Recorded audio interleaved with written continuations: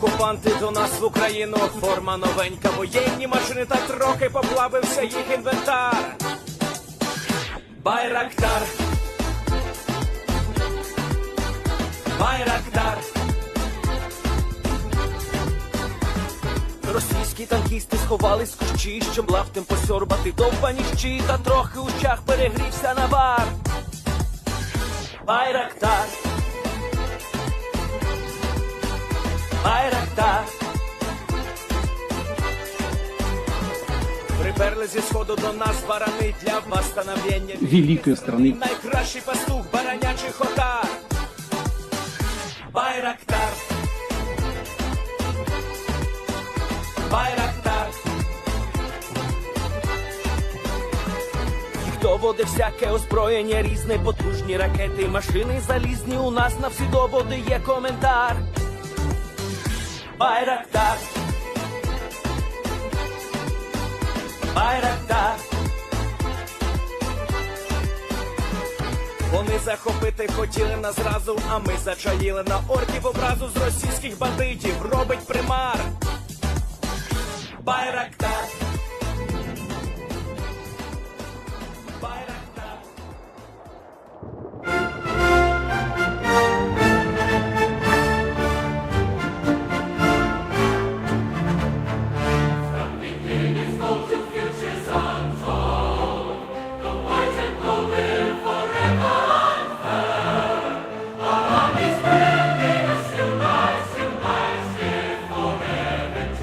Future's untold.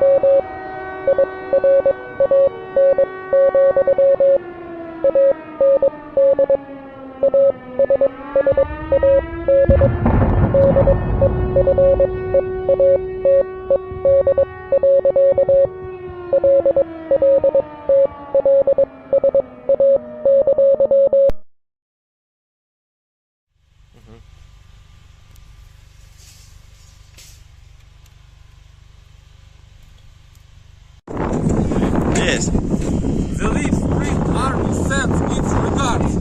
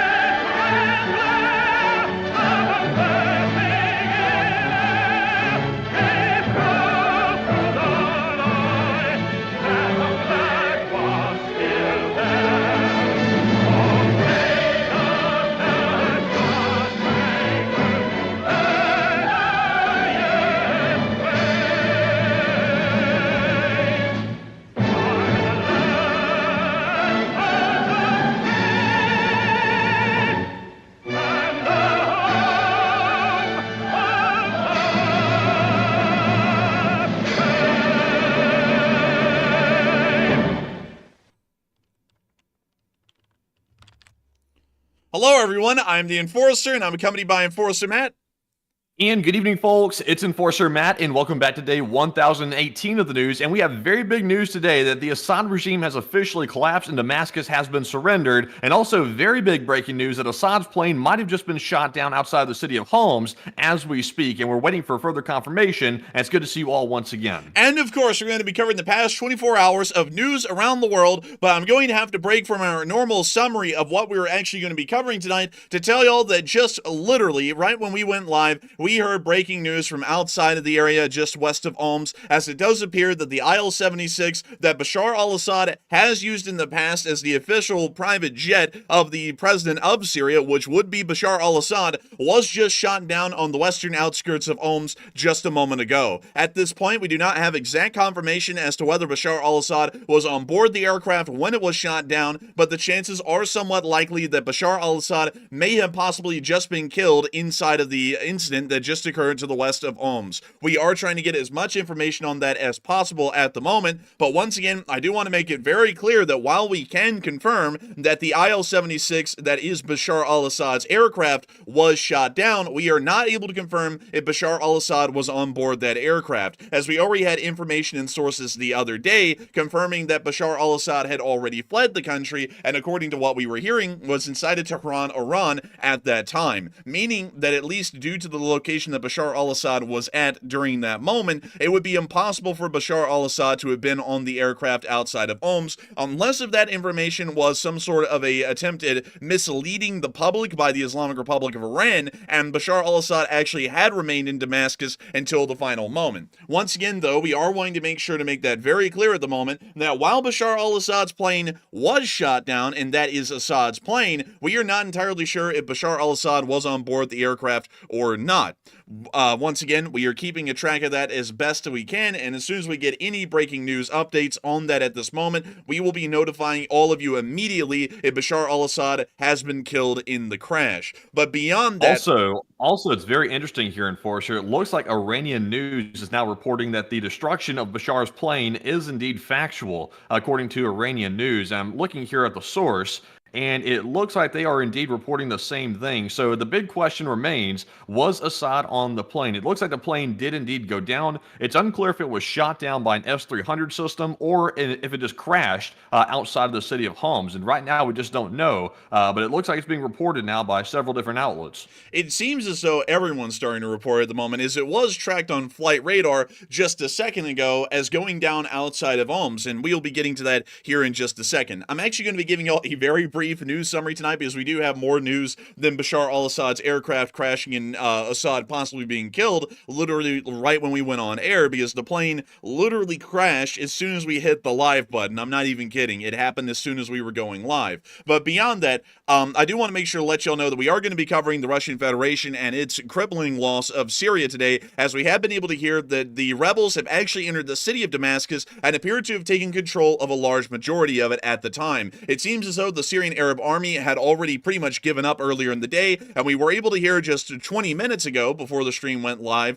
that the generals, the remaining generals of the Syrian Arab Army, have announced a unconditional surrender of the Syrian Arab Republic's armed forces to that of rebel forces, meaning that no actual or effectual resistance will be given by the authorization of the Syrian Arab Republic's armed forces against any rebel faction anywhere inside of the Syrian Arab Republic, meaning at this point the civil war has ended and the rebel factions have actually won. We have also been able to hear that multiple government officials have been trying to flee the capital still today, fleeing to multiple surrounding countries, including the Islamic Republic of Iran and the United Arab Emirates, at least for the time. And we've also been able to see that the city of Homs fell overnight, with Syrian Salvation Government, or HSF, forces taking the city overnight, which was a major blow to the Syrian Arab Republic, as it was the last major city outside of Damascus that was in their control. And with the fall of Damascus today, every major city inside of the Syrian Arab Republic is now out of the control of the Syrian Arab Republic and is within rebel hands. Meanwhile, we have also been able to hear that the Turkish government may be attempting offensive actions against the Syrian Democratic Forces here in the near future, once again against American and Western interests. And we have been able to also hear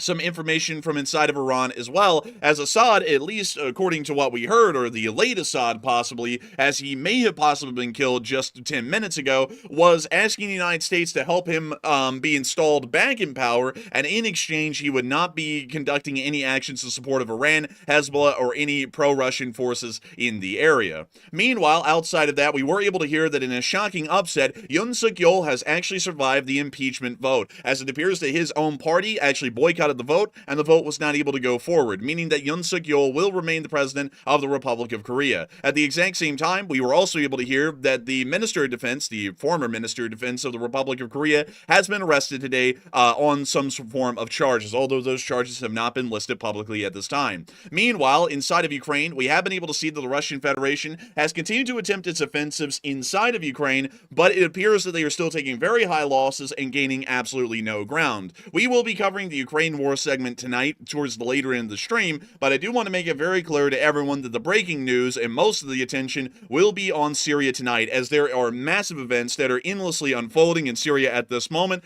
and we will most likely be consumed for a large portion of the night on the topic of whether or not Bashar al-Assad is dead or not. We are not entirely sure if Bashar al-Assad is dead or alive at this moment, and we are trying to make sure, as best as we possibly can, what kind of information is coming out from that. So, we are going to be moving on, and also, let's see here. Matthew, really quickly, I'm trying to see, some people are saying that we have no audio, and I want to really quickly check this very quickly live at this moment. We do have audio. So really quickly, 1 second, I just want to make sure to take care of some things here really quickly. And let's see here.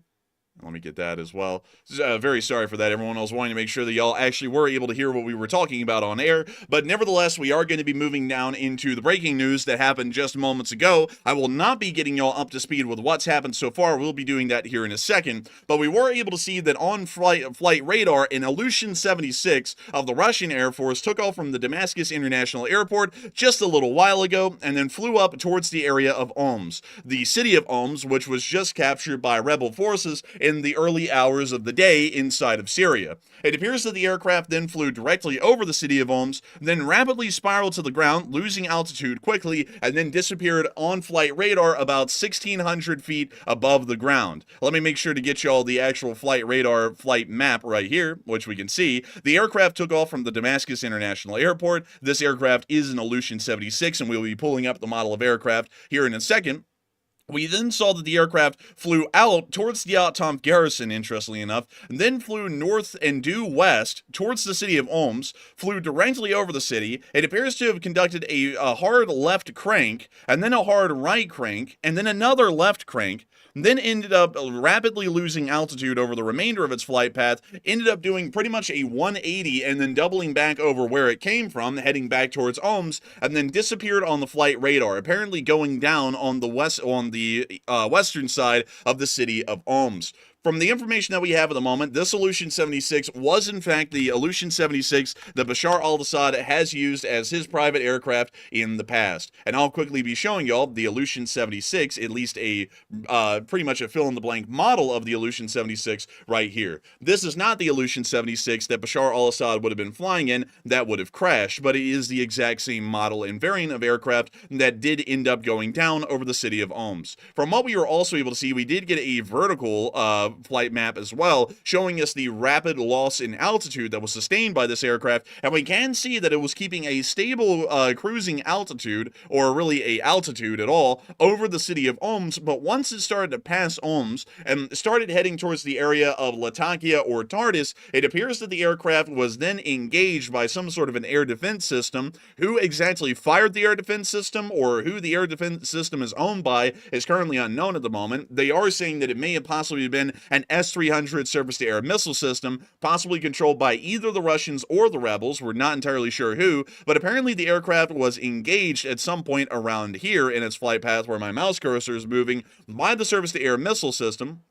The aircraft then conducted some limited evasive maneuvers, like I said earlier, cranking hard left and then hard right to try and bleed the missile of any of its energy and speed, and then it appears that it was hit, rapidly started to lose altitude, veered hard left, and then crashed somewhere around the town of Ram al-Ans, just to the west of the city of Homs itself. We do not know... It seems like a really dumb idea to fly over Homs, considering it is controlled by the rebels at this point. That seems really stupid. So the theory that's currently at the forefront right now on Twitter is it possible that maybe this flight plan or this flight path was spoofed, maybe by the Assad regime or the Russians, to give Assad a way out while he actually escaped on a different route? So is it possible to spoof a flight path like that on radar, or is that something that's really not a possibility? From what I understand, it's not really possible to spoof a signal like that, at least from what I would know. I'm not exactly an expert, though, on deception practices using transponders or different forms of radar systems,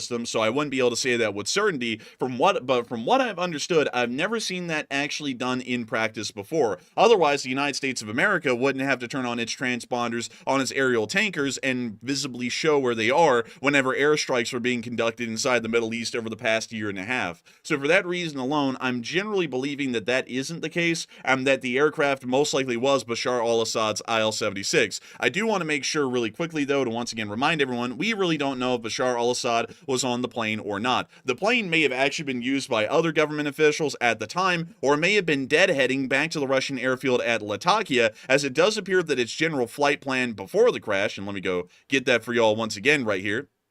The general flight plan before the crash was showing that it was almost on a direct course straight to the Latakia Air Base along the western coastline, the Latakia Air Base being right up here. And if that's where this aircraft was heading, it may have been possible that it was carrying Russian diplomats from Damascus out of the capital and back to Latakia to then take the leg back to Russia. That may have been a possibility. It may have been a possibility that it was other Syrian government officials that had been provided amnesty or safe harbor by the Russians that were on board the aircraft and trying to leave Damascus at the time. The exact passengers that were on board this plane are unknown at the moment. And so it is really an entire great deal of really more so rumors that's going around that Assad has just been killed, more so than actual confirmation. And I want to make sure that we make that clear, at least for the moment, but it appears that Matthew may have some details about the potential spoofing that may have happened to make sure that this was more so deceptive than reality. But Matthew, what do we have? All right, so some more details about the alleged spoofing theory here, that maybe the flight path that we saw on this radar map here was maybe spoofed by the Assad regime. This is some more information about it. Apparently, the tracking is provided by the ADS-B on board the plane. That is not based on radar. That is based on radio transmissions to the ground. And apparently, inside of Syria, there are not many ADS-B receivers on the ground, which is why planes at low level are very hard to track inside of Syria. So there is credence to the idea that maybe this was a tracking or an error, or maybe perhaps a jamming attempt that might have caused this plane to show up where it looks like it might have crashed. So there is like some credibility to that idea, but it's not confirmed just yet. So we don't know for certain, but apparently the tracking is not based on radar. That's the big distinction. And thank you for sharing that. And we will be trying to make sure to keep track of this a little bit further to get some more information on the crash, at least at the moment, or even if it wasn't a crash, what actually happened with this, where this started to show up on a flight radar and is being reported quite literally by everyone at this moment, including Iranian officials who are claiming, well, Iranian media that's claiming that the plane did crash. But once again, Iranian media is not the most trustworthy or reliable news source out there in the world. Otherwise, the Islamic Republic of Iran would be a shining beacon of journalism, and from what I understand, they usually jail journalists that put out what they don't like. So we'll be keeping a little bit more of an eye on this, but getting back into the actual details of what has been happening today that led up to the potential crash of this aircraft west of Homs, we have been able to hear some very interesting things that were going on inside of Homs and Damascus earlier today. But of course, many people are still talking and captivated on the idea of Assad's plane having allegedly crashed outside of the Syrian city of Homs. And a lot of people are wondering, was Assad on board that plane? And of course, at the moment, there isn't really any factual information to lead us to believe that Assad was on the plane or that he was not. We really do not know where Assad is at the moment. We had general information yesterday that he was already in Tehran, inside of Iran. So generally, from what we know, at least off of our prior source, he was most likely, if not likely, on board that plane. He was probably in Iran at that time. But still, it's really up to anyone's guess at this point if he was or wasn't. And what are people thinking about this, Matthew? Do they think he was on the plane or not on the plane? So it looks like the audience is pretty much across the board on this one. About 29% said most likely no, he already fled and was not on the plane, while 29% said only time will tell, and another 28% said most likely yes, he was on board the plane.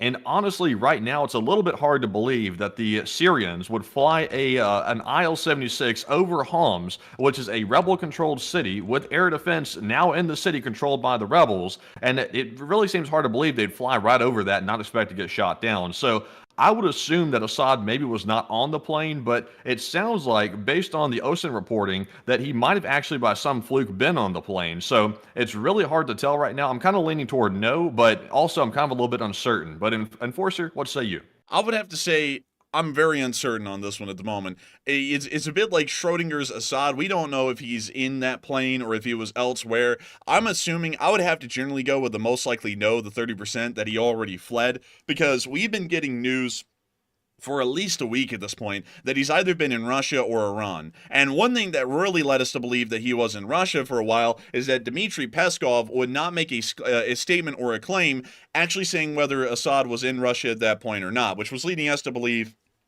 considering when the Russians give the Glomar Explorer answer where they can't confirm nor deny anything, that means that whatever the question is, it's true that has to be the case. We were assuming that he was in Russia. We are now assuming that his family is in Moscow at the Four Seasons Hotel, but apparently Bashar al-Assad himself is in Tehran, Iran at the moment, and not inside the Russian Federation. That's at least the news and information that we had yesterday on their whereabouts. So with that in mind, it would be highly unlikely, at least at the moment, for Bashar al-Assad to have still been in Damascus, and also with all the events that have been unfolding today around Damascus, to have made it to the airport on board that IL-76 and then fly directly over Homs, where just 29 minutes ago the plane was shot down, at least according to what we're seeing on the flight radar. All of that is seeming to be a little unlikely at the moment based off of the current information that we are privy to. Once again, though, that information may not be entirely accurate. We have seen that Assad's location has changed from time to time, much like Where's Waldo or Carmen Sandiego, so we're not exactly sure if he is in Tehran at the moment or not, but that's the best information that we have,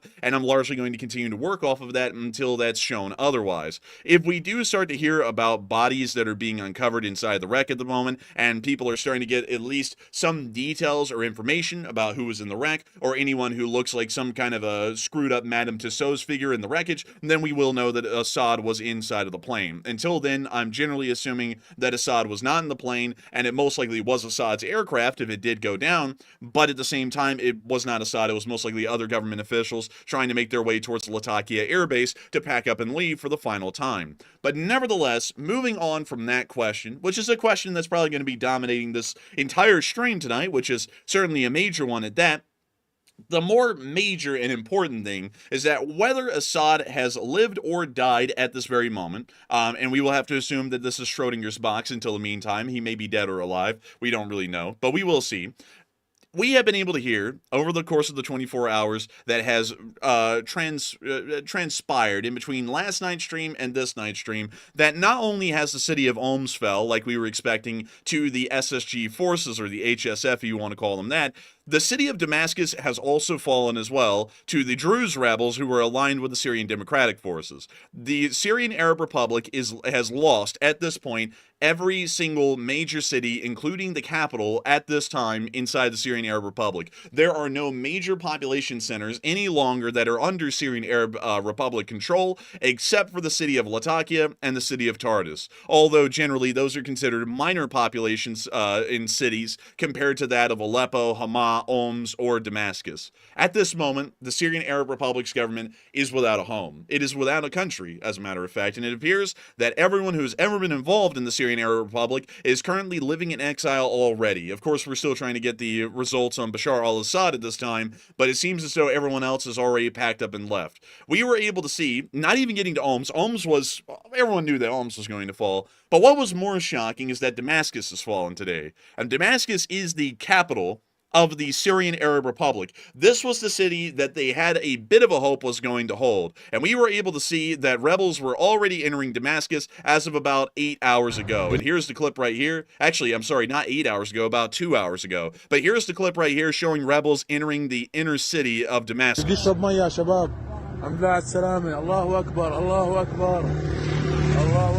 here comes the rebels right here, passing through on their technicals. Once again, facing no opposition at the time. So was it at this point right here that the Syrian forces already surrendered and started withdrawing, or was this afterwards? Oh, we're going to get to that in a second, Matthew, because it's a mixed bag with that. It's not even an easy answer to give, because there are a million different things that are happening in the Syrian Arab Army right now, but it's about this time that everything started to happen, I guess you could say, in the Syrian Arab Army. I guess that's the best way to put it at this point, but I'm about to be showing everything that we did see here in a second from the troops in Damascus. The government troops, that is. We now see another rebel technical passing through from the Druze rebels.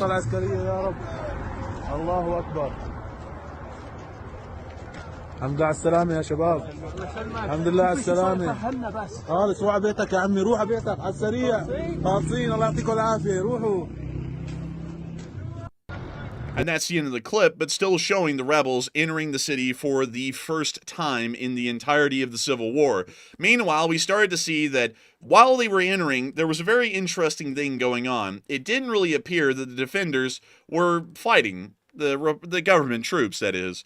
You see, Damascus was being defended by the 4th Brigade, run by one of Assad's brothers, and it was also being protected by the Syrian Republican Guard, which is supposed to be one of the most elite and most hardcore fighting units inside the entirety of Syria. And we started to see that they were giving up, quite literally. We had heard that Assad regime defenses had started to collapse inside of Damascus, and we even started to see that a lot of these soldiers were starting to change out of their military uniforms in back alleys, putting on civilian clothes, and walking away from their positions as rebel forces began to draw near. And we can see some of these soldiers already in the back alleys throwing off their uniforms and changing back into civilian clothes. Meanwhile, later on in the day, we then started to see about 30 minutes later that the Republican Guard, along with other forces that were in the city, were already beginning to flee Damascus at that time. As we can see right here, we were able to hear from the Spectator Index that they were beginning to leave the city. We were also able to hear some additional information as well, showing that quite literally just a large amount of these soldiers just started to walk home. They put on their normal clothes and they just went home. And it appears that while they are going to fairly familiar homes, they're leaving the entirety of the Syrian Arab Republic in a very unfamiliar future, as it appears that the Syrian Arab Republic's final hour has just been knelled for the large part. That's crazy. 1 minute you're in the military, the next minute you're walking home and tossing your uniform on the sides of the street. It's wild. And also, did they do this voluntarily, or were they ordered to do that, or they just decided it's just time to go home? At this time, when this was happening, this was literally a spontaneous decision by these soldiers. There had been no order of unconditional surrender yet. They were just going home on their own. They decided that they weren't going to fight the war any longer and just quit. It's really crazy too, because the way the soldiers are viewing this, from what I've seen on Telegram channels from Syria, it sounds like the soldiers believe they've been betrayed basically by Assad. And honestly, I would kind of see where they're coming from on that, but really there wasn't much Assad could do because he was relying on the military, which were these people. Taking off the uniforms, he was relying on these guys to protect his entire regime, and they're taking off their uniform and going right home. So it's interesting they feel they've been betrayed. It really is wild to think that they're saying that they've been betrayed, because really everyone betrayed everyone inside of the final days of the Syrian Arab Republic. Assad betrayed them. They were betraying Assad. I mean, they weren't even fighting in most places. They were literally just running away. So it's like everyone was betraying each other at the end because it was a dying country that just could not survive any longer. But there they all are, going home, never to return back to the Syrian Arab Army. As they took off their uniforms and threw them on the ground, that was the end of the Syrian Arab Army for the large part throughout the entirety of the city of Damascus. We then started to hear some additional information from the southern areas that massive celebrations were being conducted by the locals inside of different towns on the southern side of Damascus as they were now liberated from government control. We can see them trying to throw down a statue of Hafez al-Assad, who's the father of Bashar al-Assad. We can also see a Druze flag flying over here in the corner.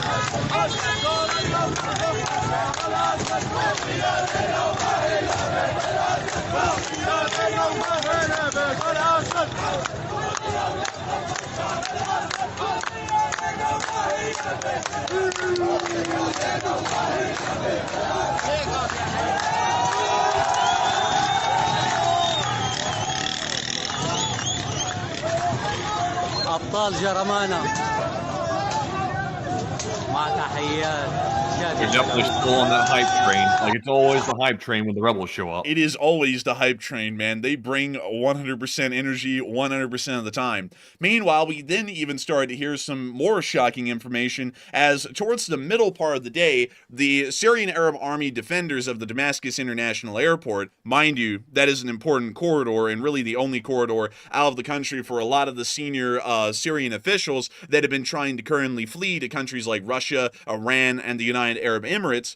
Apparently, it was then left undefended in the middle of the day as the defenders started to leave the airport, and much like the rest of the defenders throughout the rest of the city, they went home.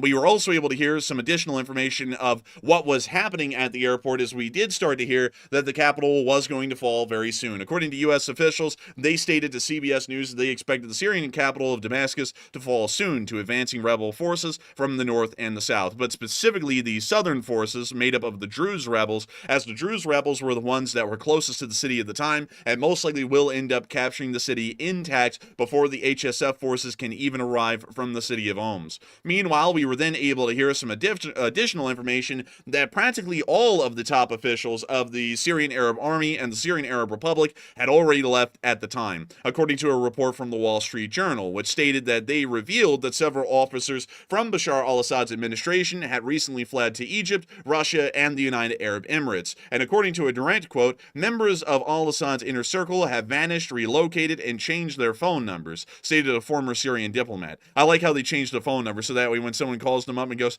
I need your help, the government's falling, they go, new phone number? Who's this? And then they're like, no, it's not a joke, man. Like, we're really collapsing here. But beyond that, meanwhile, an advisor to the Damascus government shared that he received a call this week from the wife of a senior Syrian intelligence official who tearfully expressed her desire to move to the United Arab Emirates. The Dubai dream is not just Andrew Tate's dream, it's also the Syrian government's dream as well. However, her husband remains resistant. Please tell him to leave. The country is on its way to being finished, she claimed to the official that she called in the intelligence departments. But nevertheless, chaos was continuing to reign. And then we heard that apparently now there is a rumor that the chaos is not going to be abiding anytime soon either. We are hearing that apparently if Assad does not step down within hours, a possible Syrian military coup may be conducted by the General Staff and the Defense Ministry to make a decision to largely capitulate to the advancing rebel forces at the time. And then the most shocking thing happened after we heard that. Apparently, from what we're understanding, those government forces, the general staff, apparently did take over control of the Syrian government without even conducting a coup. And if I remember this correctly, and I want to make sure that we get this, and let me make sure, let's see. Hang on, I'm wanting to make sure. Here we go. From what we've heard, the military leadership has ordered the unconditional surrender of the remaining soldiers in Damascus, as well as the entirety of the Syrian Arab Republic, quite literally bringing an end to the entire civil war, as the government forces are now sitting by, waiting to surrender to the advancing rebel forces, and the rebels are practically moving in on what is a unmitigated power vacuum at the moment throughout the remaining areas of Syria that are not under their direct control at this time. The Syrian Arab Republic died just 2 hours before we went live today. We were then able to hear information from the shorelines near to the Russian bases at Latakia and Tartus that things were also not going that well there. But still, while things were not really going well for the Russians, and they'll be able to continue their story up in Eastern Europe, at least for a little while, the story of the Syrian Arab Republic has ended today, officially. And it seems as though many people are wondering, what will the stories of the individuals involved in the government forces on the side of Bashar al-Assad, what will their stories truly end like? Because those stories still have some unwritten pages that will be filled in here over the next few weeks and months. And reports do claim that Assad's top officials have fled to multiple different countries and then disappeared. And a lot of people are throwing in their thoughts on this, and loads of people are believing that their stories will most likely have very unfortunate demises by the end. And Matthew, what are people thinking, and what are you thinking as well?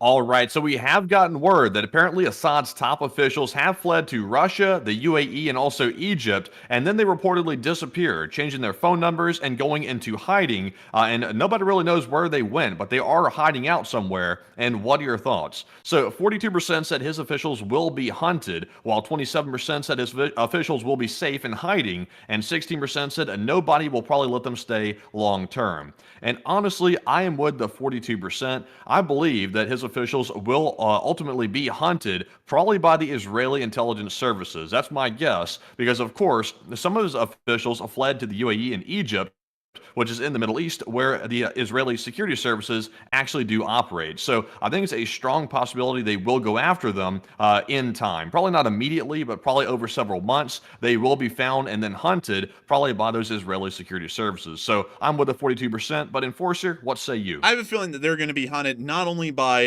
the Israelis, they're most likely going to be hunted down by the Syrians themselves, so most likely be forming some form of an intelligence service to find these people and bring them to justice for the sake of the Syrian people who pretty much suffered massive atrocities over decades at this point, over the past 50 years, at the hands of the Assad regime and all of the government yes-men who followed along with the Assad regime's plans against the Syrian people. So we will most likely see that this is going to become a massive manhunt, and not only that, other countries, including the United States of America, will most likely be trying to conduct a little bit of efforts to try and find these people and bring them to justice as well, considering that the United States of America considers the Assad regime to be a despotic one that has conducted crimes against humanity and war crimes as well, meaning that the United States will most likely get actively involved in hunting these people down and trying to help the Syrians and the Israelis find them as well. There is quite a great deal of people who probably do want these Syrian government officials, and I have a feeling that while they may be hiding for now, they can't hide for that much longer.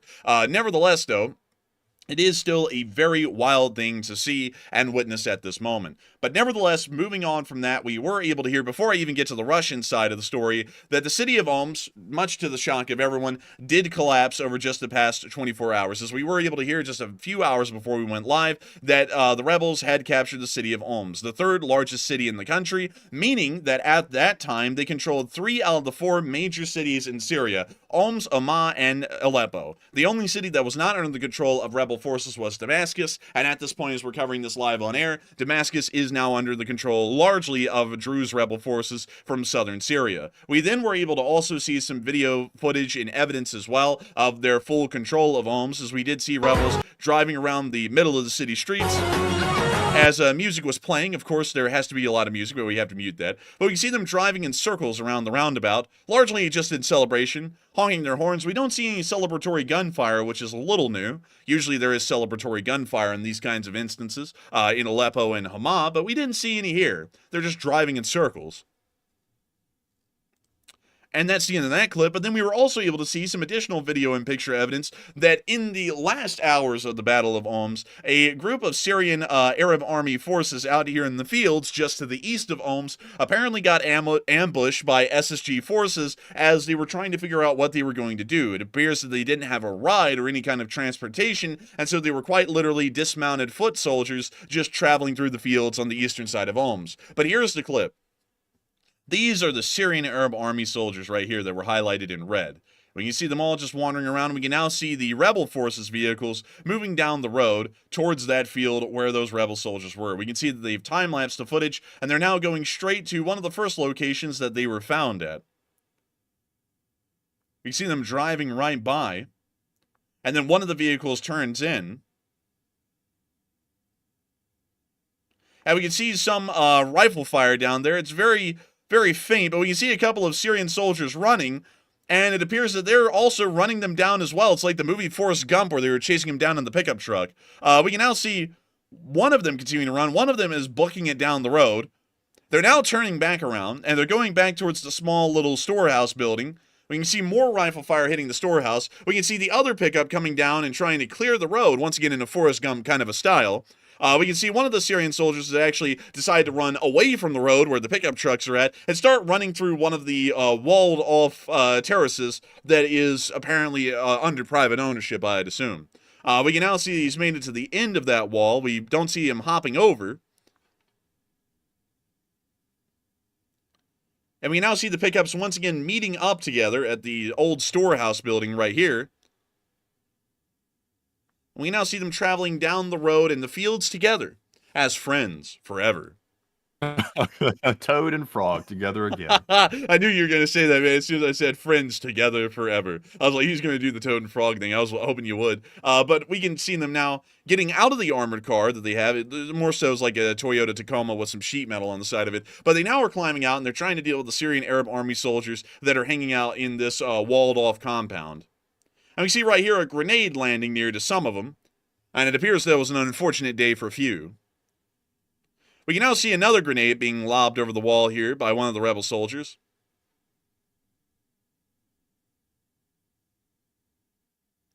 We see him actually getting a little helping hand so that way he can throw it over. He's now firing wildly at the ground. He's missing every shot. I don't know how. The guy's literally right in front of him, but he's missing every shot. He's still missing the shots. He missed every single one. They're now on top of the roof.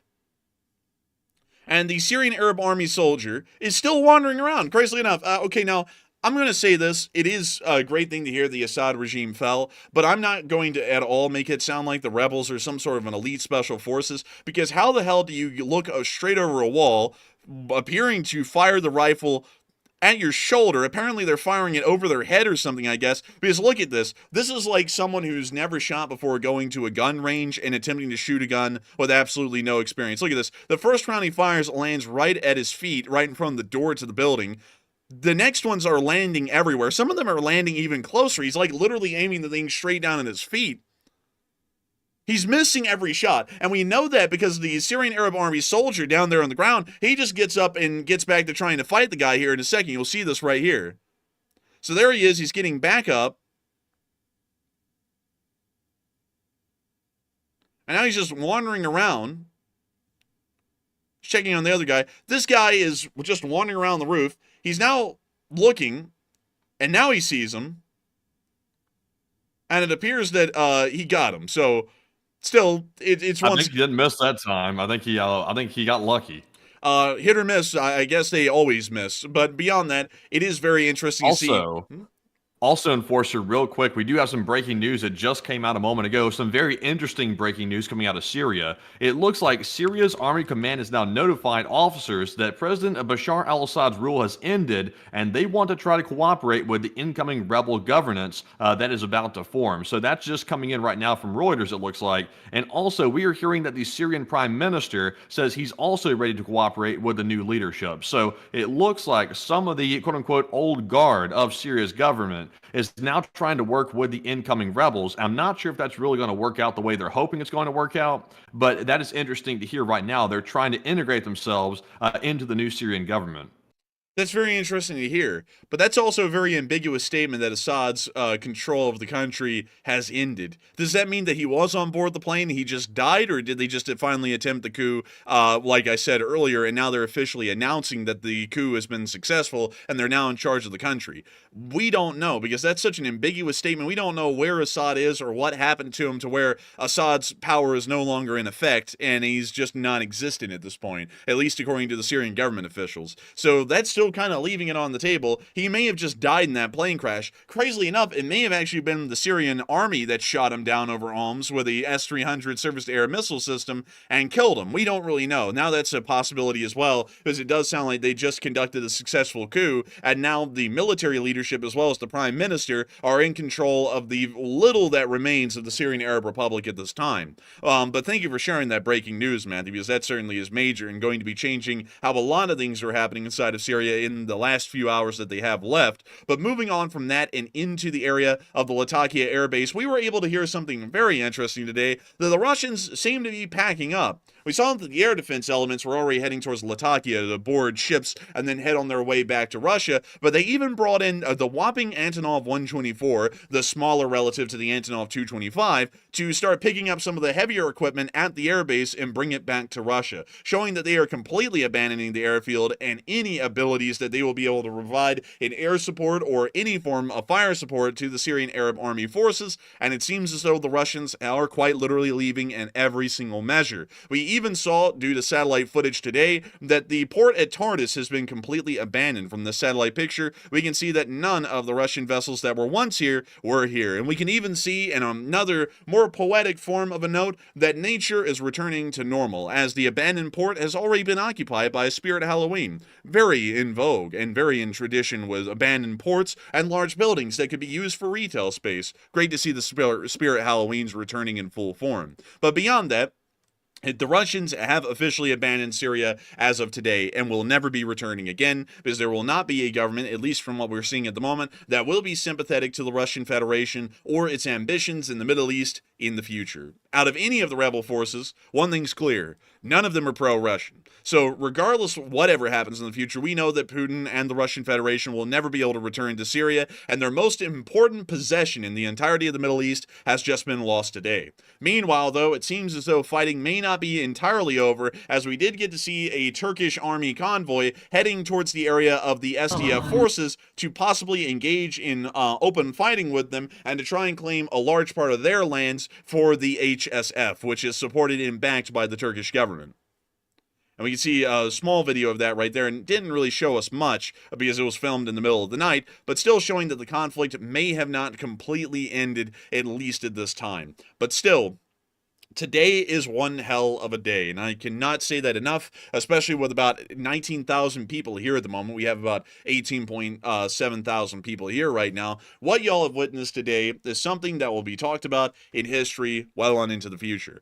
We live through very historic times, and while the pages of history have not been written yet, and all the pages are blank right now for what is happening here in the next few minutes, the hours, the days, and the years, we are seeing right now that as we're live on air, the pages of history are being written at this time and being filled in. And what we are seeing at the moment is the complete failure and the collapse of a Russian-aligned government inside of the Middle East, the only one of its kind that has existed over the past 2 decades, and it is currently failing at this moment at the hands of rebels who are supported by a myriad of groups, the Turks, the United States, and many others, and we are now seeing that Russian control over the Middle East in any way, shape, or form is ending. I cannot state enough how important of a time this really is for everyone to witness. This is about as important a watershed moment as the collapse of the Saddam Hussein regime in Iraq, which largely set the pace for the remainder of this century and the historic developments inside the Middle East. It is as important of a time as the Arab Spring back in 2011, which saw the entire region embroiled in conflict and a larger part of what happened back in 2003. This day today was another one of those days, an incredibly important day in history that will be remembered for an incredibly long time, as this is a major victory for the Western world at large. The Syrian... You know what else will be very big as well, because I see a lot of people in the chat pointing this out. The timing coming out here of the announcement by the Syrian generals left in Syria right now, and also the prime minister as well, that they are no longer listening to Bashar al-Assad any longer, and that his reign has ended. And also, of course, we did just hear that allegedly his plane got shot down. I wonder if the Syrians shot down their own guy's plane to ensure that he could not go form a government in exile, meaning that his reign will never happen again. I'm beginning to wonder if that announcement was timed specifically for that reason, because it's kind of weird. I'm seeing more reports coming out here that his plane apparently did crash, according to the preliminary information. So, of course, we need more confirmation of that, but if they shot his plane down, like, that would be a huge deal. That means the Syrians might have shot it down themselves, and if confirmed, that would be massive. And Matthew, I think you may have been busy because I went through all of that about 7 minutes earlier, and I was like, man, maybe the Syrians shot it down because that's coming right after the plane was shot down. But yes, I was also saying that as well. I would completely agree with it. It does look as though they may have ended up shooting it down as well. So right now we have 3 different groups that may have shot the plane down: the rebels, the Russians, or the Syrians themselves. We don't know who it was, but someone did shoot the plane down, but we're still not sure if Assad was on board or not. But nevertheless, getting back to the impact that y'all are seeing right now, the impacts of these events that have happened today are going to be far-reaching throughout the rest of this time period. We are now going to be seeing, for the first time ever, the possibility of an actual republic form of government existing inside of Syria, and the ushering forward of a democratic form of governance. Of course, while the collapse of the Syrian Arab Republic today is a certainty, the future of Syria is still uncertain, and we really do not know what will be happening inside of the country or not, depending on the different ways that the factions interact with each other, or if they start to engage in open warfare with one another and largely continue the civil war just without the Assad regime. Nevertheless, it is one thing that can be noted, that the Russian influence in the Middle East died today. The Russian influence over West Africa may have potentially died today as well. The Russian operations outside of their borders anywhere that would have required the Syrian Arab Republic to be used as a jumping point into the area of any area of North Africa, Central Africa, or the Middle East may have just ended entirely today. It is a very wild thing to see that that is the case, because this will have an everlasting impact, most likely over the next 30 to 50 years, over what the Russian Federation and the Axis powers are able to do against the American and Western world that is currently still vying for control inside the Middle East during this very pertinent and important time in history. But still, nevertheless, an absolutely crazy thing. And Matthew, I understand that we actually have a load of questions that have been thrown in about what's going on with the Syrians and a whole bunch of other stuff as well. All right, so jumping into our first Super Chat segment here, our first one goes to Dennis Higgins, who puts in a $50 donation, the largest one of the night, and thank you very much, Dennis, for that generous support. He said, take one from the chat and long live the... Hey, and Hey, and thank you so much for support. We're going through some pretty serious lag right there. But I got to thank you so much for the support and helping this channel to keep on running and helping this thing to be possible, Dennis Higgins, because folks like you help us to make this thing possible and keep it running. And I got to thank you so much for being here on such a major night and helping this channel to keep running, because it is crazy to think that we've been running this channel for 1,018 days. And over the course of 1,018 days, we have seen so many major historical events of this era unfolding in just these past few years. years. It really is crazy to think that so many folks like you have been enjoying this channel, supporting it in both kind words and also monetary support as well, to help us to be able to keep this thing running as our full-time job and to continue to get this kind of news and analysis out there that isn't really seen often on any other channel or really any other major news network. And so thank you so much once again. Long live the Lee Spring Army. And Matthew, what do we got for a live chat? All right, so our live chat question, and also, by the way, folks, people are saying that I need new internet. It's not on my end. We're waiting to install RAM on Andrew's computer, just to make that clear. It is not the Mac, and it's not on my side. But moving to that live chat question, this one goes to AF Kaplan. You said, with the loss of Syria, where do you think Russia's grip will be loosened next? Will it be Georgia, Kaliningrad, or somewhere else? It would appear to me that Kaliningrad will be the last area that the Russian Federation loses grip, because the Kaliningrad area has been Russified, is the best way to put it. Something that's very interesting to look at the end of World War II is that a lot of areas, this is something that people don't really talk about, because a lot of people always talk, and I've seen this tonight, about how Europe has butchered the Middle East and how these borders were not respective of cultural or ethnic backgrounds, and it was just drawn up. A lot of people don't really understand this, but that's just how borders are drawn up everywhere in the world. Armenia and Azerbaijan, which really had no influence at all from the Western world and how their borders were formed, ended up having incredibly screwed up borders because of the Soviet Union, which you could say is largely not a European power. It's almost a completely different block of its own, and nevertheless, major cultural tension still exists there. The Republic of Turkey, which was once the Ottoman Empire, had the complete ability to release the Kurdish areas in the southeastern side of their country and to allow the Kurdish people to be independent and free, but nevertheless decided not to, and they still are having to deal with that issue to this day. Hell, even in Europe, and this is the craziest thing, Kaliningrad used to be a part of East Prussia, and East Prussia was a very German-centric area. It had a large amount of German-speaking people, and culturally did align with the Germans. However, if you look at any ethnic map or cultural map pre-World War II and post-World War II, you will actually see that the Russian Federation simply drew up the borders to just cut off a large part of Germany on its eastern side, which now makes up Poland, and the area of northeast Prussia, which used to be Königsberg, was then absorbed by the Soviet Union and became Kaliningrad. They forcibly deported all of the Germans that were there and brought in Russians to replace the native population that existed in Kaliningrad at the time. The same thing was done throughout the entirety of Poland, as the Germans inside of what was now the Polish People's Republic were all deported to go live in East Germany.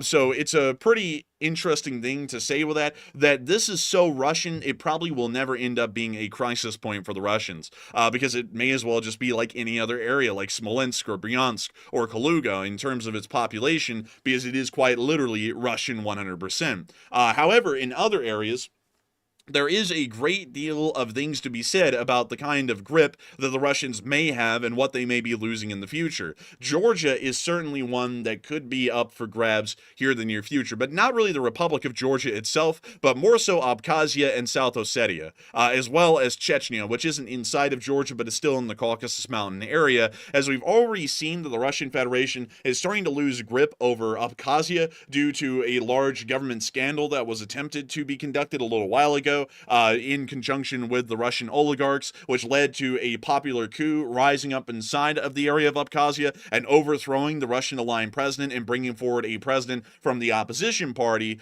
That was not really a good thing in Russia's favor, and is already showing that they're starting to lose a lot of favor and grip over the people of Abkhazia. And not only that, we are seeing that the Russian Federation did not like the actions that the Abkhazians took in the coup, or really more so the revolt against the government, because we're now hearing that they are putting some pretty significant sanctions on the Abkhazians, including the banning of the importation of tangerines into the Russian Federation. And while tangerines don't really sound like a major death knell, tangerines are one of the most important agricultural products that Abkhazia produces, and their only export partner is the Russian Federation for those tangerines. So it could cause a severe economic blow to Abkhazia, and it's also showing that the Russians do not really have the ability to keep a firm grip on Abkhazia, and so they may end up losing it in the future, because they're sure as hell not trying to keep them around with actions like that. However, South Ossetia is a little bit more complicated. We don't get a lot of information about the exact details and the goings-ons inside of South Ossetia like we do in Abkhazia, so we do not know if it would break away anytime soon, or if the Russians would have a hard time controlling it.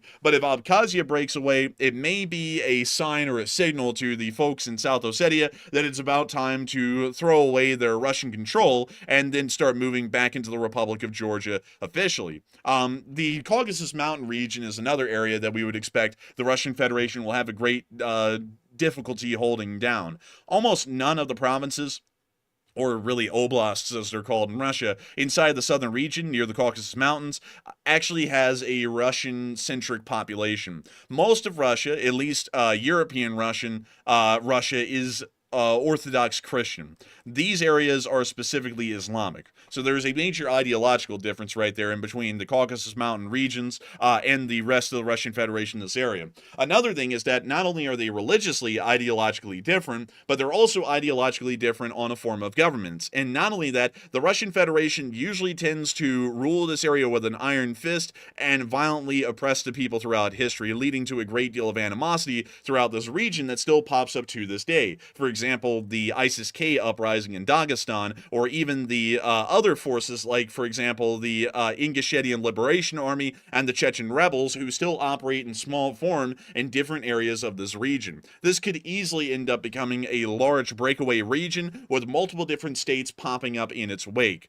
However, other areas of the Russian Federation would not be expected to lose control, or at least the central Russian government would not really lose control over these far-flung regions. We expect that Siberia would largely remain a part of the Russian Federation, and most of the Russian Federation would largely be intact, as culturally most of these people consider themselves Russians and speak Russian, and also there would be a great economic woe for many of these regions if they were to break away, because most of them do not have economies that are anywhere close to self-sufficient, and a lot of them rely on the central Russian government to be propped up at any level. So with that in mind, while we may see the Russian Federation lose its grip over Abkhazia, South Ossetia, and the Caucasus Mountain region areas, they probably will not lose much more than that if the Russian government was to start imploding, or if they were losing so much grip that everyone sensed blood in the water and started to run for the hills. We may even see that the Belarusians may try and take the chance at that time to remain somewhat friendly with the Russians, but not extremely friendly, and may end up trying to move themselves closer into the Chinese sphere. The Russians would probably be going that way anyways. A lot of the Stand series countries would probably also start to gravitate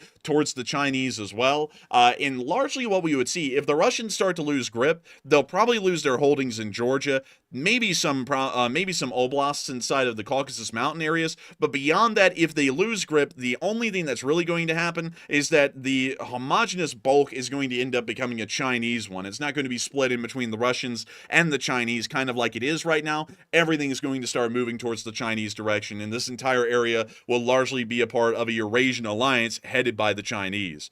So that'll be a really interesting time in history. It'll actually be the first time that that's ever happened, but still, a pretty wild thing. Also, I've just been told that we got more breaking news. So, Matthew, what do we got?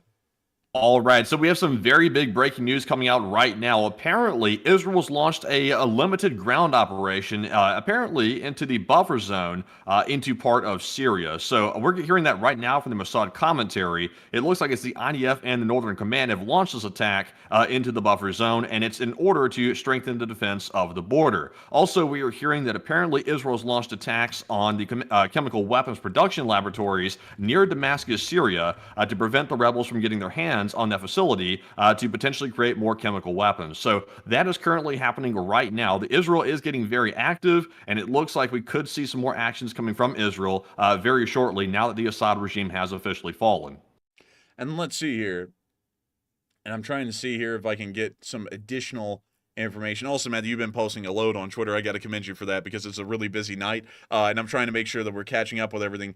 We'll leave most of that off the actual map, because if y'all want to see, y'all can go down to the link in the description below and go check out Twitter, and there's a lot of news and information over there. But still, at the moment, that is what we have, and a huge thanks to Matthew for sharing that breaking news, because we are now hearing that the Israelis are now being involved as an active armed faction in the conflict and are now moving forward to create an even larger buffer zone outside the Golan Heights. So it does appear that, at least for now, we will probably be seeing that the Israelis will begin to push the Druze forces back a little bit, and they'll most likely end up creating a security perimeter that will expand deep enough into Syria that it almost gets to Damascus, but it isn't actually in the city. At least that's what we're assuming at the moment. But it does appear that Why do you think Israel's doing this all of a sudden? Is it because they are worried about the rebels approaching their territory? Because like we've discussed before on several different streams, they already have a buffer zone, and that was noted in the post and the articles as they are actually invading into the border areas that are already a buffer zone for Israel between Syria. So are they worried that maybe ISIS is going to resurge in Syria and potentially start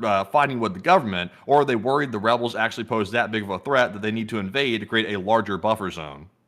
I don't really know. That's a good question.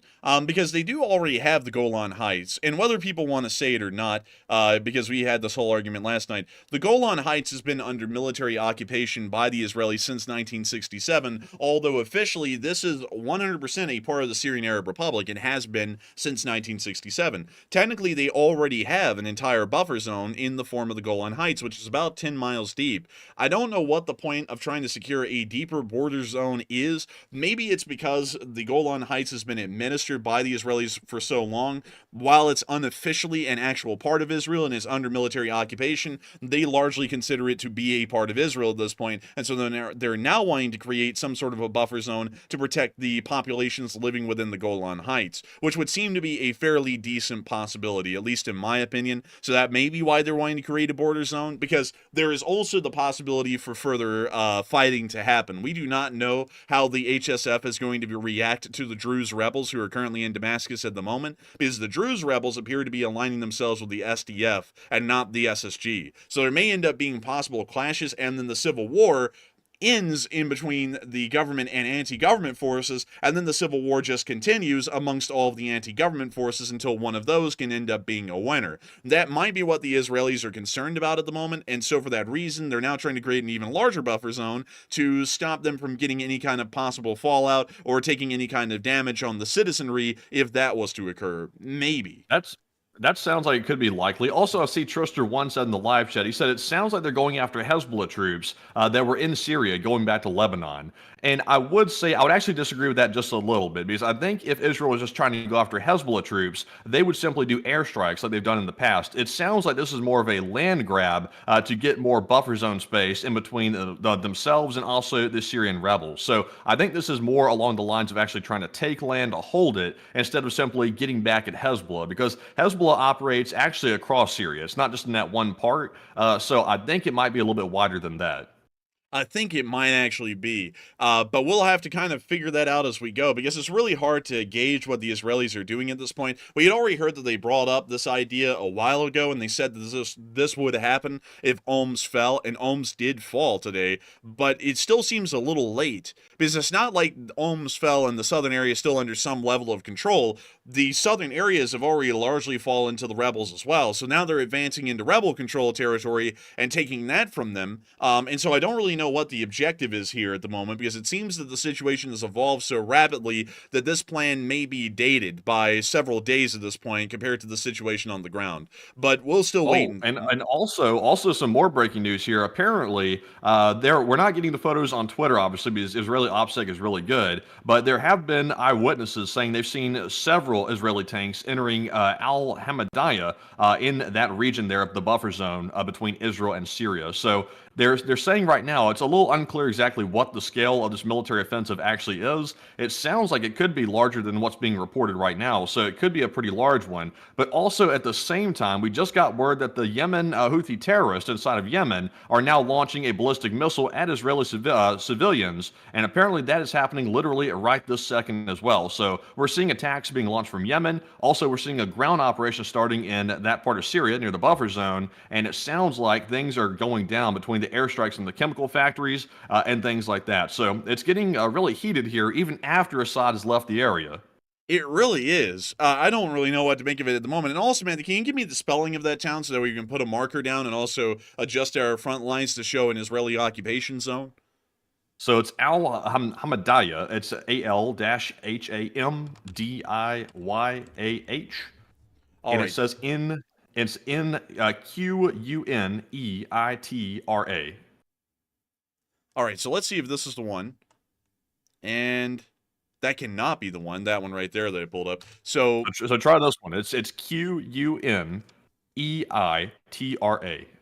QUN, the Qatar government in Syria. So this is just Golan Heights, isn't it? Like this sounds like they're just moving into the Golan Heights, honestly, at the moment. And let me see, because let's see, do we have another pronunciation of that town name that we can type in? Because I'm not seeing a settlement in this area that has that name yet. You can put Al in front of it. Al Quneitra, if that's how you say it. Kunitra? I don't know how to pronounce that. I'm not but really sure. me It's either. over my pay grade. Let's see. So let's put that in. So let's see if we find it. There we go. We actually found it right here. So where is that? So that's already in the demilitarized zone in between Syria and Israel. So the Golan Heights controlled area of Syria. Well, the Israeli controlled area of the Golan Heights, and then the Syrian controlled area of the Golan Heights just over here. This is in the neutral zone, and it appears that they just crossed. So let me go right here. Right there. So let me go down here and add a line or shape. We're going to color this front line in as blue for the Israeli occupation zone. So Israeli occupation. And there we go. Also, any minute now, we should be seeing a statement coming across Syrian state TV stating once again to the civilians that the regime has fallen. And apparently we will be getting a statement from the new leadership of Syria. So it looks like they've taken over the TV control station room. I'll go ahead and repost that as well. The rebels are running around, taking the TVs over and in the production room. So they're filming right now. Production's in session. Man, I got to tell you, man, they're about to get in our world in a second, man. Someone's going to start a live stream over there, man. They're going to go, El Bisuli Wakfakta, like the, let's see. I wish I could get the lyrics right. Dude, I wish I could get the lyrics right to the Bashar al-Assad song, if y'all know what I'm talking about. Like, I'd like, Matthew can tell y'all, when I'm doing it off air, I literally get, like, the lyrics in Arabic down perfectly. Like, I can actually do the whole song. But for some reason, when I get on air, I can never do it right. I don't know why. I think it's because I'm under pressure. But still, nevertheless, it does sound as though, I'll be honest with you, Matthew, you know what I'm thinking at this moment? This almost sounds like this is the collapse of Nazi Germany, like when Hitler, offed himself, and then Karl Dönitz became the leader of the German government for its, like, final days to pretty much negotiate the unconditional surrender. That's really what this is at this point. Like, this government isn't going to last. These guys are just getting in control to try and curb the violence in the last few days and get some sort of a legal resolution to this thing where the rebels pretty much completely take over. Yeah, it sounds like it. And also, apparently the rebels are saying, I'm trying to go back to find the post here.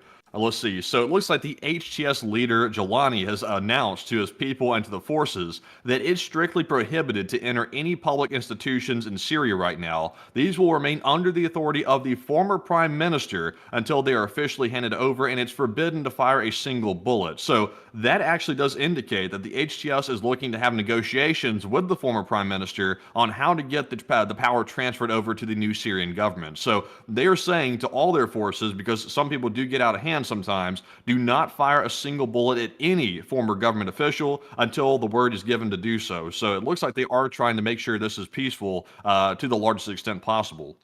Yeah, it does sound like that. You know what it sounds like? It sounds like that prime minister has reached out to him and he's like, look, man, like, there's a lot of people who are going to get killed in these last few days. Like, y'all have won clearly at this point. So let's not get them killed, and let's try and make this as peaceful as a transfer as possible, but you will not be in power by the end of it. And he's probably saying, okay, yeah, that's fine with me. And probably another thing as well is that this former prime minister that's doing this is probably trying to be viewed in a sympathetic light, just like Karl Dönitz was trying to be at the end of World War II in Nazi Germany. So that way, if there's any kind of trials that are held afterwards for crimes conducted by the government, he may get a pass, or he may get a lesser punishment for it. Maybe so. I'm just really confused here because at this point, it looks like al-Assad has no longer a home to come back to, even if he wanted to. There's no chance of an exile government. There's no chance of any of that happening based on what we're hearing right now. It sounds like the former Syrian officials have totally abandoned al-Assad in every sense of the word, and it's making me wonder, obviously we don't know if he's alive right now. He could have been shot down. If he is indeed dead, it's, that would seem actually somewhat likely considering what we're hearing from the former officials. Yeah, and it is weird, like you and me said, Matthew, this news of Assad's no longer in control comes right when the plane crashed. It was only 20 minutes later and they made that statement. It's like, did he die? Did they shoot him down? Like, that's the better question. Did the Syrian Arab Republic shoot down their own president and kill him in the coup? That may have actually happened, because we're also hearing now a conflicting report that apparently Assad only left the capital once some sporadic gunfire was heard within the southern area of Damascus, meaning that the Druze rebels entered the city, which would have been only about 2 or 3 hours ago at this point, and then he left, which means that that would have directly coincided with the plane flying over Homs and then being shot down. Yeah, and honestly, at this point right here, since the Syrian government would have known exactly where Assad's plane was, they would know the intel of where to find him, how to shoot it down, and when to shoot it down, because they have all that intel already in their back pocket. So, it's looking like kind of, if I had to speculate here, and obviously we're speculating, I'm thinking that maybe if he was indeed shot down and he is indeed dead, it seems likely that maybe the Syrian government might have been the one to do it, to get favor with the rebels and to also make sure that Assad cannot come back and try to form an exile government in any form. So it might have been their own taking him out if he is indeed dead. It could have been. It could have certainly been. I'm honestly thinking that might be our most likely answer at this point, because no other answer really made that much sense. Because, you and me were talking about it before the show even went live, meaning the 10-minute countdown, and I was saying that makes no sense, though, for the rebels to shoot it down. And one thing I didn't bring up while I was talking about that, Matthew, is that I don't think the rebels have any practical training on how to use a advanced surface-to-air missile system like an S-300. I think some of them know how to use a manpad, maybe, but certainly not an S-300 battery system with the fire control systems, the radars, the actual launchers. Like, I think that would just be beyond their experience and expertise, even if they captured one. So I feel like it's They have highly... YouTube. They have YouTube. They pulled up a tutorial yesterday of how to fly the new helicopters, so they probably just pulled up a YouTube how-to vid and started working on it. Maybe. I mean, like, but still, that's kind of optimistic. Like in a day, you watch enough YouTube tutorials, you learn how to operate an S-300. I don't know. I think it may have actually been the Syrian government, though. No joke. I think they may have actually ended up killing their own guy. Could be. I think that's a likely story right now. But obviously, if they come out in like 5 minutes and say, "Oh no, he's fine. He went straight to like the UAE or something like that, or Iran. He's good to go," that'll dispel every one of these theories right here. But I haven't seen anybody say yet that he's safe. It would seem that someone would come out and say that Assad is here safely, and all these rumors are false. Nobody said that, and right now nobody knows where he's at. If his plane even made it somewhere, nobody has a clue right now, which in itself is weird. We haven't heard anything for at least an hour now about where he's at. So very, very fascinating events here, but it's just overall crazy, though. That guy was in power for about 25 years, and it all came to an end today on December the 7th, which is insane. We literally lived through history on this one. Man, December 7th is not only going to be known for the attack on Pearl Harbor, it's now going to be known for the collapse of the Syrian Arab Republic as well, which is a pretty big thing. Also, I just saw someone say this, man. The Monster Lab said, Enforcer has little faith in the rebels, LOL. Have you seen them? Have you seen them fighting? Like, I've seen them fighting. I got no faith in them, all right? Like, I'm happy to see that the Syrian Arab Republic is collapsing, but as far as their actual abilities, I am 100% not a believer in the rebels having any kind of actual competency or abilities in any regard. They are, as far as a fighting force goes, a joke. I think Matthew and me, with as little experience and training as we have, could do better than the rebels in almost any circumstance. I'm not going to lie. Like, it wouldn't take... it wouldn't take that much to do better than the rebels. It really wouldn't take a lot better to. It wouldn't really take a lot to do better than the Syrian Arab Army either.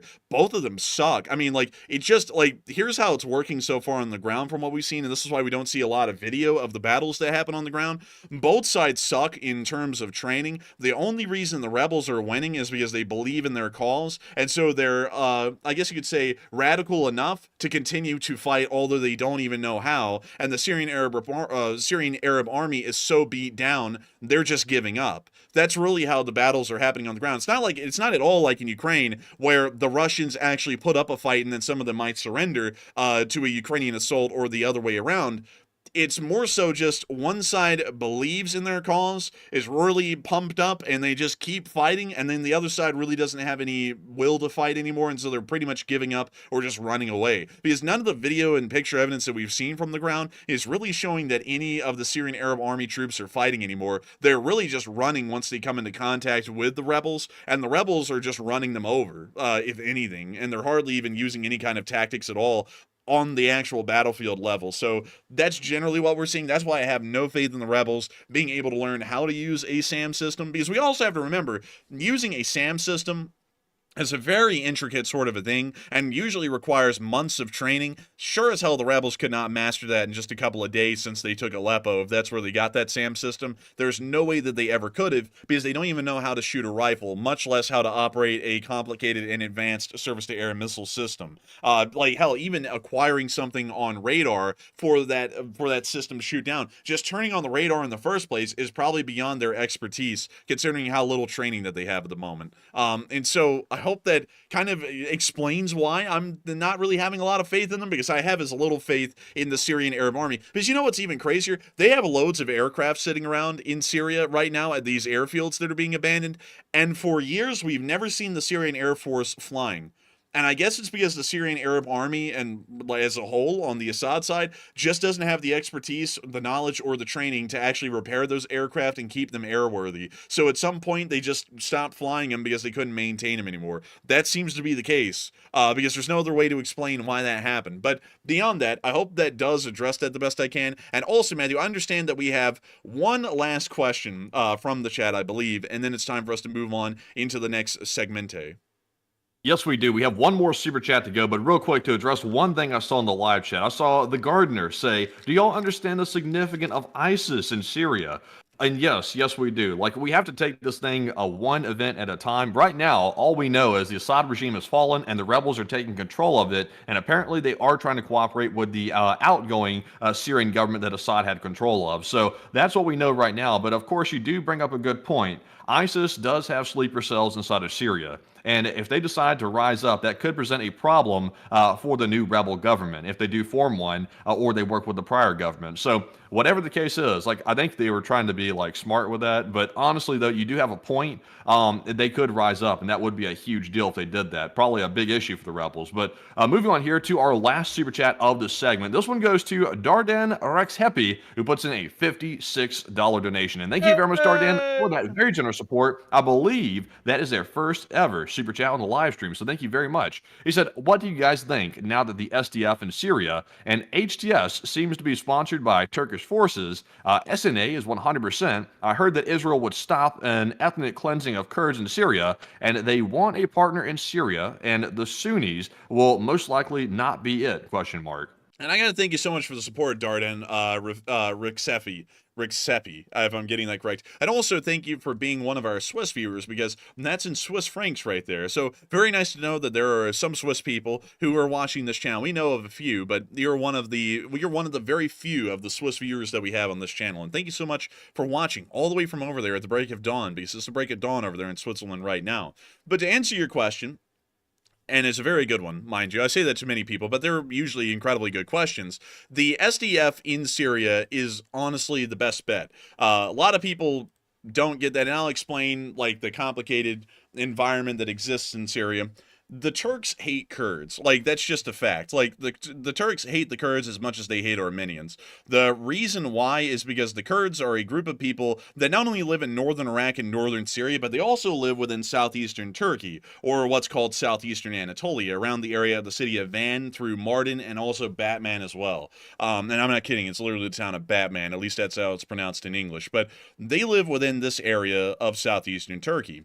And the Turks hate the Kurds because the Iranians found out that they could incite violence inside of the Republic of Turkey, which was NATO aligned and therefore anti-Iranian, at least during the 1970s and 80s when this began. They could create problems in Turkey by just giving the Kurds living within southeastern Turkey guns. And they did that. And then the Kurds actually ended up rising up against the Turks in open rebellion. They still are conducting open rebellion to this day in a group called the PKK. The Turks classify the PKK as a terrorist organization, and by actual reality, they pretty much are. They operate much like a terrorist organization in Turkey. But nevertheless, well, the best way I could explain the way the PKK operates, it quite literally is just like the IRA in Northern Ireland. It's pretty much the same like motivations and actions that the IRA conducted at that time in Turkey. So the Turks generally didn't like like the Kurds beforehand, and now that they're armed and endlessly conducting rebellions inside of southern Turkey and insurgencies, they just hate Kurds in general. So during the Syrian civil war, around 2016 to 2017, with some U.S. support and also backing of the Kurdish forces that were fighting already against the government in northern Syria, we helped them to create a faction called the SDF, which stands for the Syrian Democratic Forces. While a decent majority of the SDF, at least historically, has been made up of Kurdish people, it is made up of technically 13 different ethnic groups made up of different religions and cultures that existed within northern Syria. Of course, most of them are Kurds. But beyond that, the government ensures that each one of these ethnic groups has a representative in the government, and it's also democratically elected by the people living within the borders of the Syrian Democratic Forces. So by all means, right now, even at the moment, the Syrian Democratic Forces is a pretty decent group. They have had some questionability during earlier parts of the conflict when they were conscripting child soldiers, but that practice has been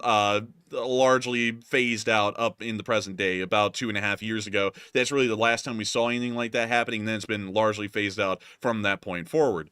Beyond that, however, the Syrian Democratic Forces does aim to create a federal republic form of government in Syria that will be secular, and also will lean towards Western interests. So it will ensure that it is not aligned with the Islamic Republic of Iran, and it will also put a death knell in Iranian support to Hezbollah and Hamas, which largely relied on the Assad regime being in charge inside the Syrian Arab Republic. And also, quickly breaking away from that, we actually have more breaking news. So what do we got, Matthew?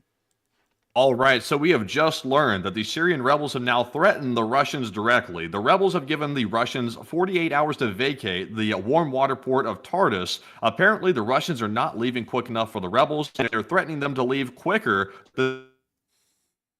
Those ships better get moving quick, because it sounds like the rebels are about to start targeting them if they are not out in the next 48 hours. So it looks like the rebels are turning their focus now to the remaining forces that are still trying to leave Syria, that were backing the Assad regime. That's wild. Like, that's actually pretty ballsy right there to start threatening the Russians to leave the port instead of just letting them leave. Because from what we understand, they've largely already left for the most part. There's not a lot of them there. But thank you for sharing that news. That's pretty wild, and we probably will be getting to that here in a second with the Russians up in Europe. But nevertheless, getting back to answering your question, the SDF is largely the most aligned with Western and American interests that any faction is. Of course, as compared to the HFS, or the HTS. Matthew, what's the actual abbreviation that they're saying that the SSG is these days? I believe it is the HTS. Yeah, I think it is the HTS. I don't know why they're called the whatever that name is anymore, the HTS, because they're actually the Syrian Salvation Government, which is what they are, but we'll call them the HTS since everyone else is. But they're a lot better than the HTS, because the HTS is it's a predecessor, well, it's a successor to Al-Qaeda, just to put it out there. They came from terrorist origins, and while they have changed over the past few years, and they're a little bit more palatable now, they still have a lot of those elements in them. They do have an official religion, which is Islam, and usually when a country anywhere has an official religion these days, or any faction has an official religion, you can guarantee that it will be an oppressive form of government on in the future. Just look at Afghanistan, and that's a very good example. But beyond that, though, the SDF is probably our best bet for ensuring that the region of Syria remains Western aligned and also peaceful on into the future. Because if Assad truly did die in that plane crash right there will be no government in exile, and there most likely will not be any form of insurgencies that will be popping up inside of the SDF on in the future. But I hope that does address that question incredibly well, at least based off of what I can say at the moment, and also rounding out everything all together. The reason why I brought up everything with the Kurds inside of southeastern Turkey is because that's why some people try and make it sound like the SDF are the boogeymen, is because the Turks actually classify the SDF as a terrorist organization. And it's generally because they're made up of Kurdish people. And at a time, the PKK did try and reach out and create dialogue with the SDF, but the SDF quickly turned them aside because they're a terrorist organization. But Turkey tried to say, because of course they generally hate Kurds, and they really don't want the Kurds to even have a semblance of an independent state in the future, that the SDF must be a terrorist organization because they talked to the PKK, so then they turned them into a terrorist organization according to Turkey. However, the SDF is an American ally. It is an official American ally. The Department of State lists the Syrian Democratic Forces as an ally of the United States, so we work on that metric here on this channel, that the SDF is an ally to the United States of America, considering that we officially consider them one at the time. But with that, I hope that does address that the best I can, at least in my opinion, because if any country will be the one that would be the best to run Syria or any faction, it will be the SDF. But thank you so much once again. I hope that does address that incredibly well, at least the best I can. And also, someone just said, Rebirth Ova said, go deeper with your history, bro. You don't even know how hard I'm trying not to, because we have so much more news to cover, like literally an entire other war going on in Eastern Europe right now, and we're also already running out of time. It's an hour and 30 minutes in, and I got to cover all that news in about the span of 30 minutes at this point, including the South Korean news. But we could go all into Middle Eastern history and talk about all the little nuances and details, but to be entirely honest, knowing all of the nuances and details, I can quite largely assure you that knowing the nuances and details are good for creating a general gist like I just explained, but it's not important to sit there and mouth off like that on air just endlessly about it, because then you just end up sounding like Neil deGrasse Tyson and it's practically pointless. But anyways, moving on from that and out of Syria, it is time for us to move on into Iran, because we did hear whether Assad is dead or not. At least one of the last things that he asked was that Bashar al-Assad gets a support from the United States to help him stay in power, and he promises to cut all ties with Iran and Hezbollah, no takesies backsies. Oh, that's funny. Like this guy said in the post right here, that is too little too late. He waited until he's getting overthrown to say, wait a minute, I'll finally be right now. I'll get rid of the terrorists. What a joke. Dude, he sat there and was like, screw America, I hate America, death to America. And then once his country started to collapse, he said, oh, please, please help me, pretty please, I'll be good, I promise. Like, I pinky promise. It's like, no, it's too late. It's too late now. You're not getting that help. It's like you're dead. You're dead what to America. What a coward move to do that on the way out too. Like as you're getting overthrown, you're already getting shamed because your army's getting defeated by like literally rebel forces. And at the same time, you have the nerve to go ask your enemy, oh, well, don't worry, folks, I'll actually be right now. I'll be right. It's like that's what you call going out like a coward.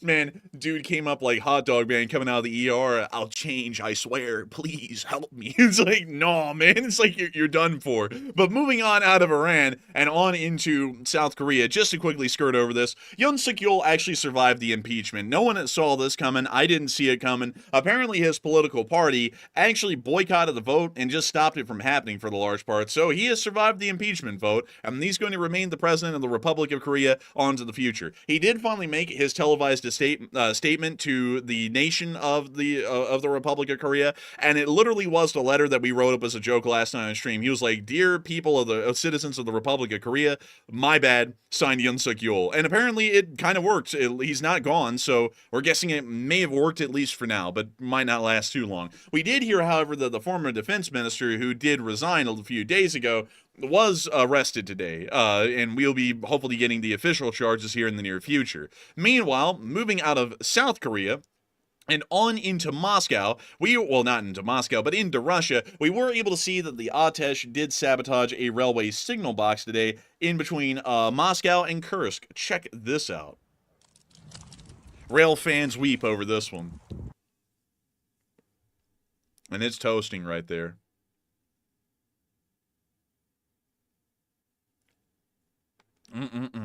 Nice little campfire. Look at that. What a shame. Man, I almost feel like a song. Let's gather around the campfire and sing our campfire song. But anyways, moving on. What? I said, damn. It was rough, wasn't it? Yeah, it was a little bit. Oh, it was real rough. Moving on from that, and out near Kyiv, we were able to see that the Ukrainians were shooting down Shaheds with helicopters overnight. Look at this. There's the Shahed right there. Dang, it almost seems like the Middle East out here with that radio. Man, they're like, go get him, he's right there. It's like, dang, man. It's like, is it better now?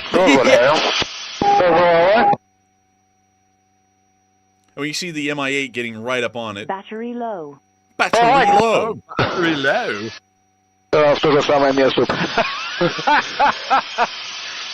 They're getting a good laugh. Oh, and they hit it. And we see it smoking now.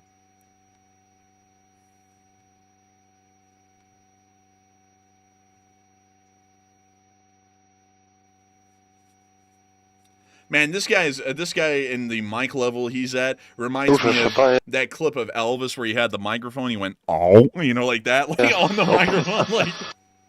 Oh, and they got it again. And it's going down.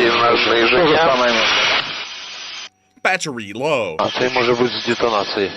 Или нет? Hey, Matthew, isn't that the legal charge you get when you punch someone in the nuts? You get, like, the charge of battery low? Oh, man. That's a classic. Всі впало в безпечному місці з детонацією. It's not Координати, crashing будь below ласка. the helicopter. and It's not exploding as well. Надо разворотик. Как его зовут? Параметри ті самі. Так, спостерігаємо, все зафіксовано. Гурток, не гурток. Паралелі по висоті і... Глядач, блядь. А, глядач. The volume is max, the action is max. We also got to see another clip of another Shahed that was shot down overnight. This one remained partially intact, and they showed a picture of it rested beside a Nissan pickup. Not a Toyota pickup, that's a Middle Eastern thing. In Eastern Europe, it's Nissan, but still very cool to see. Moving on from that and outside of that area, we're now moving on into the Kursk Oblast, where we got to see Ukrainian marksmen at work in Kursk. And we got to see some kind of an interesting, like, almost a World War II style intro here. I don't know what that was, but we can now see the sniper at work.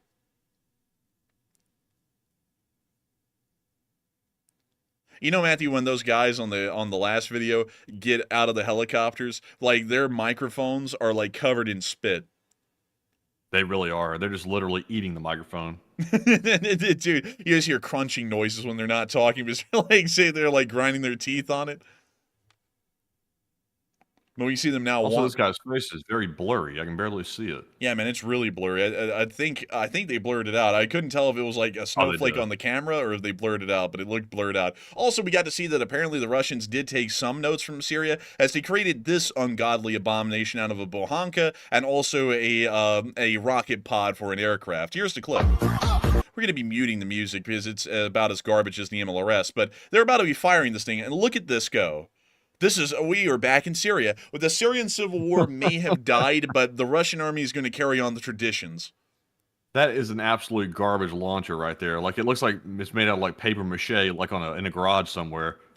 Dude, this thing looks terrible, honestly, man. This thing is bad.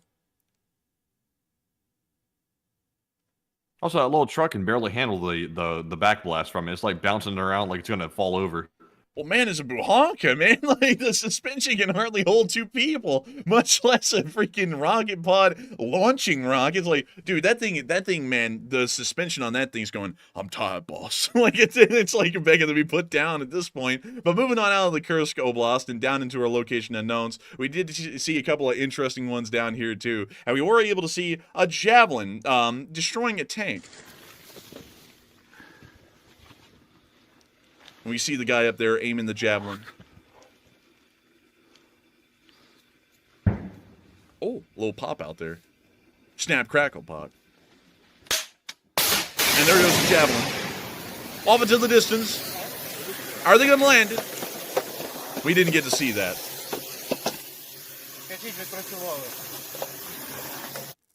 Well, hopefully they hit it. We could not tell, though. But moving on from that and into our next clip of news, we were also able to see the Russians evacuating. Oh, my God. Oh, no. They're mud. They're getting it right in the mouth. Dude, look at all these guys back here. Like birds that have been thrown up on. Also, what a dumb, like, a vehicle to put an exhaust like that on. Like, what, you're going to cruise to the battlefield with a straight pipe, and you're also blaring the ears out of soldiers. You're letting your position be known. The soldiers back here getting mudded in the face. This is just terrible. Man, dude, this guy goes to the front, and the Ukrainian's like, shh, wait, I hear him. You just hear, and then also, man, you hear like at max volume, like loop, like the band, and you hear Dava Natsin Nirodnatakata, and they're like, yep, that's him, it's that guy. I like hit him with an FPV. I don't know why they would ever straight pipe this thing, you know? Ivan said, bring in the Bliatmobile. We need to get to the quick Bliat. I've got just a solution. And puts everybody in a hay bale trailer in the back here and says, okay, goose it. Oh my God. It's like, dude, just put the thing down and floor it. Stop goosing it. Dude, and these guys are drenched in mud, and they all got their heads down like little chicks that have been shit on, you know, in like a bird nest or something like that. It's like, these guys look like they're having the worst time of their life. They probably would have rather just walked out and possibly been hit by an FPV than live in these kinds of conditions, you know? Yeah, indeed, indeed. But let's watch the end of this. There's only 4 more seconds. My God. That is terrible. Oh, like putting those guys in a mud blender. Man, they're about to be like that guy. You know, that guy who makes the milkshakes on TikTok. You know the guy I'm talking about. You know, it's the older guy who's like, that delicious frosted It's milkshake. Milkshake Monday. Dude, these guys are about to be like this. They're gonna be like, it's Mudslide Monday. Today we're putting some Russians inside of a trailer and covering them in mud. It's like, dude, that's not gonna. They're gonna. I have a feeling the driver of that thing is gonna get shot once all those guys get out of that trailer for what they went through. But anyways, moving on from that, we did also get to hear that today, according to the statistics, there's a steep drop in the use of guided bombs. Now, these are the bombs, the guided bombs, not the GOMs, that have the little wing kits attached to them. You know, the improvised ones, Matthew, where they take the normal bombs, they put the wing kit on them, and then they drop them off the bottom of the plane, the wings deploy, and they fly to their target. So they've been steadily increasing the usage of these things over the past few months and days, but now they're steadily dropping. I mean, it's not steadily, they're massively dropping off. We don't know what's causing it at the moment, and this is all of the reports that the Ukrainians have of these kinds of bombs being used throughout the conflict. We don't know what's actually causing the massive drop-off here. We're believing that it may be either a lack to produce these kits anymore, which may be a possibility due to a lack of funding, or it may be a lack to transport these glide kits to an airfield where they can be mounted onto bombs, which would also be most likely due to a lack of funding on the Russian military side. Nevertheless, the usage of these things are dropping off, and this was actually a big part why the Russians were able to make any gains around Avdiivka, is because the massive use of these glide bombs and just largely pushing the Ukrainians back through superior firepower, specifically because of these glide bombs. And now with their massive drop-off in usage, we're expecting that offensive advances will probably not be happening often in the future by the Russians. But we were also able to see the casualty report as well, and it also appears the Russians are still doing poorly in this metric. Oh man, 0 Bobcats though. What the hell happened? But 1,300 troops lost. But Enforcer, tell us more. I've got to tell you, these losses are fortunate yet unfortunate at the same time.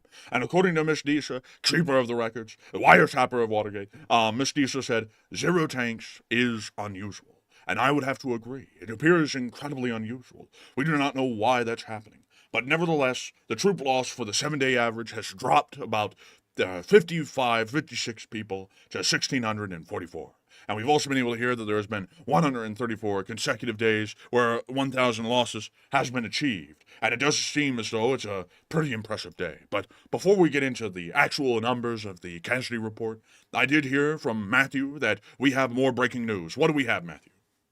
All right, so we were getting some word here from the IDF once again about their limited ground operation into Syria here, apparently around that buffer zone in between Israel and Syria. The IDF once again confirms they've taken up new positions around Al-Qunaytiriyah, and apparently they are now firing artillery to prevent quote-unquote hostile elements from approaching the border. So it's not really clear right now if the rebels are actually approaching the border or what the case is, but Israel's now firing artillery against some hostile elements which are apparently approaching the border. So very interesting, and that is a new development here that I've not heard before. So we'll have to wait and see what else we're hearing about that. But what hostile element are they referring to? That's the big question. And Enforcer, what do you think?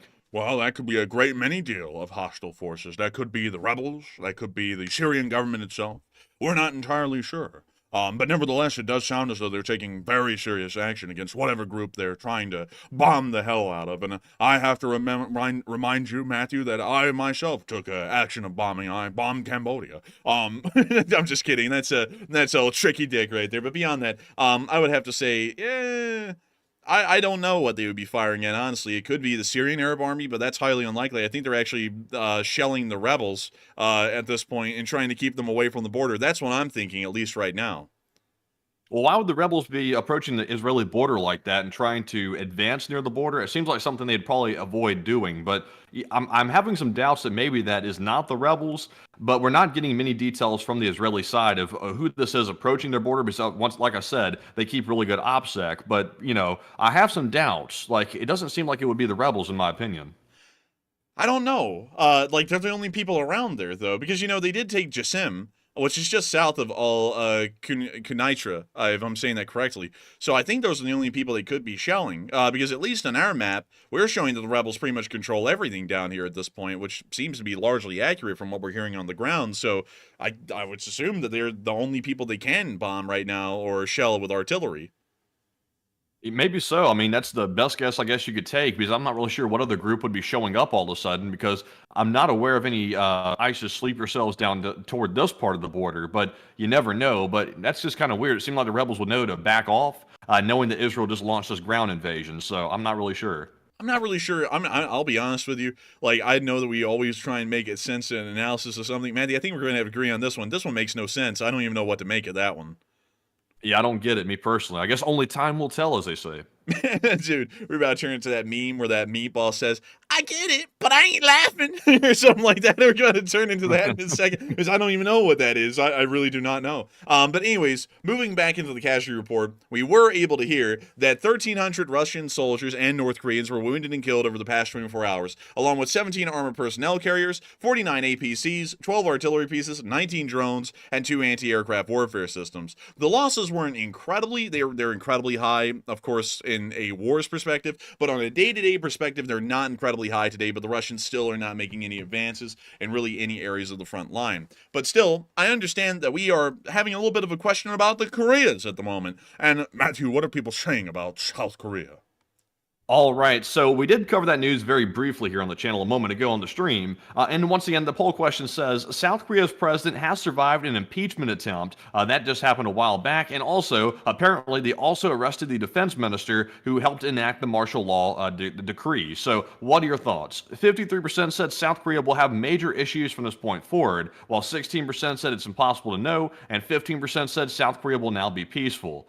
And honestly, I'm surprised that he survived the impeachment attempt. I thought he was going to be impeached. This is not the last attempt, by the way. They will try to impeach him once again, but apparently, South Korea's president has reached an agreement with his party, who will apparently keep him in power for the time being. So, very interesting. He literally declared martial law and tried to coup the country, but he will be remaining there. So that was a twist that I was not expecting personally. But once again, another twist is they arrested the defense minister that the president himself had enact the martial law decree, which is interesting. I have no idea why that happened.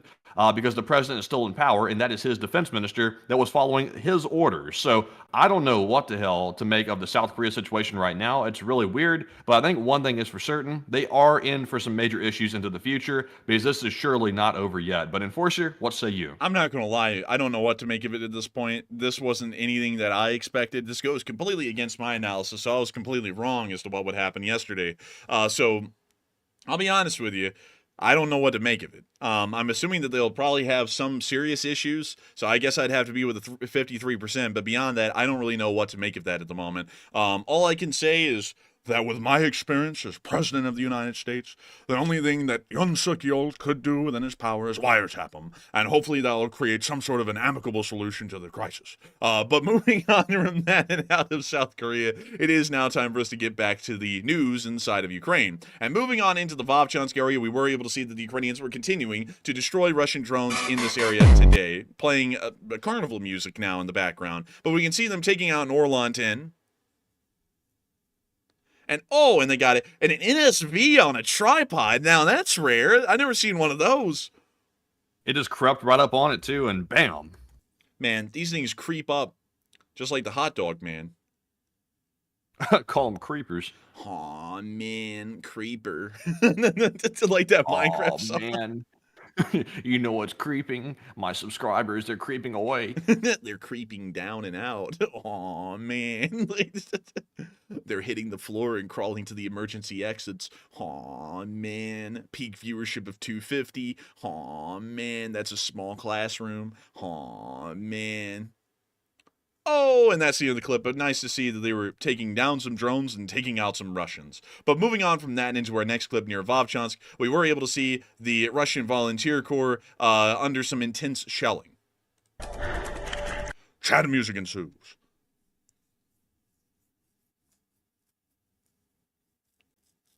And we can see here, they're walking around with the MVDs on.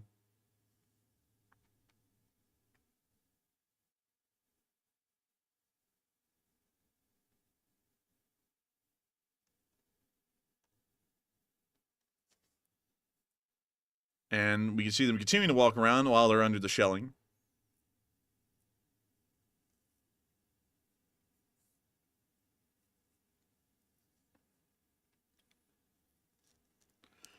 And it's really hard to make sense of what's going on here. We can see some sporadic flashes in the night vision, but beyond that, we can't really see the size of the explosions or how close they are. It's really hard to tell, but still need to see the Russian Volunteer Corps at work. And moving on from that, now the Vovchansk area and further on down into the area just outside of Seversk, we were also able to see a picture of some Ukrainian volunteers. Look at that picture. Look at that, man. That's a fleet picture right there. Also, I like that scorpion that looks like a lobster. I like that. Man, that's rock lobster right there. How dare you? Man.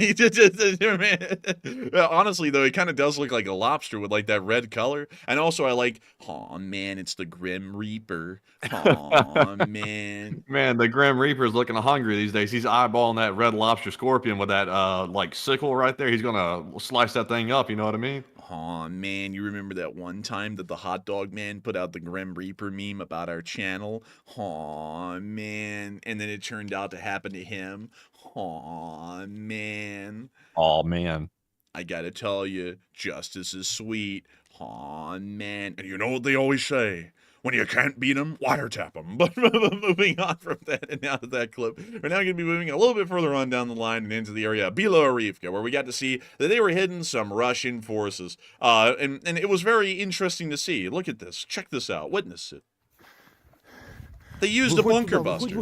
Выходь туда наверх. Давай. I would be scared to be standing behind that thing, even if they're not about to fire it. Like, I'm not going to lie. You see him prepping it, getting her ready. They're about to fire this thing off the slag heap. That's Chris's mom, for short, by the way. But we can see that he's about to get that thing ready to go. And Давай. boop, it's about to fire. I was a little early with that. But we can now see him taking the safety off. They're getting this thing ready.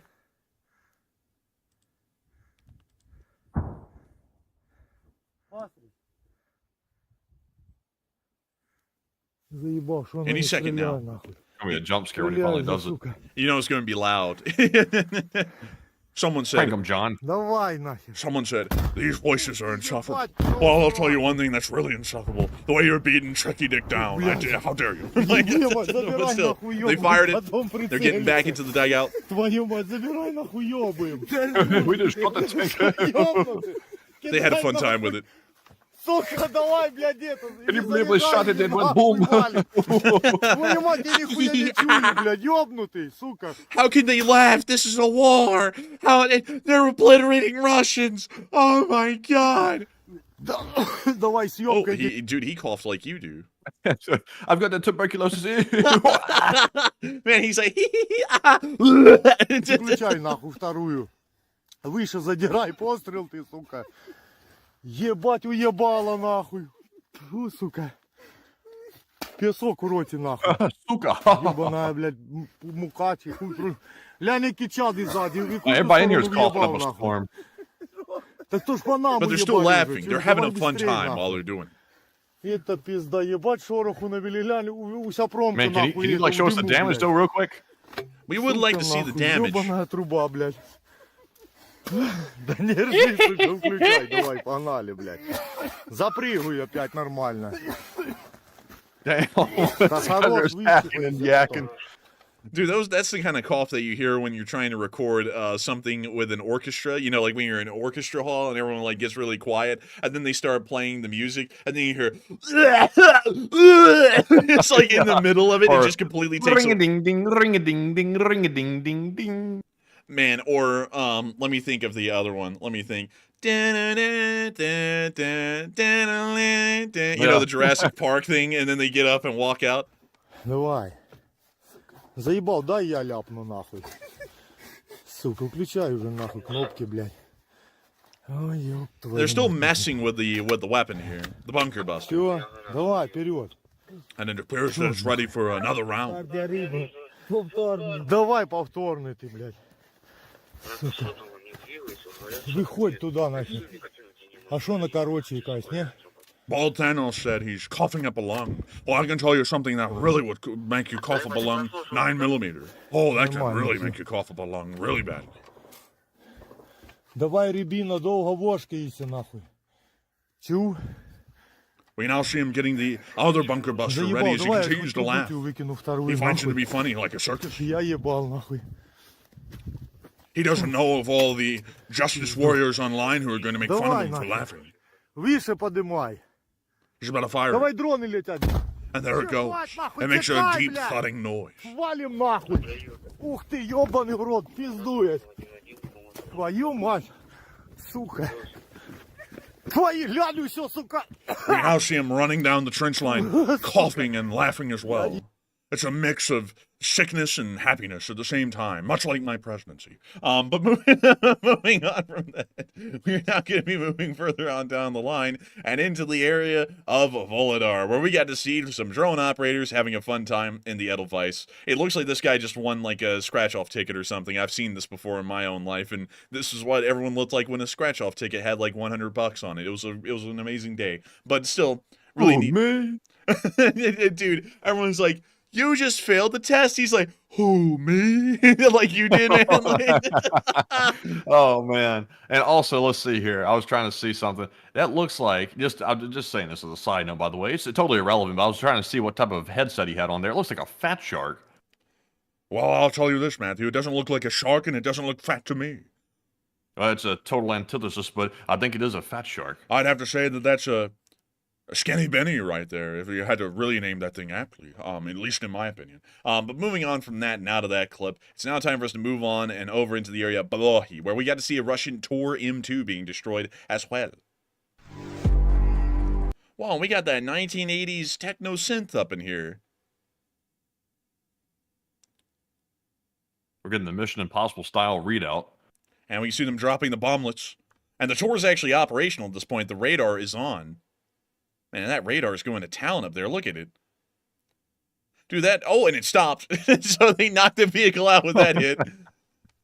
And then they hit it again. We haven't seen the crew bail out yet.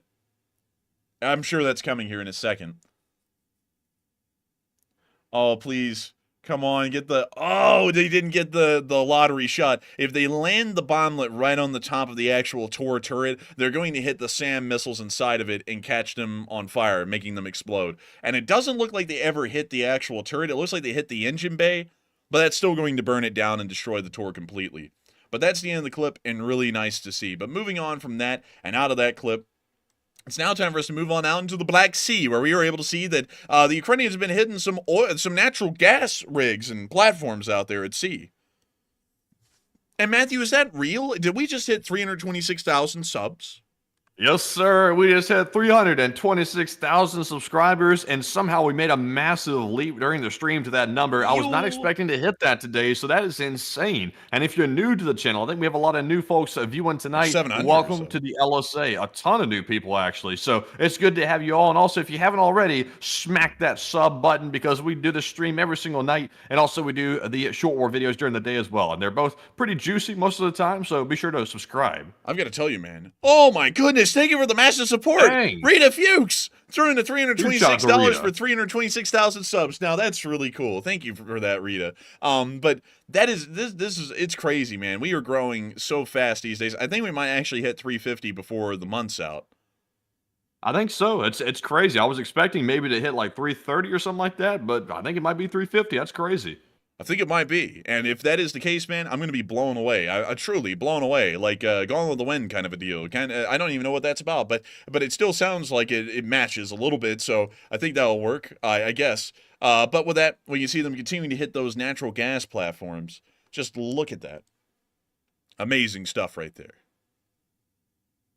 just absolutely slaughtering the Russian gas and oil industry. It's just terrible for the Russians. While their economy is suffering too, now they got to fix their oil derricks as well, which is a shame for them. I knew a guy once named Derek. I asked him to cover up, and he wouldn't. He went to the congressional hearings and sold me out, sold me down the river. I'm just kidding, by the way. I was just coming up with stuff right there, but we can see them hitting the natural gas rigs. Man, and the fires burn brightly, as well as Ukraine's future, which sounds to be certain at this point, at least from what we heard today. As, interestingly enough, the president-elect actually met Zelensky today at the Notre Dame Cathedral in Paris. So that was incredibly interesting. But with that, that's the end of the clip right there. Very nice to see. And without further ado, it is time for us to go up to Kyiv, and I'm expecting that there is not an address from Zelensky today, now that I just reminded myself that he was in Paris, and there was none. There was none today at all. So once again, we move straight into the question segment from the news segment, but let me tell y'all how incredibly honored I am that we were able to tell all of you all the breaking news that's been happening so far tonight.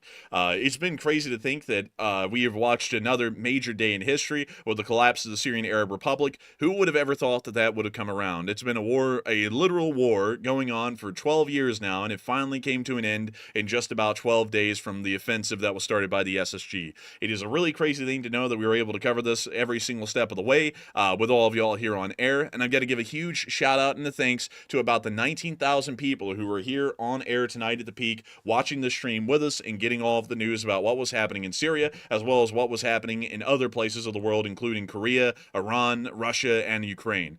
We are entirely honored every single night to be able to be the folks who give y'all your news. There are loads and loads of channels both on YouTube and on television that y'all could watch to get your news from, yet nevertheless y'all chose to get your news from here. We are always grateful and entirely honored, and know that this position is a very special one, and we are always thankful and appreciative, and I always want y'all to know that y'all are the reason why we put so much effort and time into making sure to cover this news like clockwork. Y'all make this all worthwhile, because if it was just us getting on air and talking into the wind, it wouldn't feel like we actually had a purpose to this whole thing. But since we get to tell all of y'all all of this analysis and news every single day, it puts us in an amazing spot, and it makes us very proud to be able to do that day in and day out for pretty much 1,018 days. But I do have to thank you all so much once again, and I hope that does address that the best I can, at least with all of y'all being here tonight. But here in a second, we're about to be moving on into a second segment of the stream that's as interesting, if not more interesting than the last, because while we have been covering wildly interesting news tonight,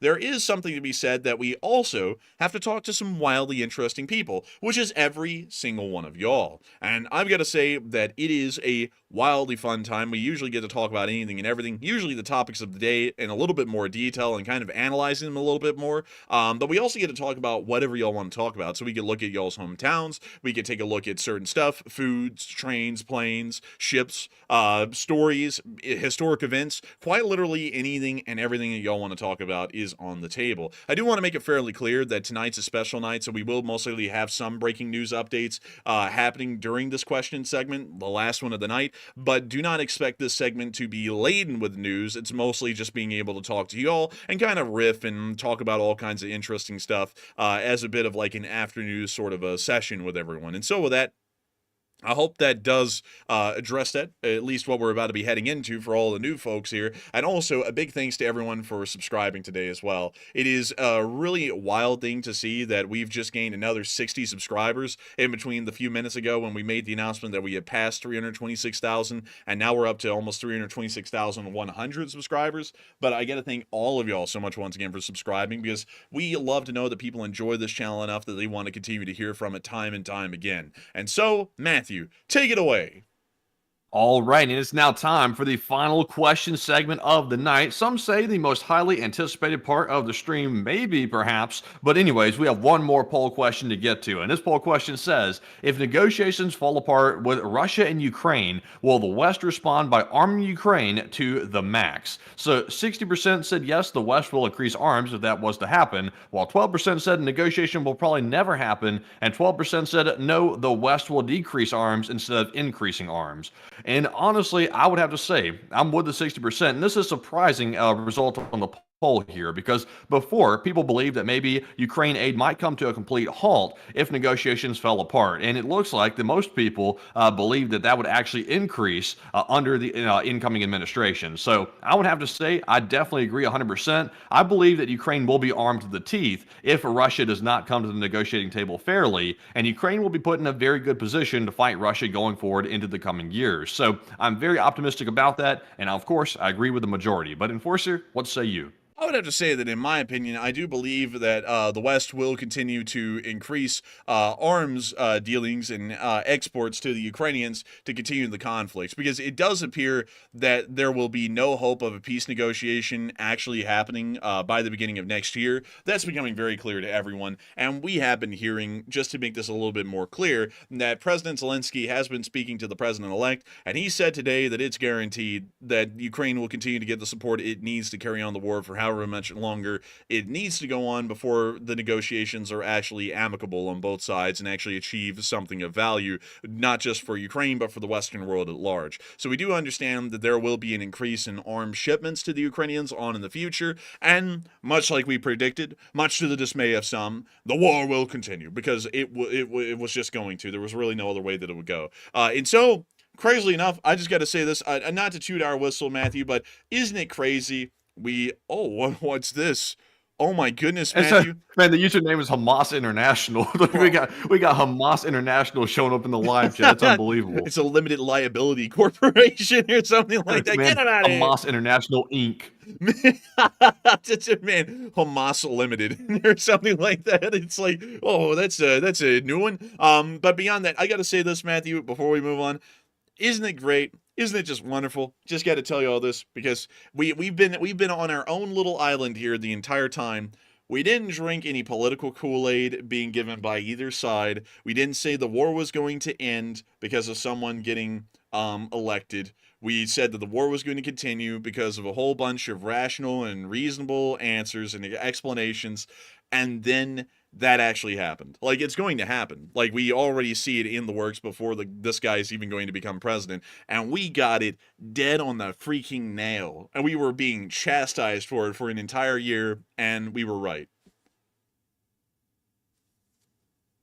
We were, thankfully, we were right. Well, the lag just hits harder than anything. Man, that lag is hitting harder than the Hess case. But nevertheless, it is really crazy to see that that was the case. Because we didn't get into any of the domestic political stuff. We stayed completely away from it. We gave an honest answer, an honest analysis. And I told folks, if I was wrong, I would say I was wrong in the future. And now that we're here, right now at this day and age, at this moment, at the end of the year, it's already clear that the president-elect is going to be supporting Ukraine with arms and equipment, and there's going to be a concept of peace through strength. So the war isn't going to end instantly. It's going to drag on for some while longer, but victory will be achieved in the name of the Western world and the United States of America in the end. So it's a very good thing to see that that actually is what happened, because a lot of people were saying, and I remember, Matthew, the comments. I remember the comments, man. I gotta throw this out there because I gotta bring some people down memory lane. There were people who come in here because I would say how things work, like in reality, not living in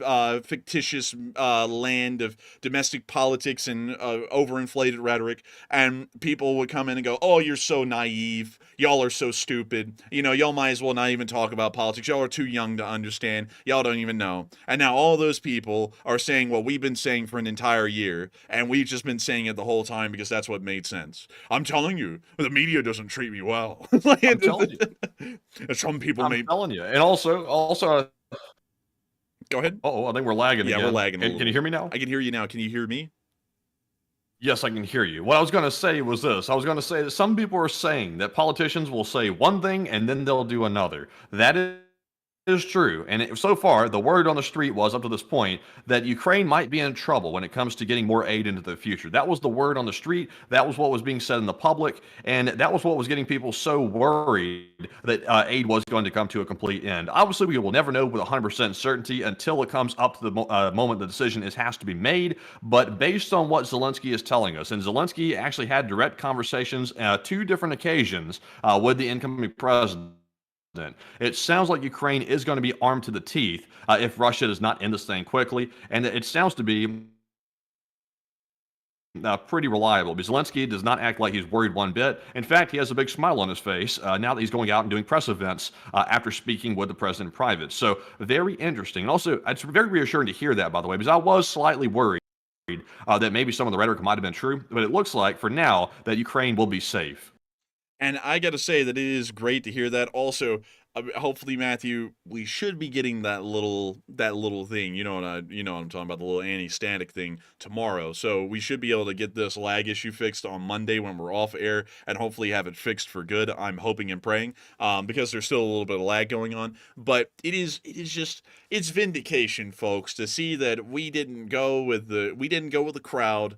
Because the crowd was damn near beating us down. Like, sometimes other YouTube channels would say stuff here and there, or deride the channel because we didn't get into domestic politics, or that we would be derided by people who drank political Kool-Aid on either side, and then they come in here and say we're naive. And now we're seeing that everything that we said is going to end up being true, and it really is something to me that we were able to analyze that correctly a year ago, and it was right. It was correct. That is the biggest crystal ball that we've ever done on the channel and gotten right. Because usually when we crystal ball, it's in a very short time frame. It's only in the next 2 to 3 days, maybe. But this was done a year ago because people were already asking about this a year ago, and I gave that answer back then. And I gave that answer all the way up until the election, regardless of the results. The results were then received.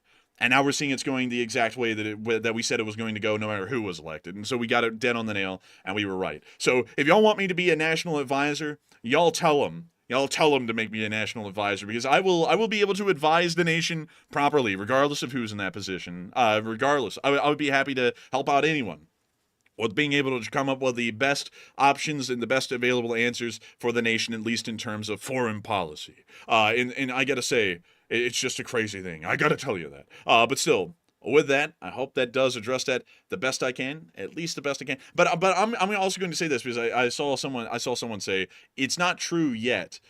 Not yet exactly, because they are not the president yet. Well, he is not the president yet. So yes, that technically isn't true just yet. But still, he's not going to say one thing to Zelensky and then do another, because at this point he is going to be the president, and these couple of months that he has where he's not the president, he's going to be using it to get people on track to know what he's going to be doing in the future. So that's why he was talking to Zelensky, and he's telling him specific things about what the future is going to look like, because he's not going to pull the rug out from under him. He's not Haley Welch doing a hawk to a coin rug pull. He's trying to get everything lined up so that way it can move on forward. And I'll be honest with y'all, I've been trying to research and figure out what kind of a move forward that's going to be happening. And I'm not going to get political here, but there has been someone, and I've been doing his voice a lot tonight, that I've been researching a great deal, and I've actually found, interestingly enough, that this guy that I'm doing the voice imitation of is the closest example that I can get to what the incoming president-elect looks like they're going to do. Because if all of y'all don't know, and I'm going to waive the no politics rule where I can't mention a president's name beyond 1960 really quickly to explain something that happened with Vietnam that I believe is going to be happening here with Ukraine. Back when Nixon became president in 1968, the Vietnam War had been going on for several years with heavy American involvement. We had been in Vietnam since about 1955, but in 1965, at the Battle of Ai Drang, that's when really it was more so the Gulf of Tonkin incident, but specifically the Battle of Ai Drang, which was the first major ground battle that U.S. forces engaged North Vietnamese forces in for those next few years from 1965 to 1968 when Nixon was running for president. The war was already becoming slightly unpopular, and no one really wanted to last in a war like that. So Nixon's campaign policy was that he was going to be bringing peace to Vietnam, and he was going to be creating a peace with dignity. So at least at the initial outset, it sounded like he was just going to peace out and walk away. But what actually happened is that to try and achieve the peace, Nixon actually ramped the war up to 10. That's why Cambodia ended up getting bombed. To explain how everything went at the time, they were trying to see if the United States could scare the Vietnamese enough, it is seriously considering peace accords. The Paris Peace Accords is what they were called at the time.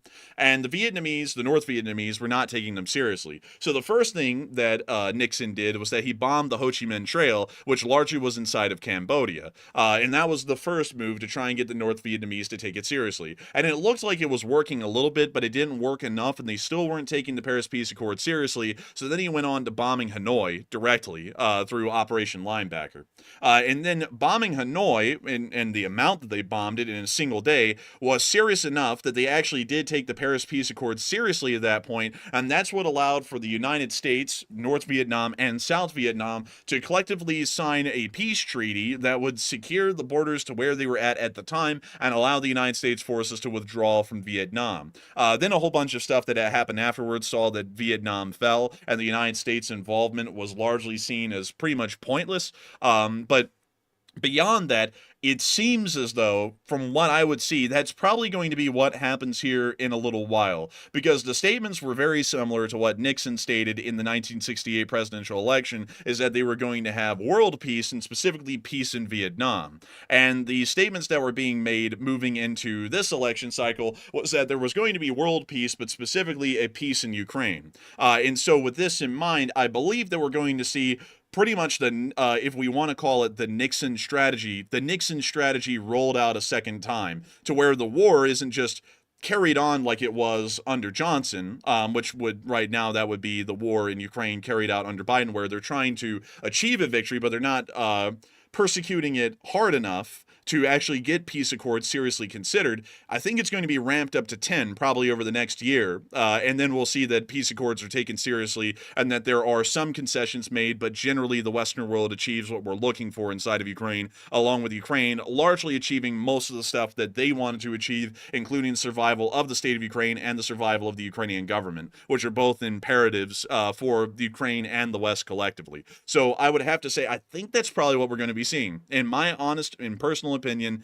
that seems to be the most analogous situation that I could find in recent American history, at least with what we're seeing in Ukraine right now and what it looks like it's shaping up to be already. I could be wrong. Like, I always say that I'm never right on everything, and I'm not an expert or a genius, and I don't have the ability to look into the future. So all of this is just based off an analysis from precedents laid out in the past. But I have a feeling that that probably is exactly what's going to be happening, because it seems to make the most sense. If I'm wrong, I'm wrong, and I'll tell you all that I'm wrong. I told you that I was wrong with Assad being in Russia, because that was not correct. Apparently, he was not in Russia. He was either in Iran or in Damascus still, and I'll tell you if I'm wrong on that. But that's what I think we're going to probably be seeing, at least at this time.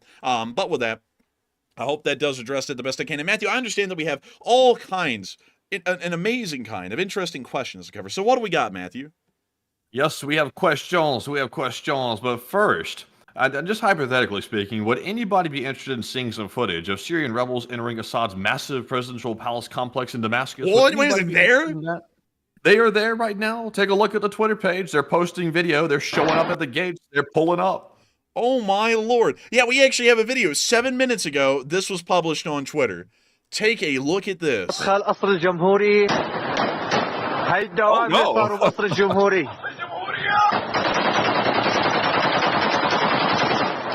it's chaos. I can't believe that, though. They're at the palace, dude. They've literally taken over the government at this point. And they literally rolled up on motorcycles, parked, and then got out and just fired in the air. Man, they're letting them know they're there. Like, they're marking the territory. Like, let's see, the presidential palace is right here. There it is. And so they would be right here at this security gate. So right there. So they're literally, like, they stopped to take a photo, and they're heading on in. Oh, yeah, they've taken over everything on southern Damascus. They've taken over at least a half or maybe 2/3 of the city at that point, if they're at the presidential palace. But that is insane. That's crazy. Like, that's actually crazy to see that. Let's look at that again. Yeah, this is the building. You see, there's the little, like, the area over the road, and you can see the little security buildings over on both sides. But I don't know which side they're on, so let's see if we can see any details on the ground. Okay, so there's a little concrete area, so I'm guessing that they're on this side. So they're inside of the confines of the presidential palace at that point. Interesting. So yeah, so they're pulling up, man. They are there. Yeah, that's wild. Can we see, like, what's the presidential palace look like from the street? Can we get a street view on this, or is it forbidden? I don't think it's verboten. I think we can actually get a street view. Oh, wait, what kind of reviews do we have here? Worst place in the world, good, unimportant, beautiful, good, the filthiest place on earth, very bad, dirty place, and then no more comments. So let's see if we can get some pictures of the Syrian presidential palace. Syrian presidential palace. Let's take a look.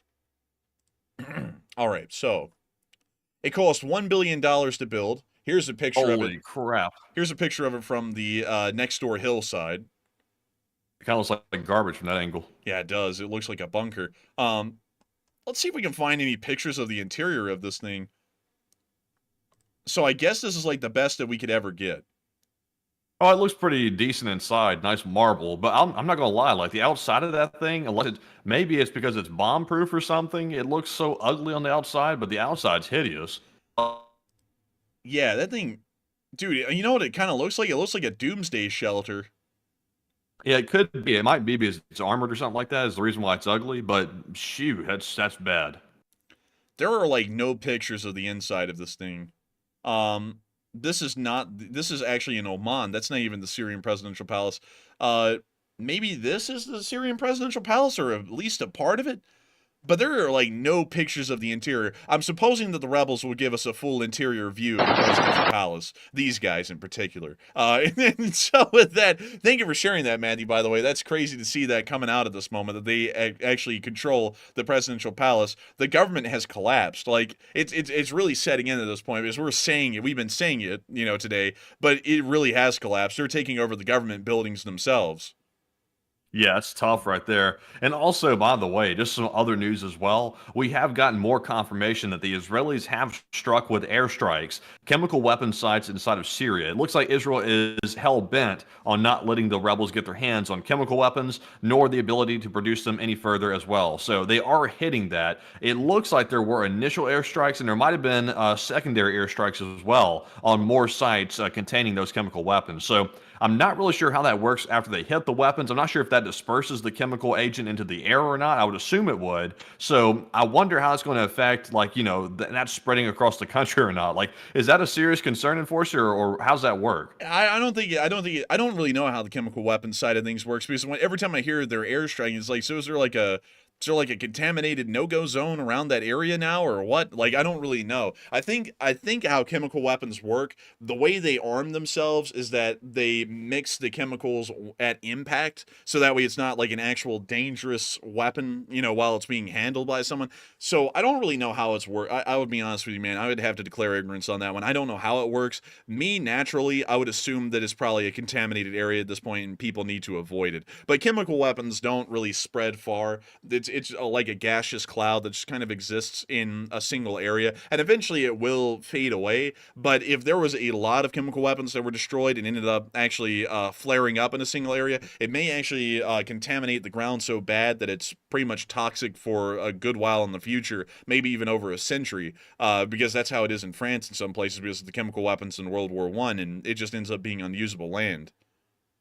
Interesting. So that could be the case. Also, by the way, before we jump into our questions here, I've been seeing several people ask for a recap on the situation with Assad's plane. So just to recap that real quick, the details that we know, we obviously do not know if Assad was on the plane right now. We don't know that for a fact, but just to recap it, it was a Syrian Ilyushin 76 plane suspected to be carrying Assad. It departed Damascus shortly before the rebels entered the city, and then the plane turned toward Homs, the Syrian city of Homs. It rapidly decreased altitude very quickly, according to the ADSB information, and then it disappeared from the radar completely. So that is currently what we know right now. We don't know who was on board. That's the big question, but apparently it did crash, or it was shot down by the rebels, or perhaps even by the Syrian government. We don't even know who shot it down, or if it was shot down right now. So we're in the dark. We don't know where Assad is. He could be in another country. He could be dead. We simply don't know, but that is the situation in a nutshell. And so with that, thank you for sharing that again, Matthew. And it's time for us to get some questions. So what do we got? So our first super chat here of the last segment goes to Arita Fuchs, who puts in a massive $326 donation, the biggest one of the night. And huge shout to Rita for that massive support. Rita's trying to buy stock in the Enforcer channel, and thank you very much, Rita, for that support. And don't see a comment attached to it, sadly. But Enforcer, what say you? I gotta thank you for the insanely massive support, Rita Fuchs. That is absolutely amazing, and I gotta thank you massively for supporting this channel and helping it to keep on running, because that kind of support helps the Enforcer channel to keep running well on into the future. And we are massively thankful and appreciative for folks like you helping this channel to keep on running. Because if it was not for folks like you, we wouldn't be able to be here right now. And so with that, a huge thanks once again, and a big thanks for throwing in a super chat that lines up exactly with the amount of subscribers that we have right now. 326,000. Absolutely crazy to think that we've reached 326,000 subscribers. We didn't even think we'd hit 300,000 subscribers this year, much less 250,000 subscribers, and now we are well above that. I actually wanted to show y'all something about our subscriber growth because it's so crazy. I felt like it would be kind of cool to show y'all the subscriber growth over the life of the channel. It is growing now faster than it ever has. Like, in this 1 year, it's grown twice the size that the channel was over its first 2 years of existence, which is just crazy. That is wild, man. Like, to see that on the graph is crazy. You know what's wilder? Let's see, we started law school in, it was October or August of 2023, I believe. Yeah, it was August of 2023. So find that point real quick. So let's see. Around August, we were at 150,000 subscribers. We gained about, let's see here. Oh, yeah. So we gained up to about 160,000 subscribers. Then the YouTube war happened, which is what we call it when this whole thing happened with the hot dog man. It began the dark ages on the channel. We dropped down to 157 for a good while. We tried to battle our way back up. But because we were in law school, we couldn't really put too much time into trying to battle our way out of the dark ages, so the channel kept on declining down to about 156,000, let's see, 679, which was the lowest point it ever got to on January 10th. Then I started to work on the channel a little bit more. Matthew had actually taken a break for a month around this point when January was going, because he was trying to focus on law school in the second semester and just could not do the channel. And I was still trying to hang on, and I was hardly hanging on. So then somehow, some way, the channel started to grow. And then on the 15th of February, we actually surpassed the original subscriber number that we had at the beginning of the Dark Ages. And then from that point, we went from 160,000 subscribers to 200,000 in just a short little while later. And then we went from 200,000 to 300,000, and we just passed 300,000 in October. Well, kind of like right before Halloween. And now we're all the way up to 326,000 subscribers today, towards the earlier part of December. So it's been an insane. We know exactly why the subscribers have grown so much. Like, I'll be perfectly honest, it's surprising. Our streams usually don't get that many subscribers. Tonight is an exception because tonight was an exceptionally large stream, so we got a decent amount of subscribers from it. But it's typically the short war videos. We typically get about 1,000 to 2,000 subscribers per short war video on average. So that's what's driven it like crazy, because once law school ended, we went full-fledged into making those short war videos pretty much every day that we could at that point, up till this point in December. So that's why the growth has been so crazy, and we plan on keeping on making those videos, plus the streams as well. So it's just crazy to see that growth, man. It's been wild, like almost exponential over the last couple of months. It really has, man. And I remember when I used to look back at this month right here, which was the first month the channel ever existed, which was the fastest it had grown up till that point. And I was like, wow. I was like, I don't think we'll ever top that. And then I think we've topped that about threefold at this point in just 1 year, time and time again. And it's like, that's just wild. Like, in single months, we've gotten more subscribers this year than we ever have in history. And I got to thank everyone who's subscribed and is still subscribing right now as we're watching the screen, because it's a really crazy thing to think that this channel is really blowing up at this point. It's blowing up faster than any other channel is anymore that's covering the world news segment. And it's just wonderful to know, too, because there was a time when loads of, well, not loads of people, but some people on YouTube decided to try and pretty much put us out of the game. I don't know why, because a lot of them just did it out of the blue and really had no reason to, and didn't even know what the hell was going on or why they were against us, but nevertheless, they tried, and now most of them are in the dust, and we are still trucking along and growing faster than ever. So I'm really happy to see that that didn't happen, because the media, they treated me very poorly. They came after me, and they wouldn't sit there and look at their own flaws. they just sit there and point out ours. And that's not to say that we did anything wrong. I mean, honestly, we didn't do anything wrong, especially if you knew what was going on. But beyond that, though, I just got to say a massive thank you to everyone, all of our supporters who have been backing us up the entire way, because the haters are going to hate, but the channel keeps growing and the Leaf Spring Army will never die. Enforcer now, more than ever. But still, with that... You know what's crazy? You know what's wild is the haters of the channel, and where we know everybody that's a longtime channel legend knows the haters of the channel. They're other pro-Ukraine YouTubers. That's who they are. That one particular one, the hot dog man, as he's sitting there watching the stream occasionally, and probably tonight as well, and crying in the background, he's probably sitting there watching that subscriber ticker as people very graciously subscribe to our channel, and it's going ding, ding, ding, ding. As you're sitting there watching it, he's going, oh my God, I can't take it. I can't take it. He's losing subscribers daily, and he bashed our channel. He lied on our channel. He tried to defame us. He tried to ruin our reputation with lies, and it didn't work out for him. It's a sweet victory, I must say. And you know, he's still got people coming in here, Matthew, you know, every once in a while with those crazy usernames and saying the craziest stuff these days. It used to be it used to be back in the day when they thought they had a chance. They were trying to make somewhat semi-legitimate sounding but baseless claims. And now they've gone to literally just saying the most heinous stuff they can in the chat, and it still is having no impact because it's just, you know, absolute insanity at this point. And only schizophrenics watch that channel. So, you know, it's like, well, I guess we won in the end. But still, battles won, probably many more to go. You know, we'll fight them if we have to fight them, but still really crazy to think that we've gotten to this point. And also, let's see, someone said, LOL, in my opinion, it's because of the no politics or religion in the chat. I personally would agree that's why this channel continues to succeed a lot, is because we don't do anything political or overly religious here in the channel, which I think is a really big plus of this channel. I personally did it that way at the beginning because I wanted to hear news in the world that did not have domestic political opinions always shoved in your face. And I also did the no religion thing because personally, why does someone's religious convictions matter? Like, you know, I cannot stand it when people will sit there.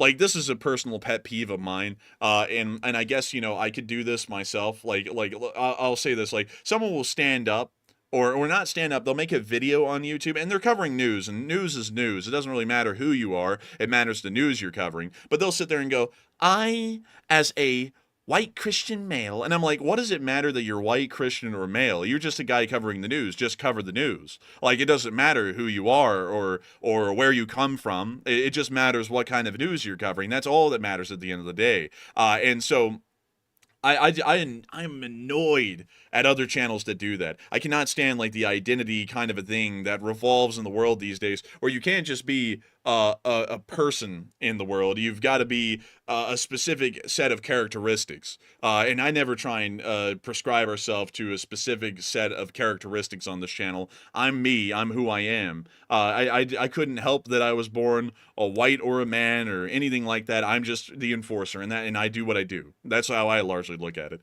But anyways, with that, I hope that does address that the best I can, at least in my opinion. But with that, we are on to the next one. But a massive shout out to you once again, Rita Fuchs, and I hope that does address that incredibly well. Yes, indeed. And our next one here is going to go to Howard Turgell, who puts in a $50 donation. And thank you very much, Howard, for that $50 support and helping to keep us running. And Howard says, hey! LSA, and can you talk about the effect the Russian glide bombs are having? And I got to thank you for the support. And that's actually interesting that you threw in that question, because the Russian glide bombs are actually noticeably getting used less these days, at least according to the statistics that are being compiled.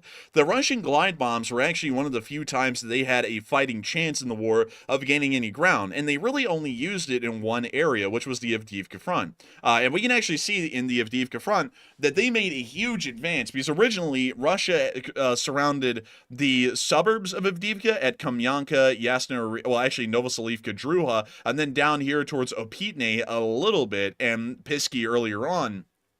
But then a new invention was created, which was the Russian glide bomb kits. And the glide bomb kits allowed them to drop these bombs at a far enough range that the Russian air superiority, which largely does exist at least in number compared to the Ukrainians, was actually able to be used for the first time in the war. And so they started slamming Avdiivka with these bombs. And when they would, they were wiping out Ukrainian positions, leaving giant gaps in the line, and generally just suppressing the Ukrainians enough that the Russians actually had a fighting chance of getting close enough to to engage them and then wipe them out in close combat. So that's why generally we understand that the Battle of Avdiivka became untenable and the Ukrainians lost Avdiivka, and then they got pushed through the fields pretty quickly compared to the rest of the war for any kind of a Russian offensive back towards Seladove and largely the outer perimeter of Pokrovsk. It was only because of those glide bombs. That was the only reason why they were able to move this far, because the Russians throughout the war have had the exact same toolkit on the ground for their soldiers. They've always had artillery, they've always had shells, they've always had tanks, and they've always had infantry, and they've always had APCs to carry them.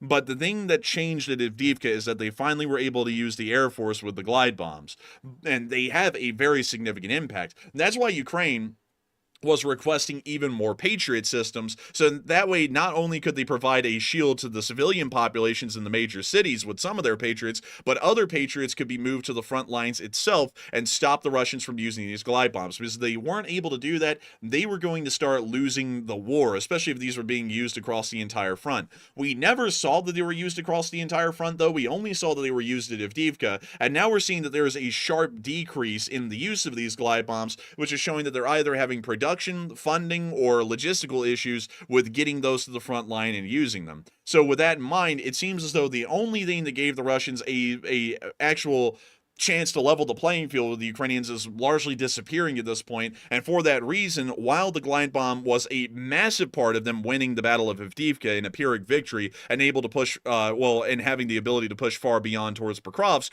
it appears that that ability is now going to pass because they no longer have the ability to produce or field those kinds of glide bombs in the number that they have for at least this year. And so with that, I hope that answers your question incredibly well, and I thank you so much once again for support and helping this channel to keep on running, because if it was not for folks like you, we would not be able to make this thing possible and keep it running. And so a big thanks to you so much once again, Howard Turgell. I hope that does address that incredibly well, and with that, we are on to the next one.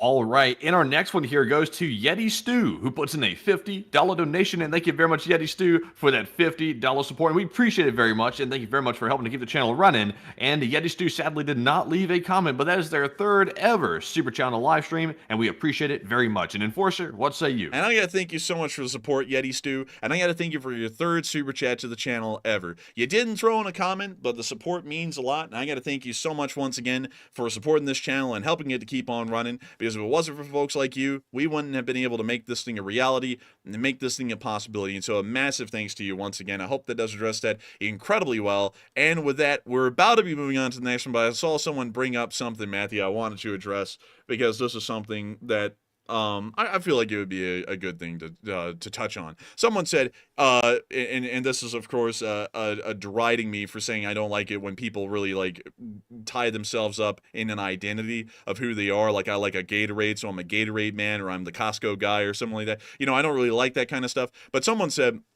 you know, the white Christian male or any Bible-literate Christian could show how news often relates to prophecy and doctrine. So it's at your own peril, you just kind of... I just want to say this really quickly because I think you misunderstand this.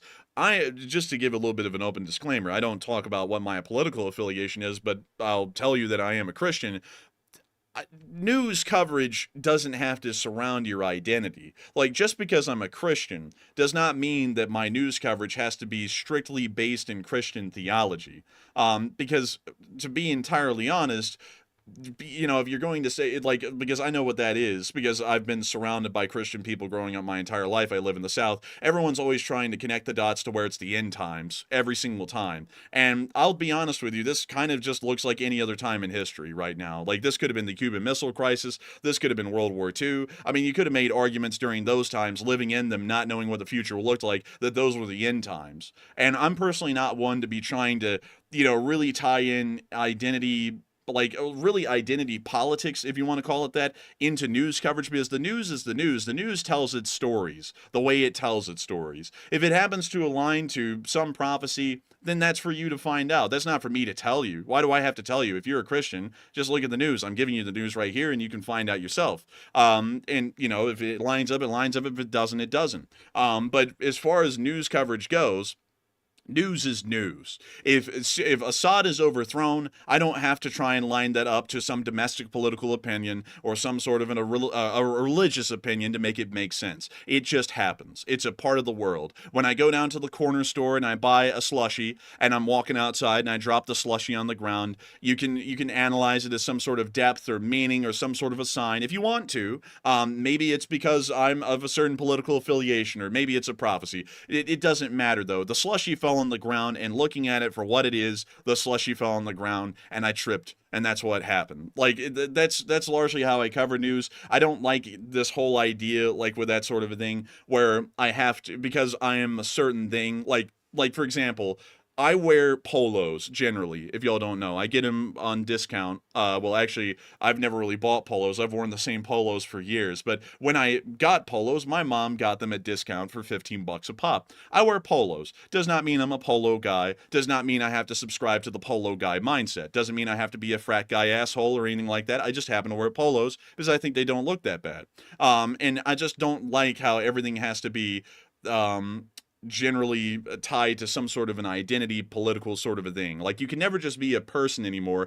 You have to align yourself with a brand or an ideology these days and just think, breathe, and eat whatever that is. That's what we do not do here. And I hope that kind of shows through. And also I hope that it allows for people to get the news regardless of who they are. Because another thing that you have to understand here is that the United States of America is a free country that allows for freedom of expression and freedom of religion. And I hope that this channel extends that as best we can into a private sphere, because we're not a part of the federal government. But I never shove religious ideology down anyone's throats on this channel. Neither do I do political ideology, because I largely like to stay within the confines and the frameworks of this grand republic that we live in, that allows for people to enjoy being a part of this without having to specifically subscribe to a very niche or specific identity to be able to follow along with it. That's why we don't do that kind of a thing. Not that I'm discounting it, it's just that I don't really like that kind of stuff in the modern day, and I feel like it really starts to confine people once again back into this identity politics sort of way that everyone works these days. That's what I believe. And so I hope that does address that the best I can, at least in my opinion. And I hope that gives an answer, just in case you were believing that you were to be offended by that comment. I don't have any issue with religion because I am a Christian, but I don't like it being shoved down people's throats when they're getting news, just as much as I don't like domestic political opinions being shoved down people's throats when they're getting the news. And so I hope that addresses that the best I can, or at least my philosophy when I run the news. And also, I see a lot of people saying, you do a pretty good job of not shoving politics and religion in people's faces, which happens a lot these days. And I thank everyone for that, because also, the other thing that I got to say is that I don't shove religion in people's faces, but I don't shove a lack of religion in people's faces either. This channel is supposed to be respectful to everyone. I try and convey that air of respect to every single person who joins this channel. So whether they're religious, non-religious, or of a different religion than mine, people are welcome to be here, just like they're welcome to live in this republic and believe in whatever they want and say whatever they want. Just same as with their domestic politics. I'm never going to get into domestic political opinions.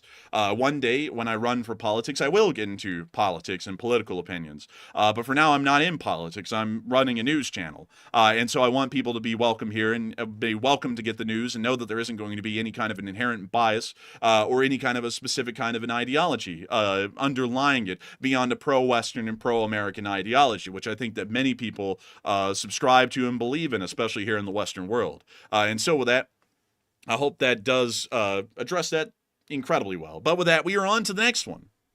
Also, real quick, for some reason, the Slurpee conversation got going in the chat, so I put up a poll. I said, what slushy or Slurpee do you like the best? 45% said Coke, 27% said blue raspberry, 16% said white cherry, and only a mere 13% said grape. So I would say, honestly, the blue raspberry is the best one, followed by the white cherry, followed by the Coca-Cola, followed by, honestly, I don't even like the grape. The grape's nasty. But Enforcer, what say you? And I gotta say, I personally, if I had to pick one, it would be Coca-Cola. The blue raspberry one always is kind of nasty. I don't know what it is. It's always got like this little, it's always got this weird tinge to it, man. You know what I'm talking about?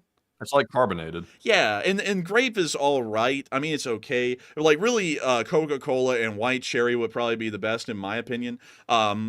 But really, Coca-Cola just beats it out. Like Coca-Cola is the best. That's the only way you can have a slushy, in my opinion, is the Coca-Cola kind. But with that, I hope that does address that the best I can with how I've always enjoyed my slushies. We haven't had one recently, actually. I don't think I've had one in a couple of years, really.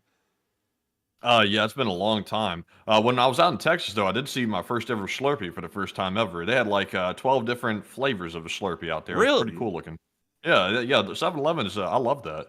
Man, I personally want to see a 7-Eleven. I don't think I've ever seen a 7-Eleven in my life. I don't think I ever have. You've seen it, Matthew. I don't. Well, no. I did see a 7-Eleven when we went to LA. I did see one there, but I never went in it. Yeah, the 7-Elevens are cool. Probably the coolest gas station out there, really. Yeah. And so I hope we gave a sponsor to 7-Eleven for free. There you go. Now everyone go get your Slurpee or your double extra big gulp or whatever. But with that, we are on to the next one. And our next one here goes to Hal Rose, who puts in a $33 donation. And thank you very much, Hal, for that $33 support. He said, Enforcer Matt, congratulations on 325,000 subscribers. Now 326,000. And the LSA is growing. And pick a question, please. And I thank you so much for the support, and I thank you for congratulating us on this massive channel growth. It is really crazy to see that we've gotten up to 326,000 subscribers now at this point, Hal Rose, which is showing how fast the channels are growing, because when you threw that in, it was 325,000. Now it's 326, and at this exact point, let me check. Let me refresh this screen over here just to make sure. It is actually 326,300 subscribers, so we're growing at a very fast pace, and it certainly is growing insanely. I'm happy to see that so many people are finding this channel and really appreciating the news coverage, because we've been working at this very hard, and it's great to see that people are finally really appreciating what we bring to the table as far as what our news channel is and what it does these days. And so with that, thank you so much once again, and we will make sure to pick a question from the chat. And so what do we got, Matthew, in honor of Hal Rose? And this one goes to Stang, who says, any idea of how much equipment that Russia will lose if they have to abandon the ports and all of their bases? They're probably going to lose some equipment. Now, this is actually the interesting thing as far as it goes for the Russians and leaving a country. What's actually wild is that usually pulling equipment out of a country costs more money than making new stuff here in America. That's why we left a lot of our equipment behind in Afghanistan. That's why we also left a lot of our equipment behind in Lebanon when the United States military occupied certain areas of Lebanon, including Beirut, for a while. We leave behind equipment everywhere we go. We also left behind a good bit in Vietnam as well. It's just cheaper to be able to produce it back in America. It gives people jobs. It helps to increase the tax base as well. And there really is nothing of value lost except for the actual equipment itself. But beyond that, with the Russians getting their equipment out, it is showing that they're actually willing to take the additional expenditure of getting that equipment out because they have no ability to produce any more of that equipment inside of Russia. So while it would be cheaper to make it if they could, they have no ability to make more equipment. So they're going to have to bite the cost of actually shipping this stuff out and back into Russia, so that way they can try and maybe get a little bit more usage out of it. It would be better to have it than not have anything at all.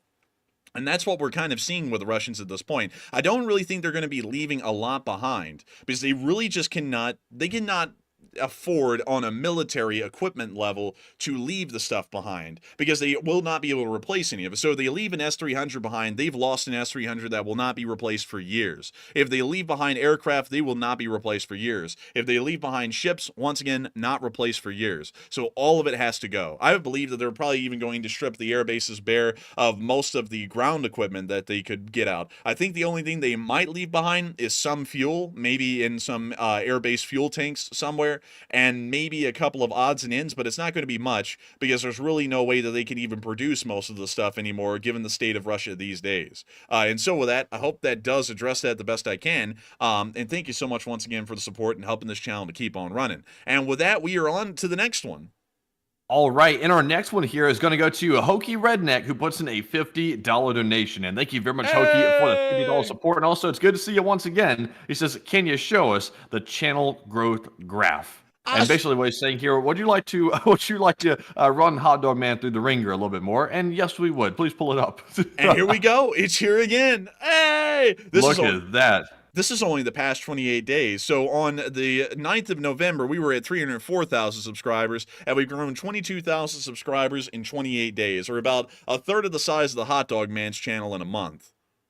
That's crazy. I love to see it. Like, looking at the graph is almost surreal these days. It is surreal. You know what's even crazier, Matthew? Well, you know what's even more surreal is that Hot Dog Man only gets about 100,000 views a month. We got 100,000 views on this stream in the first hour, so we already outdid his whole month's viewership in 1 hour.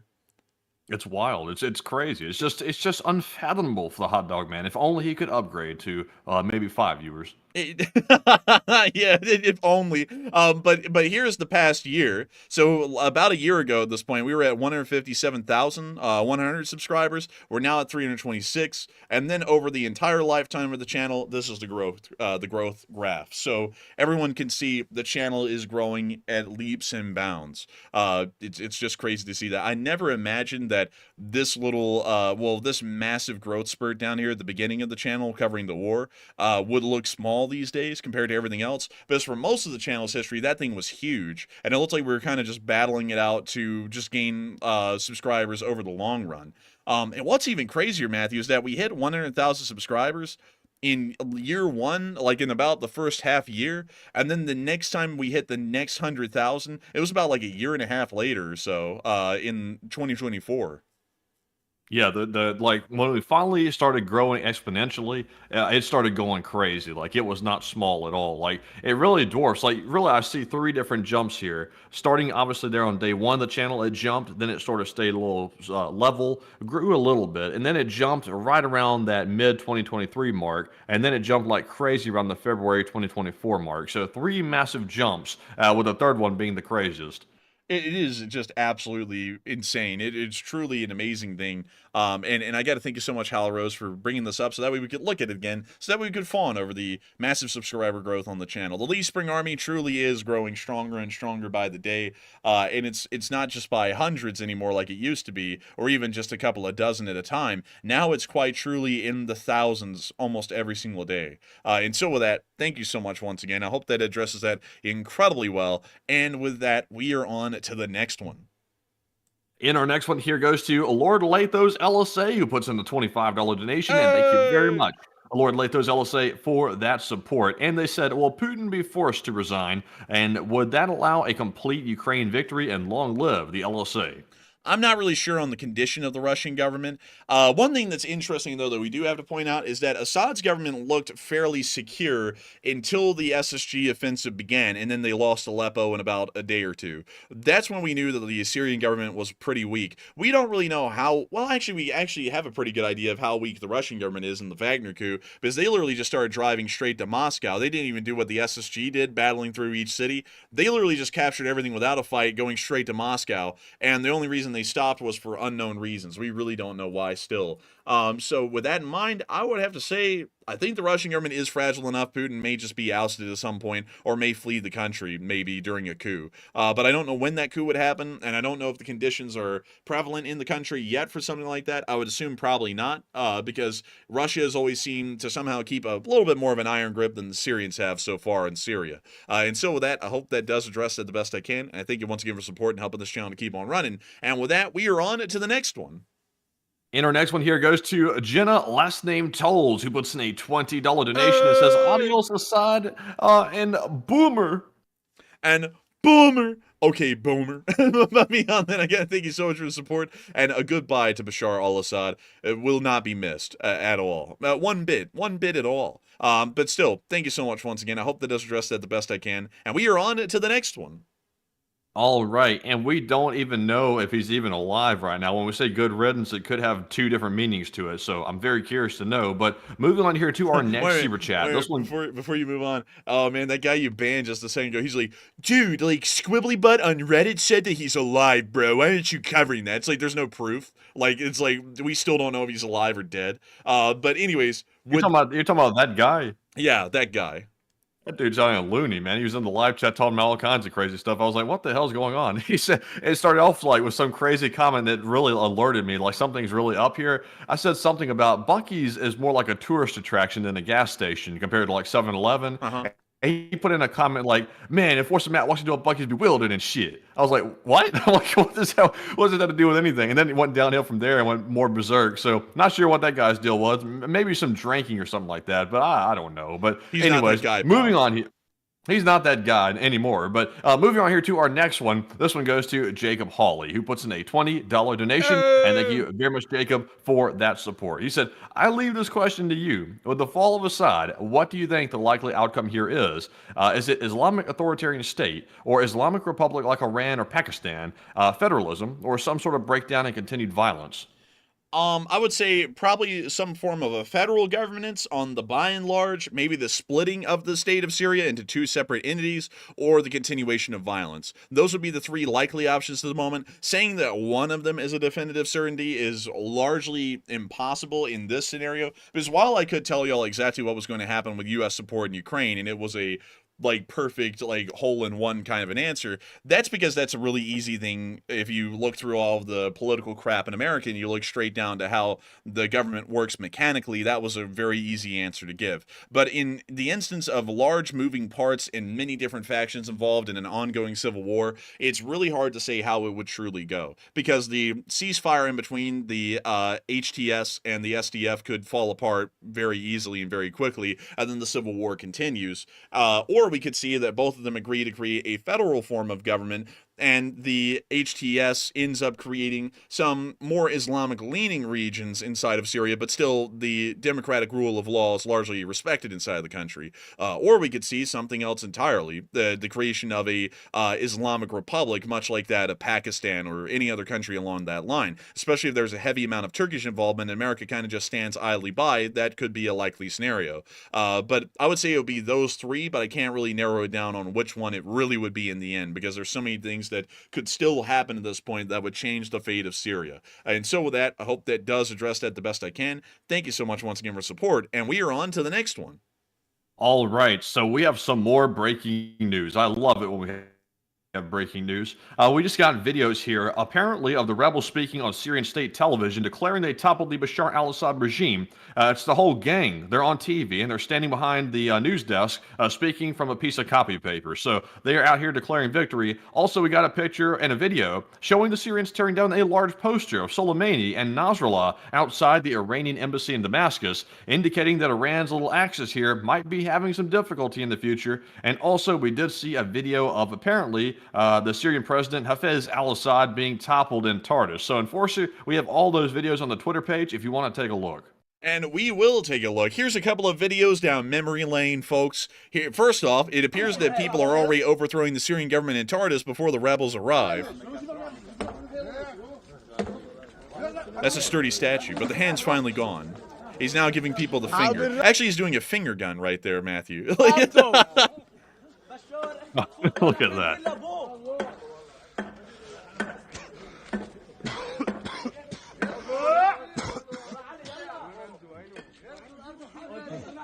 That's the end of that clip right there. And moving on from that, we then got to see the announcement on state television right here by the rebels. Look at that. Wearing hoodies, too.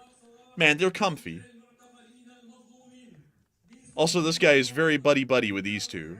He's like, we did it, guys. We got out of Aleppo with this one. Oh, man. The way this guy's talking right here is like reading off the copy paper in such a strange form. We took over Syria. We took it over today. We'll take it over tomorrow. We're taking over later. Thank you very much. I hope you all like this. Man, I respect it though. He's got that timbre in his voice. But then we also saw them tearing down the picture of Soleimani and Nasrallah, showing that apparently they're not big fans of the Iranians. Even the HTS isn't.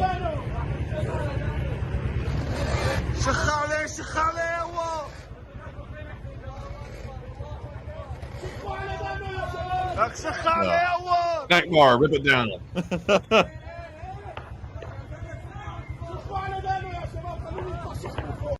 Man, what a day in Damascus, man. In Tartus and in Oms and Haman, Aleppo. I mean, it's a really crazy day out there. Really just throughout the entirety of Syria. Really crazy stuff, honestly. Like, wow. But with that, thank you for sharing those videos with us, Matthew. That's actually crazy to see that still going on. And if y'all want to get some more updates on that, make sure to go click on the link in the description below to our Twitter, because Matthew will continuously be posting new clips over there. And then we'll show them on stream as well throughout the question segment. But with that, we are on to the next one. And our next one here goes to Waba, who puts in a $20 donation. And thank you very much, Waba, for always supporting the channel. Very generous of you. He said, thanks for the epic coverage. And thank you so much for the support. And thank you for enjoying the epic coverage, because we always put in a lot of work to making sure that the coverage is really good. And I hope that tonight it really shined through. And I'm assuming it did, because we gained about 1,000 new subscribers from the stream alone. So it had to have been pretty good. And so with that, thank you so much once again. I hope that does address that incredibly well. And with that, we are on to the next one.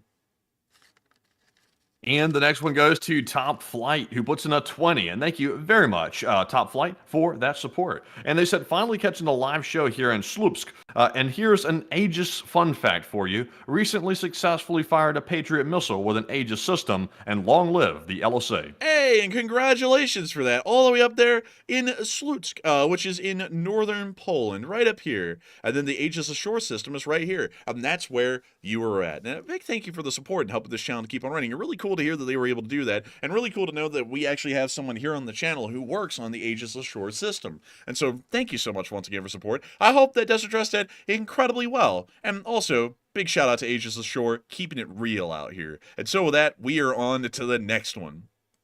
And our next one goes to Sly Mannequin, who puts in a $20 donation as well. And thank you very much, Sly, for that support. I don't see a comment attached to those one, though, sadly, so nothing to address. But Enforcer, what say you? And I got to thank you so much for the support and helping this channel to keep on running. Because while you didn't throw in a comment, the support is massive and helps this channel to be a reality and keep on rolling. And so a big thanks to you so much once again. I hope that does address that incredibly well. And we are on to the next one.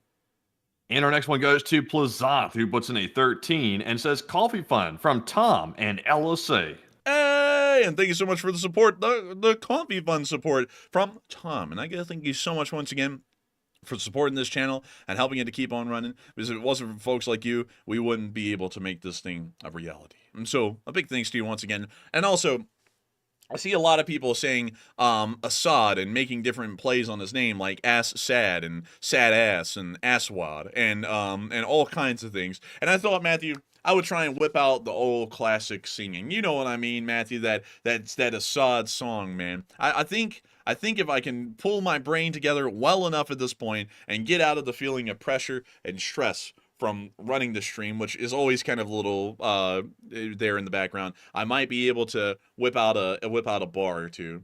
And Matthew, do you think we should throw out those bars, Matthew?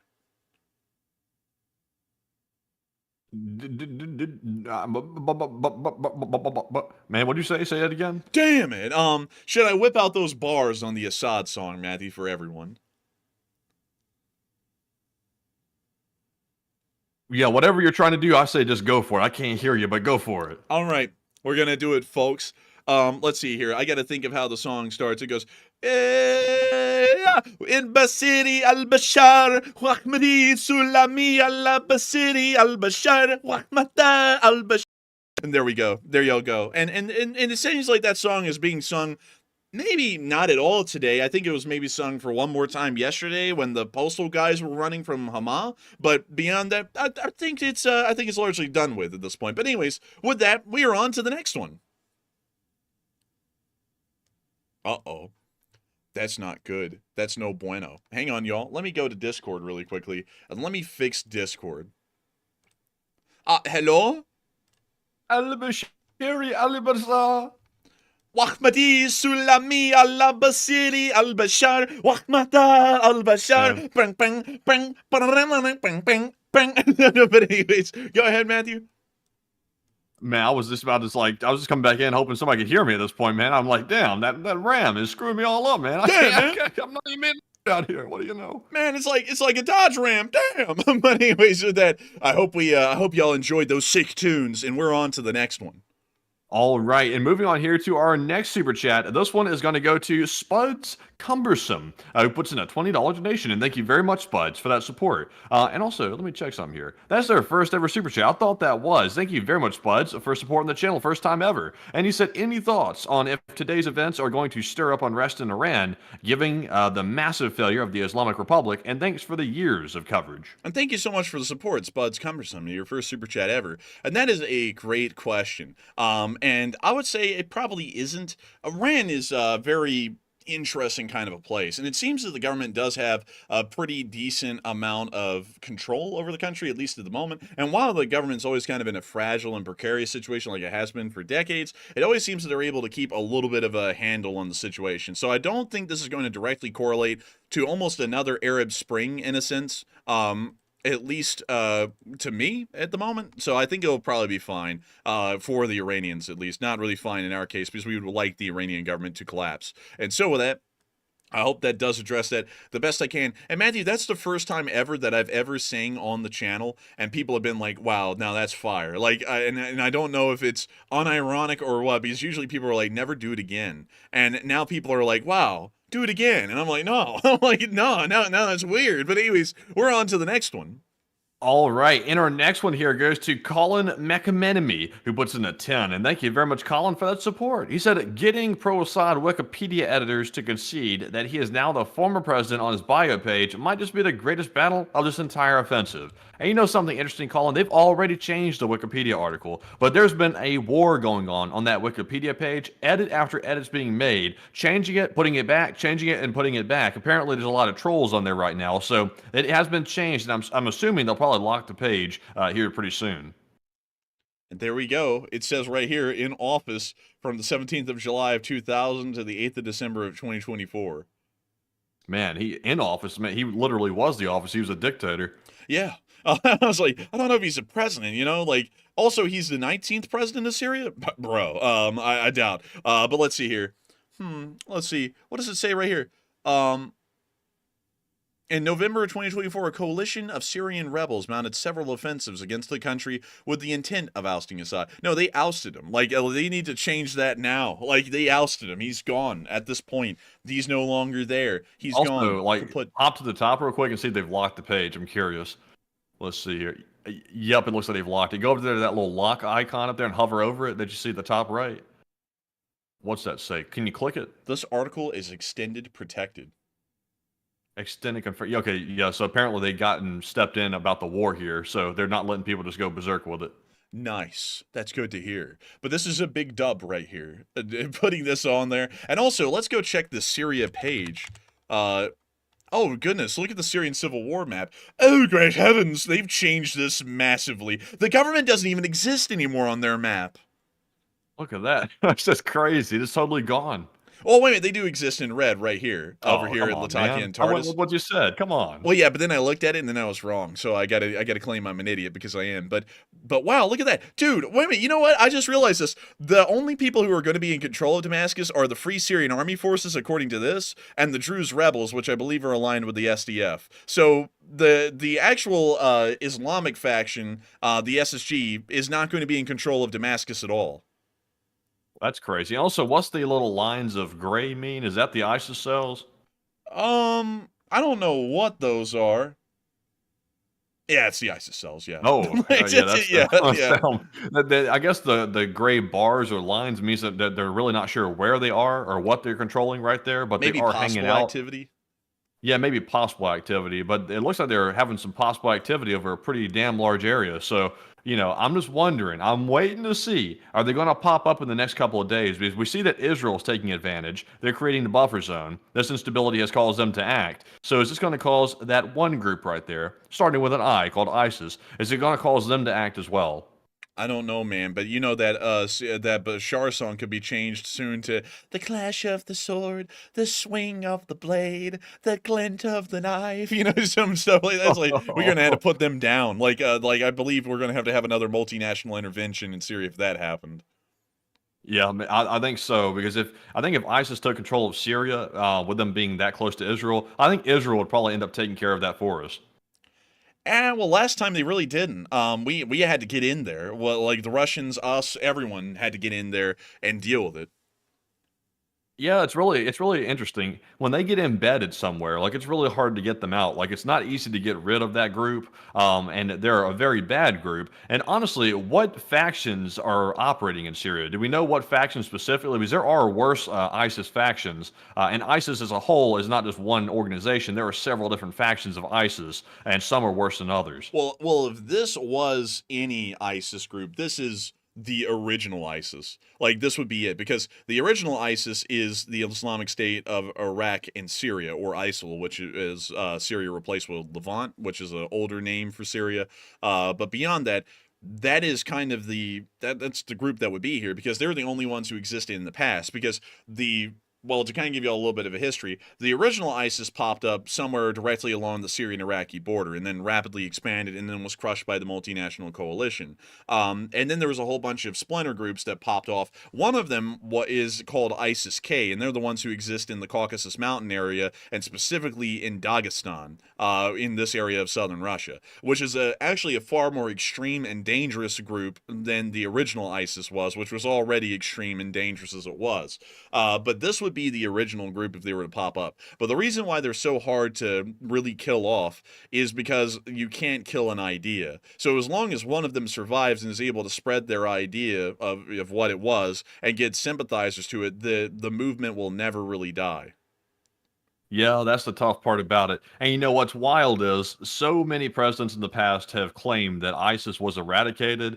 And in actuality, like you're saying, like they did eradicate like the quote unquote like military units of ISIS. But once you do have that one or two agents of it left and they run around spreading it, they can easily band together just a group of bandits basically and turn them into all out terrorists at that point. So I think they might be doing that as we speak, because it looks like they're resurging, not just in Syria, but other places around the Middle East. I think what happened back in the day, back in like I believe it was 2015 to 2018, when we actually went over there and crushed them, is that we bombed the ones stupid enough to stand up into oblivion, and then the rest of them went into hiding. And now that they're seeing that there's a power vacuum again, there might be some of those elements, much like the Druze rebels who just popped up out of the blue, because they were bombed into oblivion by the Syrian government until they went into hiding, and then they just popped up and started taking control of literally everything in southern Syria. So that seems to be what's happening. What might happen with that group is that they went into hiding, the ones that were smart enough to not stick their heads up above the surface to get bombed, and now they're going to be crawling back out of wherever they come from to try and reform the group again. Yeah, it'll be fascinating to see how we handle it from this point forward. Will it be limited to airstrikes, so we have to go in and deal with it? It'll be fascinating to see. It will be fascinating to see. I'm just really fascinated to see how everything's going to be going in Syria from this point forward. It is so crazy, dude, because I remember looking at this map a while ago, before this even began, and I was showing, I was like, here's the Syrian government controlled by Assad. You see they control everything. There's this, and I remember saying about the SSG, I was like, there's this little group over here. They really don't do anything. They really don't control a lot of ground, so they really don't matter. But this is the SDF, and I completely went over these guys and just ignored them, and then they ended up taking out Aleppo, Hama, and Homs on their own. Yeah, although it's not giving them too much credit, though, because they're still not a good fighting force. Yeah. They were going up against peanuts, pretty much.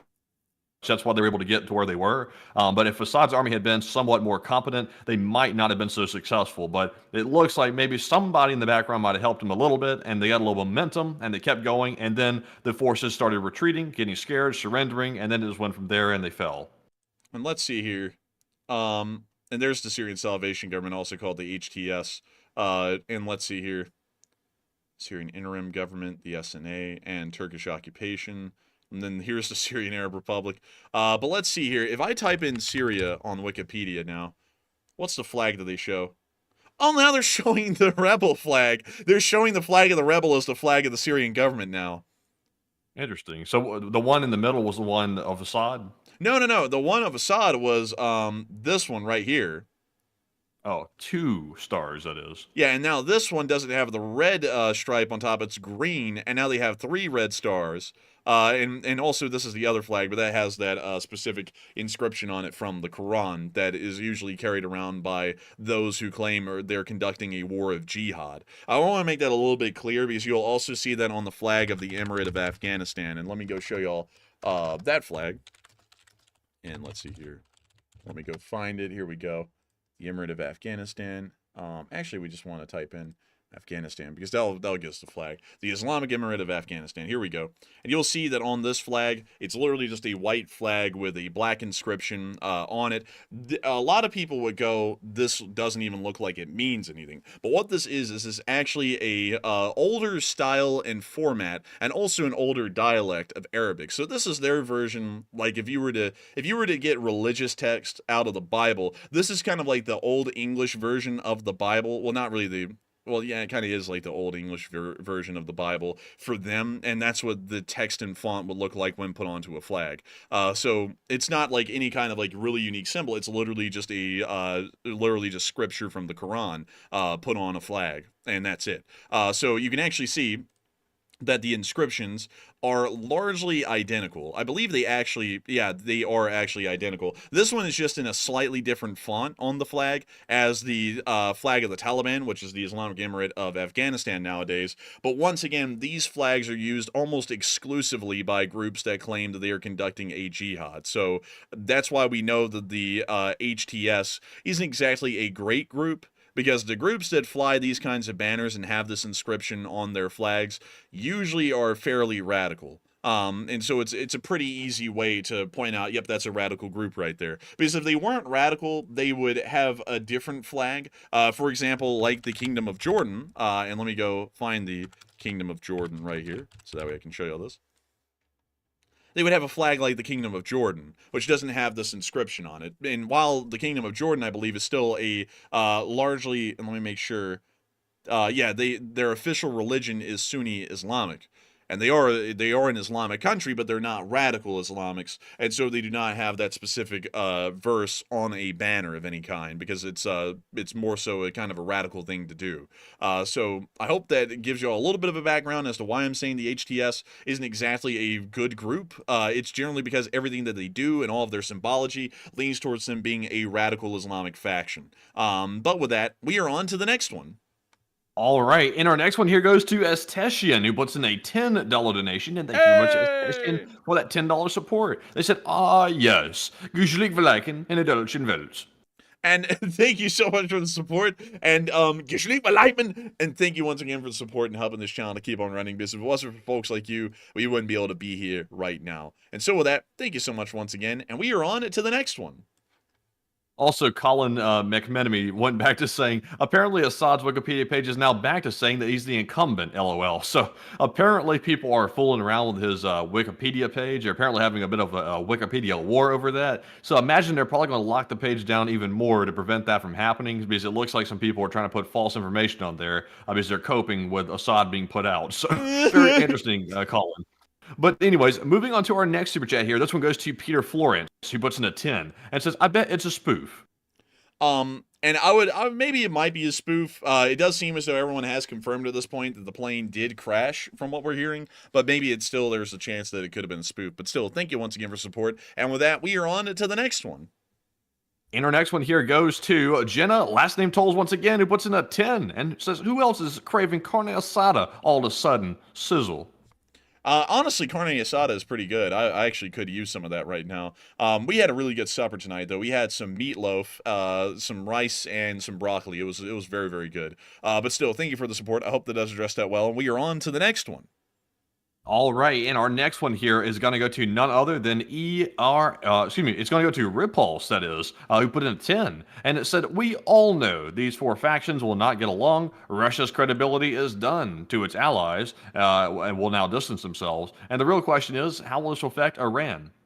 The real question is, how will this affect the trout population? But as far as it will mess with Iran, it's going to pretty much stop them from funding and operating their forces in Lebanon or in the Gaza Strip, because there's going to be no way to actually transport that equipment to those groups any longer, because Syria will not be their corridor for that. So really, in a sense, the Iranians, at least as far as their war of terror, it's going to be over. There's really going to be no way for them to continue that on with any real abilities. And so with that, thank you so much once again for support. I hope that does address that the best I can. And with that, we are on to the next one.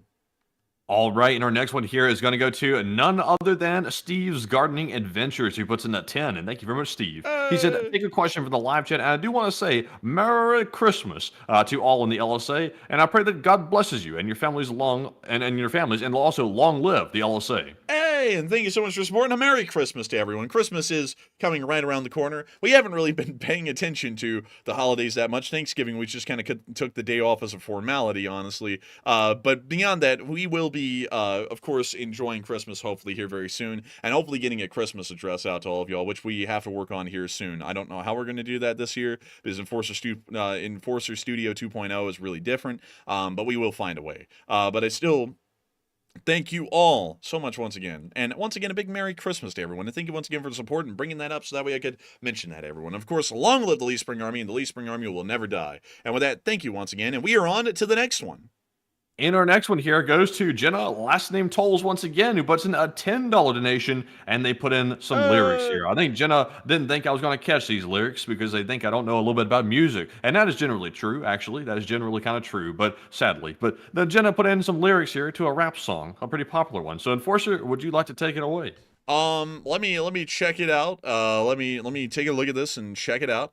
And let me take a look at it and check it out. And I thank you for the support, Genitals. I don't think I'm able to bust down any bars, I'll be honest. But I do thank you so much once again for support and helping this channel to keep on running. I hope that does address that fairly well. And with that, we are on to the next one. And the next one goes to JR Does Stuff, who puts in a 10 and says, can you show us the channel ranking for yesterday? Thanks, and LSA. And yes, I can. And let me go to Playboard, and let me go get it. Playboard does this thing now where you have to, like, legitimately pay for a membership to just look at channels that you want to look at, which is kind of wild. I don't think we were high up there yesterday, because I think we had, what was it, 9.8 thousand people on, or something like that. It wasn't that high. Well, it was really high, but it wasn't that high. But let's see here. Let's scroll on down. Oh, there we are. We're actually at number 69. Nice! Number 69, nice, at 10.4 thousand live viewers. So it was a pretty big stream. It was actually bigger than I remember it being. But it wasn't the biggest one out there. We got beat by Smart Bibby, which is apparently a monkey of some sort, of rhesus monkey, I believe. Let's see here. Who else? Doobie.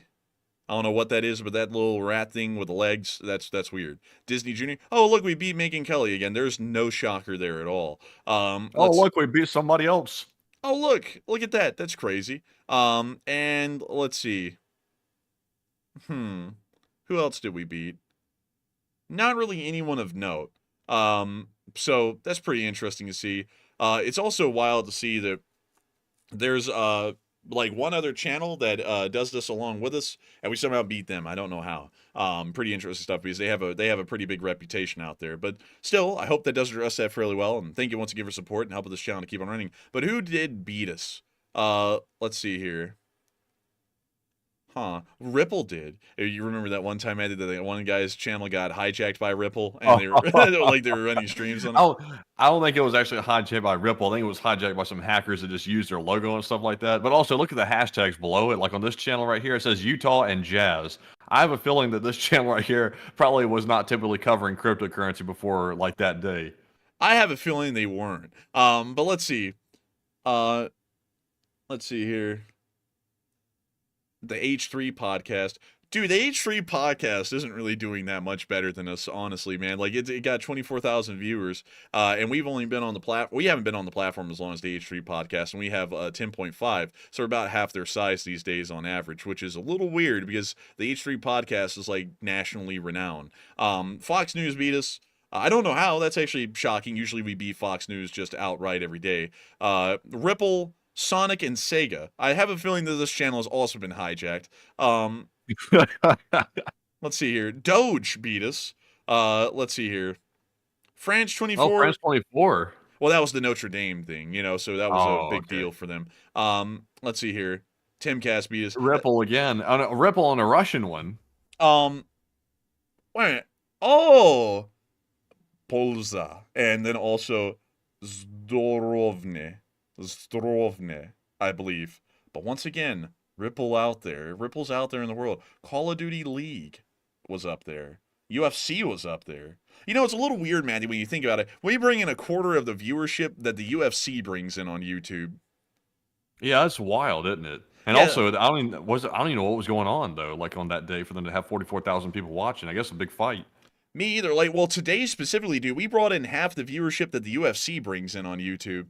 It's like, that's so weird when you think about it. It's like, I don't know what to think of that, honestly, man. Like, how many people out there watch your channel that we just don't know about, you know? Like, that's a really weird one. Because everyone watches UFC.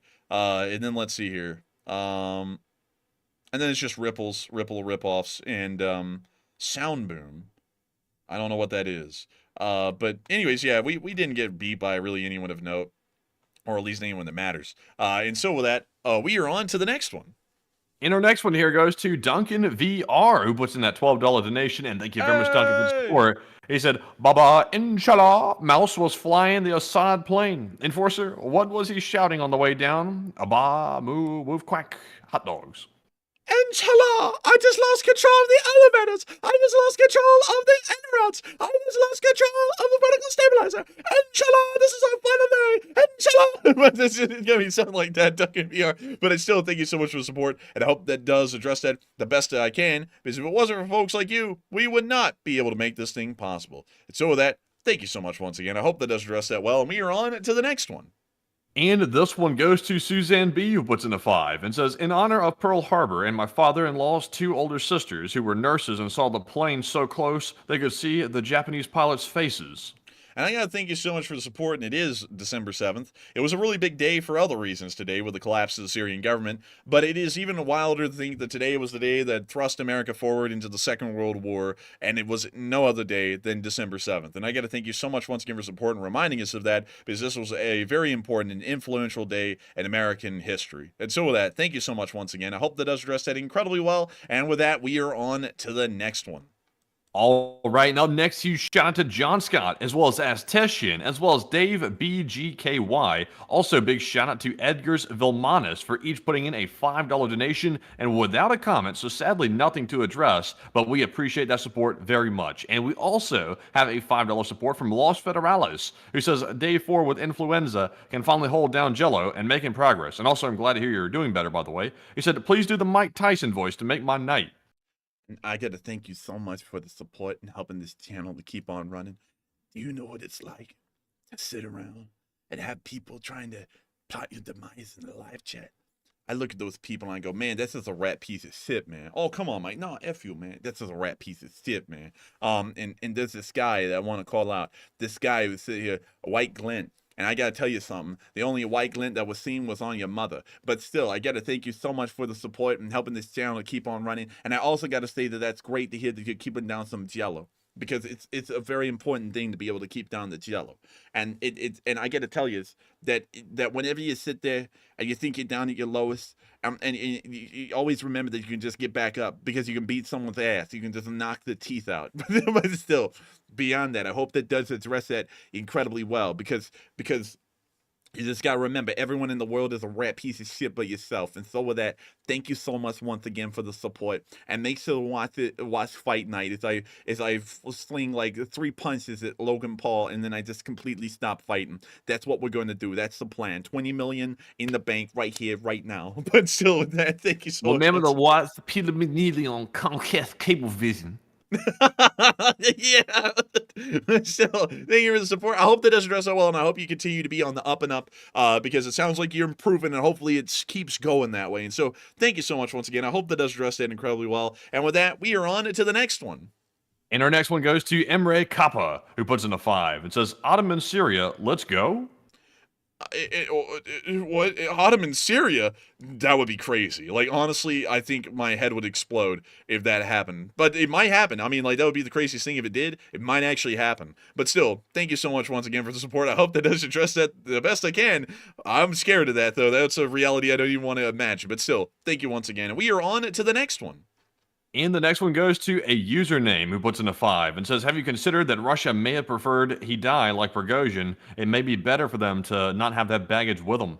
Maybe, But still, it would be wild for them to do that, especially with a Russian Air Force aircraft like an IL-76, because it's really hard for them to replace aircraft like that at this point. But maybe so. I mean, really, if that plane was shot down and Assad was on board and he was killed, it could be anyone at this point. It could be somehow the rebels, maybe. That's highly unlikely. It could be the Syrian Arab Army itself, or it could be the Russians. We're just not entirely sure, but that's still an idea and a good theory. And so with that, thank you so much once again. I hope that does address that well, and we are on to the next one. All right, and our next one here goes to CK Bold, who puts in a 5 and says, take a live chat question. Hey, and we will CK Bold, the usual. So what do we got, Matthew? All right, so our live chat question here is going to go to none other than Judy from the live chat, who says, what does it mean for the U.S. since they have won the rebels in Syria? It probably means that we'll hopefully be able to see a government aligned to Western American interest is finally put in place in Syria, hopefully. That's what we're looking for, and we're also looking for Russian influence to be removed. So even if the country doesn't end up being 100% pro-Western, it ends up just being kind of lukewarm like Iraq, we still have largely achieved a great deal in that country at this point. And so with that, thank you once again for the support. I hope that does address that well, and with that, we are on to the next one. And our next one here goes to Uncle Sam's misguided child, who puts in a 5 and says, let's keep them likes up, LSA, no questions, and my predictions have come to be. And I thank you for the support, and good to hear that your predictions came to be. And also, I got to say, the likes have been high tonight. We've gotten up to nearly 6,000 likes, more than a hot dog man has ever seen in his life. And I got to say that it's very good to know that we are continuing to have a load of people enjoy these streams. It's even crazier to think that we're 3 hours and 30 minutes in, and there's still 8,000 people here, which is even wilder. But still, thank you once again. I hope that does address that incredibly well. And with that, we are on to the next one. And this one goes to Repulse, who puts in a 5 and says, or it was the Russians, since Assad was trying to work with the United States as of the last 4 hours. Maybe so. That is a good theory too, but we'll never know until the dust settles, and that probably will be in the next 2 or 3 days or so. But still, thank you so much once again. I hope that does address it the best I can. And with that, we are on to the next one. And our next one goes to Hokey Redneck, who puts in a 20. And thank you very much, Hokey, for the support. He said, do you think the rebels will push into Turkaya? Turkey? Oh no, they did not. They're supported and funded by the Turks, and I don't think the SDF has any ambition at all to do that. They certainly made that public that they don't, and the HTS has been supported by the Turks, so I do not believe that they'll be turning around and pushing into Turkey anytime soon, because the Turks would probably start to put them down pretty prolifically, like they have been with the PKK. And so with that, I hope that does address that the best I can. Thank you once again for support and helping this channel to keep on running. And with that, we are on to the next one. And the next one goes to LSA Sergeant Figment, who puts in a 5 and says, bye-bye, Bashir. Kiss my Assad. Slava Ukraine. I'm Israel High. God bless America. LSA the like button. That's an order. And thank you so much for the support. Hit the like button, folks. That is an order. And goodbye to Bashar al-Assad, and he can kiss my Assad. And so with that, thank you once again. Very good one. I like that one. That one actually was pretty impressive right there. And thank you once again for the support and always being a part of this channel and helping it to keep on running. And with that, we are on to the next one. And the next one goes to TJX Braveman, who puts in a 5 and says, Tajikistan is next. Can you please study about its dictatorship regime in your future streams? Because opposition movement is building momentum there as well. And can you reread that one again? They said, Tajikistan is next. Can you please study about its dictatorship regime in your future streams? Because opposition movement building momentum as well. I thank you for the support, and I will try and look into that a little bit, but usually on fringe countries like that, we usually don't look into them a lot until something actually does kick off. It's kind of like a situation similar to Sudan, because usually I try and focus on the hot points, the major areas of contention. Tajikistan largely would be off an American and Western radar, even if something did happen. But still, thank you for the support, and I will try and look into it if something does kick off. And with that, we are on to the next one. And the next one goes to Leora Abigail, who puts in a 5 and says, Hot Dog Man finally found his soulmate. Her name was Karma. That's a golden dad joke. And shout out to your taking my life for that one. LSA member, and thank you. And thank you so much for the support, Leora Abigail. And I got to say, sadly, he did not find the love of his life. He believed that he would find it through three Ukrainian refugee women, and it appears that all 3 of them said pass. Hard pass, apparently. Long-lasting pass. And so they've completely disappeared from the face of the earth at this point. Where do they go? I don't know. Could be anywhere. Could be outside of Minnesota. Could be in a ditch, in a crawl space. You never know. But still, we were hoping that they are doing well and they're safe and in good health, because it's very interesting how they literally just disappeared off the face of the planet at some point and were never mentioned again. But beyond that, I do thank you for the support and throwing that in, because that is a very interesting comment to say. And so thank you once again. And we are on to the next one. And the next one goes to BTQ, who puts in a 10. And thank you very much, BTQ. They said, is it possible a Syrian Army air defense team defected? Maybe so. I'm not really sure, but I do thank you so much for the support and helping this channel to keep on running. But to be honest with you, let me think and try and give it a little bit more of analysis. They could have. It could just be that they hated Assad. They really didn't want to fight in his military. They were only doing it because they were getting paid and some benefits. But once the military collapsed, they took out their resentment against him and shot him down. It's possible that could have happened, but I have a feeling that order probably came from higher up the chain, if any order was ever given at all. But still, thank you once again, and thank you for your first super chat ever in helping this channel to keep on running. And I hope that addressed that the best I could. And we are on to the next one. And our next one goes to Mulder's Channel, who puts in a 5 and says, long live the LSA and freedom of speech. And thank you so much for the support, and long live the Lee Spring Army and the amazing freedom of speech that we use here in this amazing republic, so that way I can get on air and give you all the news at night the exact way y'all like to hear it. Pro-American and pro-Western all the way. And so with that, thank you once again. I hope that does address it incredibly well, and we are on to the next one. And the next one goes to Wyatt Logan, who puts in a 5. And thank you very much, Wyatt, for that support and the kind words as well. He said, it's amazing what you two have created over the last couple of years, and I'm proud of you both and the LSA for what's accomplished on Sunday nights. And I gotta agree, it's been an amazing thing, and it's really crazy to think it's almost lasted for 3 years now that we've been covering the war. The channel is actually about 3.5 years old at this point. So it's about to be 4 years old around, I believe it's August of next year or September of next year. But still, that's really even wilder to think about. But it's even crazier to think about that in February of this upcoming year, which is not that far away, it'll be a 3-year-old long show. And somehow we're still trucking along 3 years later. But still, I thank you massively for the support and helping this channel to keep on running. I hope that does address that incredibly well. And thank you so much for the kind words. And we are on to the next one.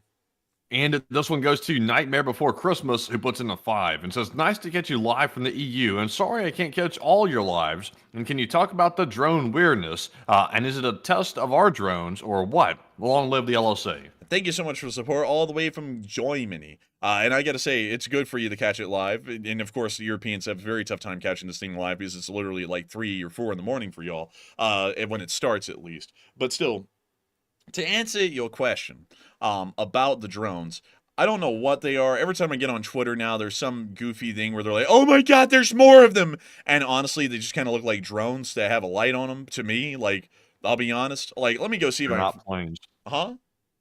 They're not planes. I looked at a video today. It looked like a normal airliner going in for a landing. It had navigational lights. It had 2 nacelles for the engines. It had a tail section. But it was making no noise and it was flying way too low to be a plane. So it looks like a plane, but I don't think it really is a plane. Well, man, maybe it's a glider.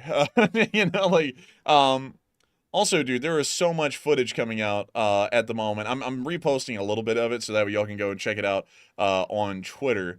But let's see here. I'm trying to see if I can get a couple of more because I was going to go look for the aliens now. I'm like, oh, dang, look at that. What's happened? What's going on? Let's see here. They're in the presidential palace right now. If you didn't see, they rolled in. Yeah, they're actually like filming videos of the interior. Actually, a lot of people are in there.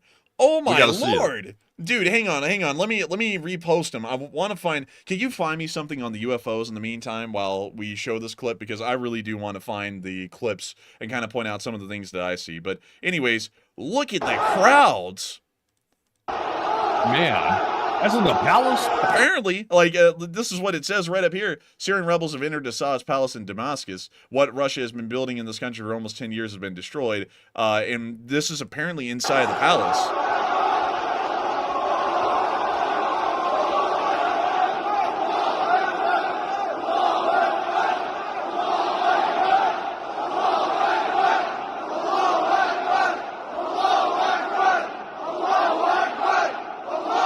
It's like they got Snack bar. a snack bar. And then here's another clip of the كما interior. تتابعون الآن So you كذلك just wander مشاهدينا around هذه and look in the الصور من rooms. داخل القصر الجمهوري قصر بشار الأسد في حي المالكي بالعاصمة السورية دمشق. هذه هي الصور التي تأتينا من العاصمة السورية دمشق الآن. مجموعة من المواطنين يتوافدون داخل قصر بشار الأسد في حي المالكي بالعاصمة السورية دمشق. كما تتابعون في صبيحة اليوم الأول لسقوط نظام بشار. But that's the end of the clips. But they were there. They were in that place. Interesting. That's crazy to see. Also, I did find some of those, just one of the videos. Also, by the way, for some reason, all of the UFO videos are always uploaded by these like sketchy looking accounts that say like truther and stuff on it. So it's under our likes tab. I didn't put it on the repost. I don't want to repost it there. And so take a peek. Okay. Yeah, ethical truther. What's their little description here? Truth seeker. Conspiracy realist. That's when you know they're a moon lander denier. Like, they're going to say that we didn't land on the moon, but there's UFOs. UFO experiencer. I'm not going to lie, dude. This sounds like a schizo. I'm not going to lie. Like, I'm just going to be honest. It like, kind of does.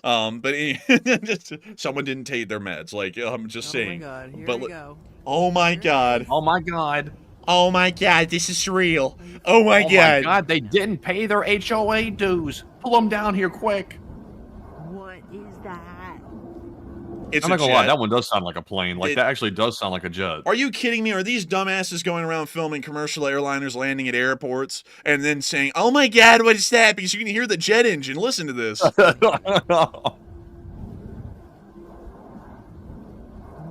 I'm not gonna lie though, it is moving kind of weird, like for a plane. And also, what the hell's up with all those lights on it, like shining in every direction? It's at a slow speed on the final approach. I'm pretty certain because it looks yeah, like but it's going the wrong lights. direction though. The landing lights don't like go out from the left and right side of the plane. Let's see what. Well, dude, if that's not the sound of a jet engine, I don't know what that is. That's got to be some sort of a jet airliner right there. Sounds like it. Well, here it comes again. Oh my God, guys! What the flip is that? What is this, dude? He's driving home. Oh my. The sound of a jet engine, navigational lights. Got a feeling, guys, this is an airplane. I got a feeling that this is a commercial airplane and people lost their damn minds and they're trying to come up with anything to make their lives interesting. I've got to tell y'all that's what I'm kind of getting off of this. That's a damn commercial airliner. That's an airplane. Are you kidding me? Are these people stupid? Like, you've got to be stupid to not know this is an airplane. You can hear the engines. There's got to be something to it, though, because even the news crews and the FBI's out there over these things. You can see the strobe lights. Are you kidding? Dude, there's the strobe lights on. Dude, an alien craft is not going to have a strobe light, dude. Like, they don't even have safety laws like that, man. Like, I'm telling you, man, people are losing their minds out here in this UFO crazy. Why? But here's my thing, though. I get it. Like, this does look like a jet. I'm not going to lie. Like, that actually does look, sound, and it is a jet. Like, let's just accept that. But why is the FBI and all these other government agencies showing up and actually investigating stuff? And also, the town is saying they're seeing something. The news crews are showing up and filming stuff as well. So, like, surely it can't be all crap. Why would everybody be showing up investigating stuff? Man, there's so much to go into with that. Have you ever heard of the War of the Worlds radio broadcast from the 1930s? No. Okay, so I'll tell you something. There was a little book made by a guy back in the day called War of the Worlds, and there's been loads and loads of movies made about this. I believe it was written by H.G. Wells. It was a science fiction kind of a book that was written at the turn of the century, at the beginning of the 1900s, that talked about aliens and these things called tripods landing on the Earth and killing people to consume their blood for sustenance. Turns out that they were not immune to the kind of viruses that existed in people, and it ended up killing them, and humanity survived, but only by a hair because of that fact. So in the 1930s, a radio company up in the area of New England, kind of near the New York City area, decided that it would be cool to have a reading of the story on radio, but make it sound hyper-realistic. So they read it out, and they had sounds of gunfire going on in the background, and a guy getting on the phone pretending to be from the Army National Guard and saying, "We've run into an alien out here. We're being overrun," and and all that stuff. And people started freaking out, man. They actually legitimately had to mobilize the National Guard out there because people were getting so panicked and freaking out. They were calling the state government saying that there were aliens outside of their house and UFOs were landing all around them. It literally created a state of pandemonium in the New Jersey area that night from that radio. And I think this is what was in New Jersey there too. Yeah, it was in New Jersey at the time. Like, it was just a rash of public pandemonium that happened over that radio broadcast. And I think that this is what this is that someone may have seen something interesting flying around, maybe drones or some sort of a government project.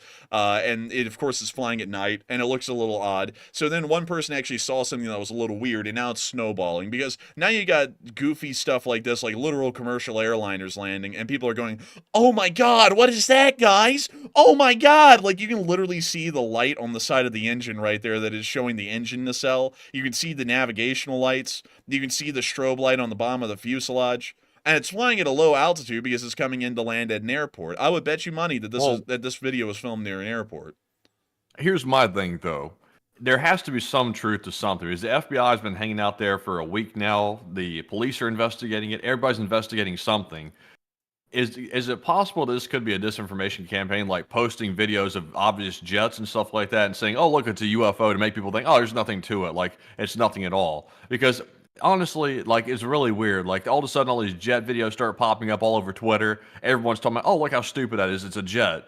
And then at the same time, it turns everybody's attention away from it. And if there is actually something happening there, which the FBI's presence suggests, then everybody sort of like forgets about it. I don't know, man. Like, there's also this one as well. Let's see here. This one that's going around.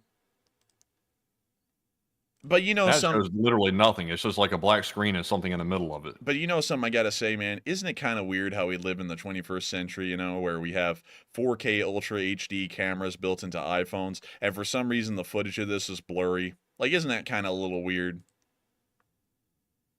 Yeah. I mean, that could honestly, this one could be anything. You can't see the ground for reference or anything. Yeah, it's just goofiness. Like, look at this one.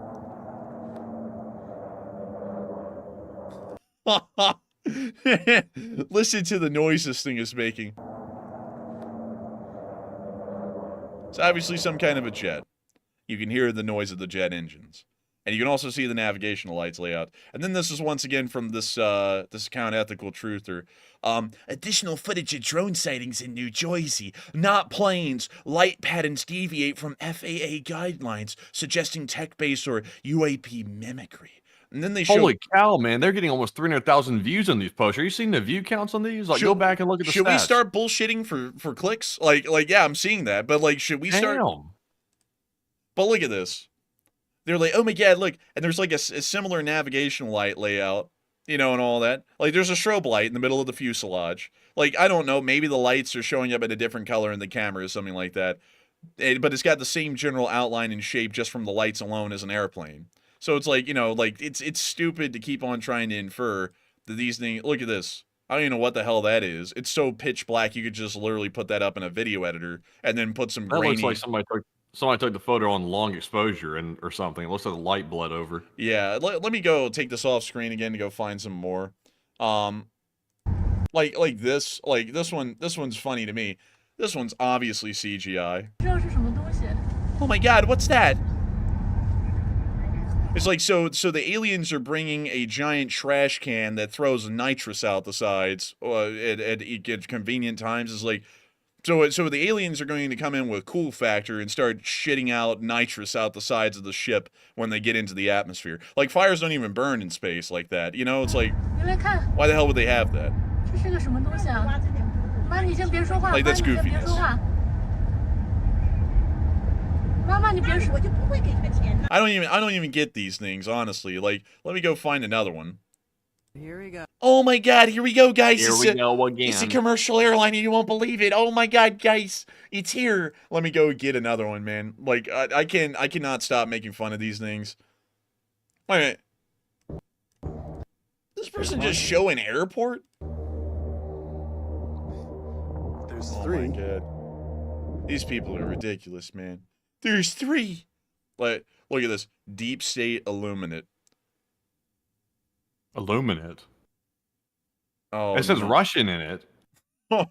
Russian, Israeli, and Oh. U.S. news. I have a feeling, man, these people might be cooked mentally. You know, like I'm just saying. So let's take a look. Hang on, I want to unmute this one really quickly because I want y'all to hear the guy trying to make it all mysterious and everything. So it looks to me like he's near an air traffic control tower when this is being filmed. I can't tell what that is, but it looks like some sort of a tower. There's one. There's one. There's 3. Oh my God, there's 3. I've never seen lights in the sky before over a major populated area. There's no way that this could be like commercial airliners or something like that. This has got to be something sinister. Like, this has got to be aliens in just droves.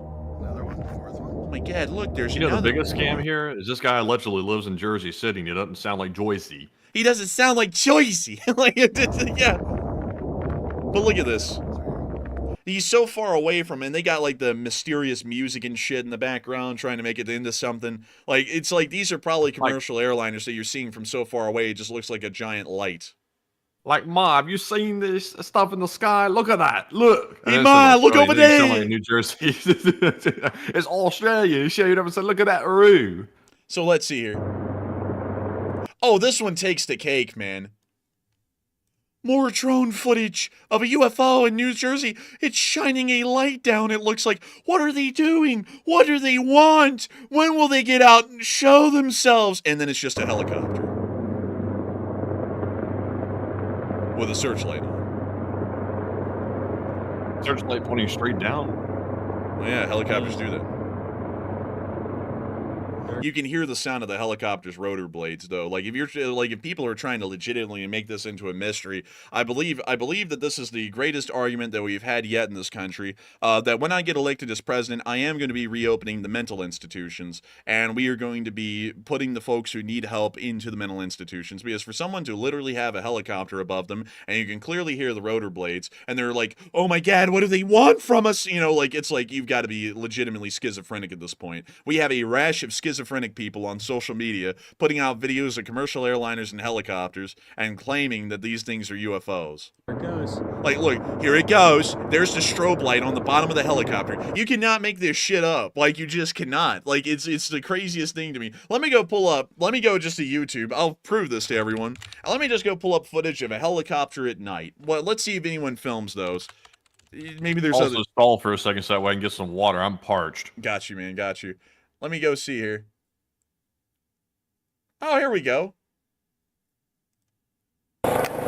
Oh, man. We'll be stalling for a little bit before Matthew returns because we were having a fun time with this segment, and I think it's great that we can just laugh at goofy people out there. Look at this. UFO X, UAP X, UFO sightings, UAP T, Twitter, UAPs, UAP disclosure, UFO hospital, Bing chilling. And it's like, what the hell is this? I don't even know. Let's see. Do you guys, let's see. It sounds like a Coast Guard search helicopter. Yeah, it kind of does. Americans are losing their minds, man. Have my friends believe every insane. Yeah, a lot of people believe conspiracy theories when you could just easily debunk them with having a reasonable, level-headed mind and some damn common sense. You know, and then there's crazy people. Some of these people are so crazy when you sit there and go, dude, that's like literally a helicopter. It sounds like one. No, man, you don't know that because you're drinking the fluoride. Like, it's like the damn movie Dr. Strangelove, where they're trying to, they're trying to mess with our pure bodily fluids or something like that. But Matthew, are you back?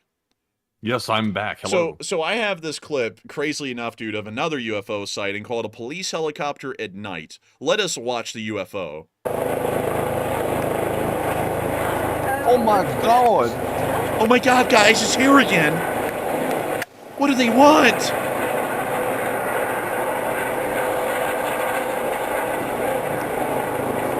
And that looks like to me like that searchlight's kind of going all over the place, but also straight down to the ground. I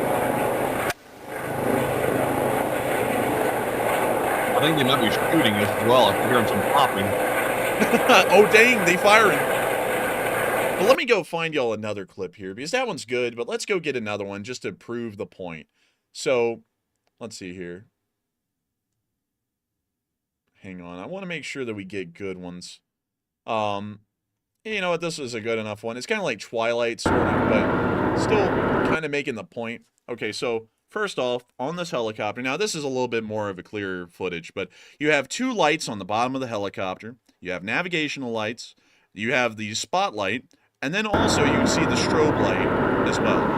You can hear the sounds of the rotor blades. Helicopters aren't really quiet. So now let's go back to this UFO sighting here, and let's see if we can add all these things together. So we have the two lights, we have the spotlight, you have the strobe light, and you also hear the sound of the helicopter's rotor blades. If this is a UFO, then I'm Richard Nixon, because there's no way in hell that this thing's a UFO. You'd have to be insane. Like, you would legitimately have to be insane to believe that. So let's go grab one more. Just one more. So let's see here. Let's go. That one's stupid. We're not even going to look at that one. There's that. And so some of these are old. Like, some of these are, like, old as hell. Like, some, like, the ethical truther guy said, look, more UAPs. He posted this one, like, 2 days ago, and it's from 2018. He even says it in the caption. It's like, and people are going crazy over this stuff. But let's see here. I know what I'm going to have to do. I'm going to have to open up a second Twitter page for the UFO stuff. Let's see here. What the hell? I don't know what that one was. It was just someone screaming in the streets. It's kind of like these people, I guess, do in their free time when they're not posting about UFOs. But also, man, we better get back to these questions here as we're running late. Honestly, we should, man. I'm getting too tied up trying to just speak common sense. And a lot of y'all get common sense, you know, so I'm pretty much preaching to the choir here. So with that, we are on to the next one. All right, and also, like, we can't have that rudeness in the live chat. You good sir, you have to leave. But anyways, moving on here to our next one. This one goes to Ryan H, who puts in a 5, and thank you very much, Ryan, for the support. He said, "Do you think the war in Ukraine would have unfolded differently if Ukraine hadn't had access to Starlink terminals on the battlefield?" I think it would have, because it would have really made it a lot more difficult for them to operate those commercial consumer drones that they've been using in large numbers recently. So I would say yes, it would have unfolded a lot more in Russia's favor. And so with that, thank you so much once again for support. I hope that does address that well. And we are on to the next one. And our next one here goes to Tyler14113, who puts in a 5 and says, "Heading to Ukraine again, and I have to buy a whole new kit and flights. I'd love some support." Oh dear. Well, I thank you for the support and helping this channel to keep on running, but we don't do fundraising for people's adventures. And also, I'm going to be honest with you, that just sounds like a scam. Like, you know, like that we've had a load of people coming through with that, and that's usually kind of a scam. So with that, we're on to the next one. And our next one goes to American Skull, who puts in a 5 and says, "Of all places on Earth that aliens can visit, they choose New Jersey." Yeah, like why? Like, there's nothing there. Like I mean, maybe Newark, but you know, nothing else really. But still, thank you. There are drones there, though. Like, I know for a fact there's got to be something going on, and they're probably coming from that arsenal. That's my guess. It's probably something pretty mundane, though. You know, it's not like it's a out of world experience or anything like that. It's just some government experiments. It's probably like those drone swarms, like we're seeing in China. You know how they develop those like really high-end, like military-style, like consumer drone swarms that can go on the battlefield? That's probably what they're testing. Yeah, probably. Like but it's something mundane. Like, that's mundane compared to it being literally out-of-world creatures coming to the planet and then flying around at low altitude just to scare people. You know, and also, why do they have to get so low? If they're that advanced, wouldn't they have like imaging systems where you just say in space and look down at you? I mean, we already have that. So why in the world would the aliens traveling hundreds of light years not have that? That would be kind of stupid. But anyways, with that, we are on to the next one. And this one goes to AAJAS, who puts in a 5 and says, "If I were an alien trying to invade Earth, I would make my landing craft look exactly like commercial airliners or helicopters." Well, yeah, but then you're getting into schizophrenic territory, you know, with that, where you're going, oh my God, that looks like an American Airlines A320, but it's actually a UFO. You know, like, that's like trying to like make it make sense too much. Like, if it looks like a duck and talks like a duck, it's a duck. It's not a UFO in disguise as a duck, you know? Like, that's... If it talks like a duck, that's definitely not a duck. Shoot that thing. Like, it's just like, but still, that's what I'd have to say on it. Like, Also, why would they go through that much effort? Like, they're going to come here, I guess, in a normal UFO because they'd have no idea what anything looks like here.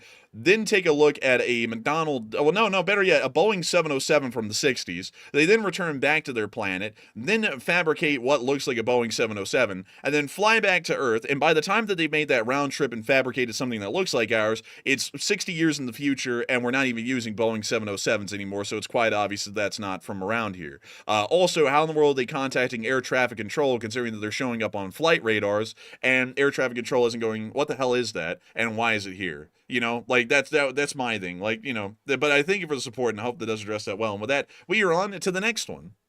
And up next, big shout out to Butchie the Crouton for putting in a 10-pound donation and helping to keep the channel running and throwing in that super sticker there of the hippo spinning around that chair. Thank you very much, Butchie, once again for the support. And we also have a 3 from Dottie, as well as a 2 from Dave BGKY, as well as a 2 from Natasha, and a 2 from Silence. And thank you very much to all 4 or 5 of you for that support and helping to keep us running. And we have another one from Los Federales who puts in a 2 and says Putin will launch nukes from the deathbed. What are your thoughts? I don't think so. I think if he's just going to drop dead at some point, I think he'll just drop dead and that'll be it.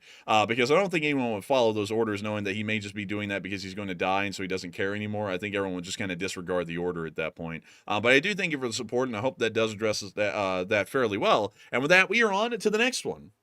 All right, and our next one here goes to Skulls King, who puts in a 2 and says Assad was going to use chemical weapons on the rebels.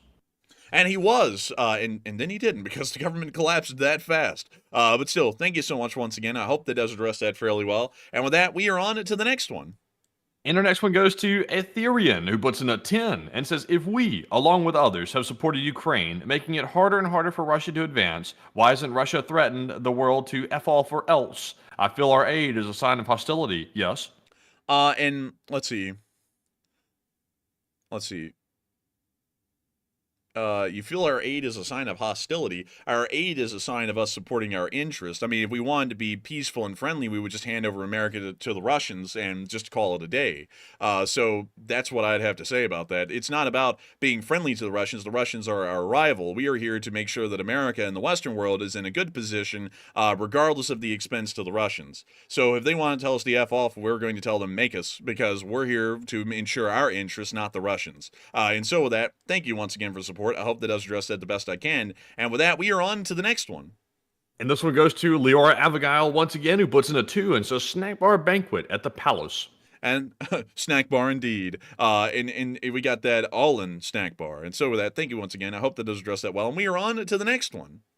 And the last 2 go to Alan Matthews and also Yusuf17, who put in a 2 and a 1 and said happy to hear everything's good. And thank you for the support, and we're very happy to hear that you're happy to hear that everything is good, because we're happy that everything is good. And so with that, thank you so much once again. I hope that does address that the best I can. And with that, we are on to the next one. And we are now moving on here to our first of 3 live chat questions, of course. And it is now time for the live chat segment. Our first one here from the live chat goes to Alfie, who says, would that mean that Syria as a country is done for, or what will happen when Israel goes in?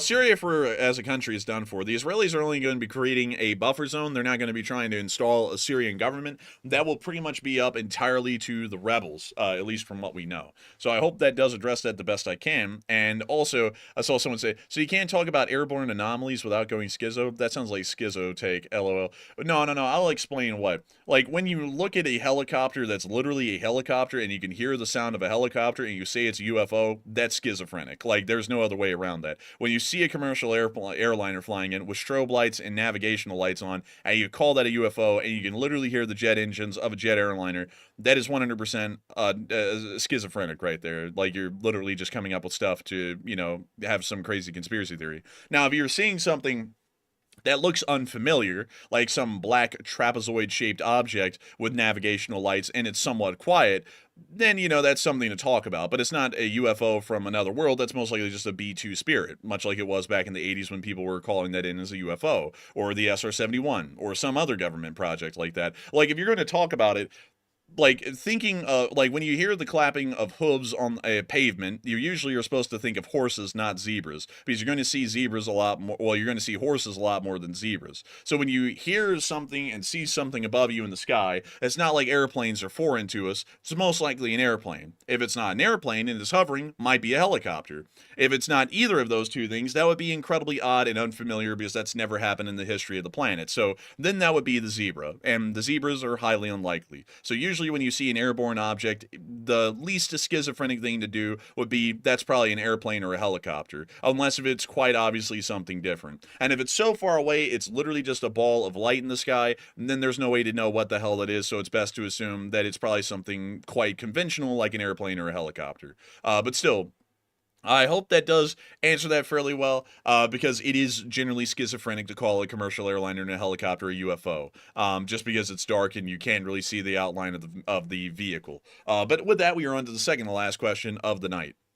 All right, and one of the biggest pieces of news that we've been waiting for all night. We've gotten some news about the Syrian president, the former president, Bashar al-Assad. Apparently, the prime minister of Syria, who is still in Syria and is now in the hands of the opposition forces, the prime minister says the whereabouts of Bashar al-Assad are unknown. He does not know where he is. They cannot make contact with him, and they also don't know where the defense minister is either. So right now, nobody knows what's happened to Bashar al-Assad, and nobody in the world knows where he is right now. Even U.S. intelligence really does not know where he's at. The last time U.S. intelligence tracked him, he was on a plane heading out of Damascus. So right now, it's really, really unclear what's happened to him, but it's looking more likely that maybe that plane did have Assad on board, and he might have gone down in a crash or a shoot-down incident right outside of the city of Homs. So that is currently the case. So it's sounding more likely, but we'll know for certain probably tomorrow. But anyways, moving on from that and moving on to our next one, then we have another super chat that goes to Nightmare Before Christmas, who puts in a 2 and says, please look at the blue orb that landed in the airport.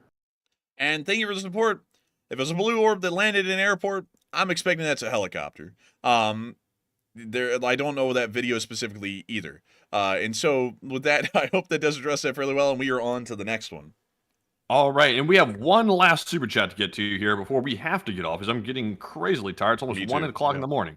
This one goes to Atherin, who puts in a 10 and says, let me rephrase. I'm confused why Russia hasn't escalated the threat towards us because of our age towards Ukraine, or do they just know they can't do crap to us? Well, they know they really can't do anything. Thank you for rephrasing that, because the first time you put that in, I thought it was something that was trying to be like pro-Russian and be like, why can't they just tell us stuff? So thank you for rephrasing that, so I know what the answer is. Well, what the answer should be. The reason why Russia doesn't really escalate directly towards us is because 1, we're a nuclear armed power, 2, we're the largest economic power in the world, and 3, we're the largest conventional armed power in the world. So escalating directly towards us isn't a good idea, because we can generally just beat them to hell and back, and if they end up nuking us, they get nuked as well. So it's a lose-lose for them if they directly confront us to a T. We can confront them directly because we know on a conventional level we would knock the hell out of them, but they really can't do that to us in return, because they know the reality of actually winning a war with America is next to impossible for them on a conventional level.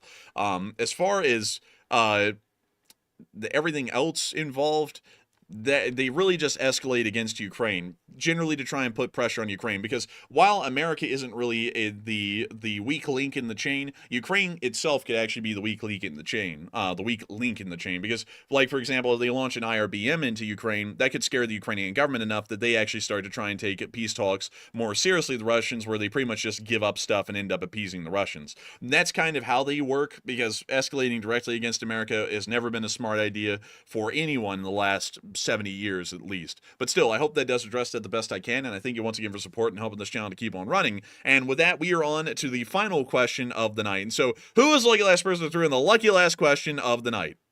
All right, and this one goes to Draconian, who says, which group is going to control Assad's chemical weapons stockpile? It appears that no one is, because the Israelis have already pretty much blown most, if not all of them up.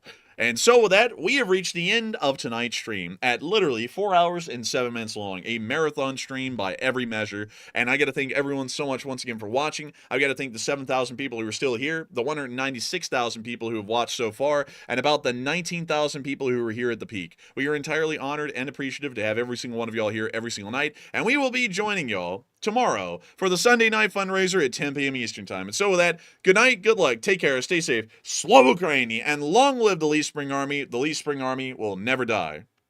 And good night, folks. Thank you all for another great stream tonight, and be sure to join us tomorrow for the next night of War News streams at 10 p.m. Eastern and the short war video as well. And with that, Slava Ukraine, Heroem Slava, get some rest, and good night.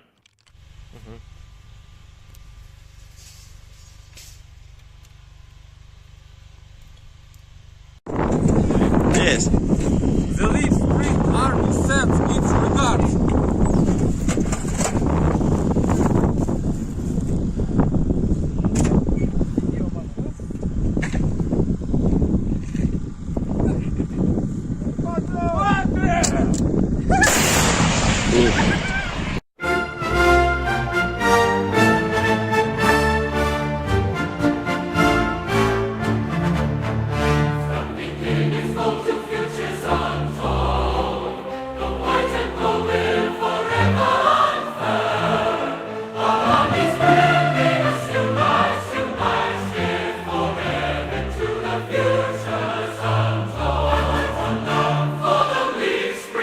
Army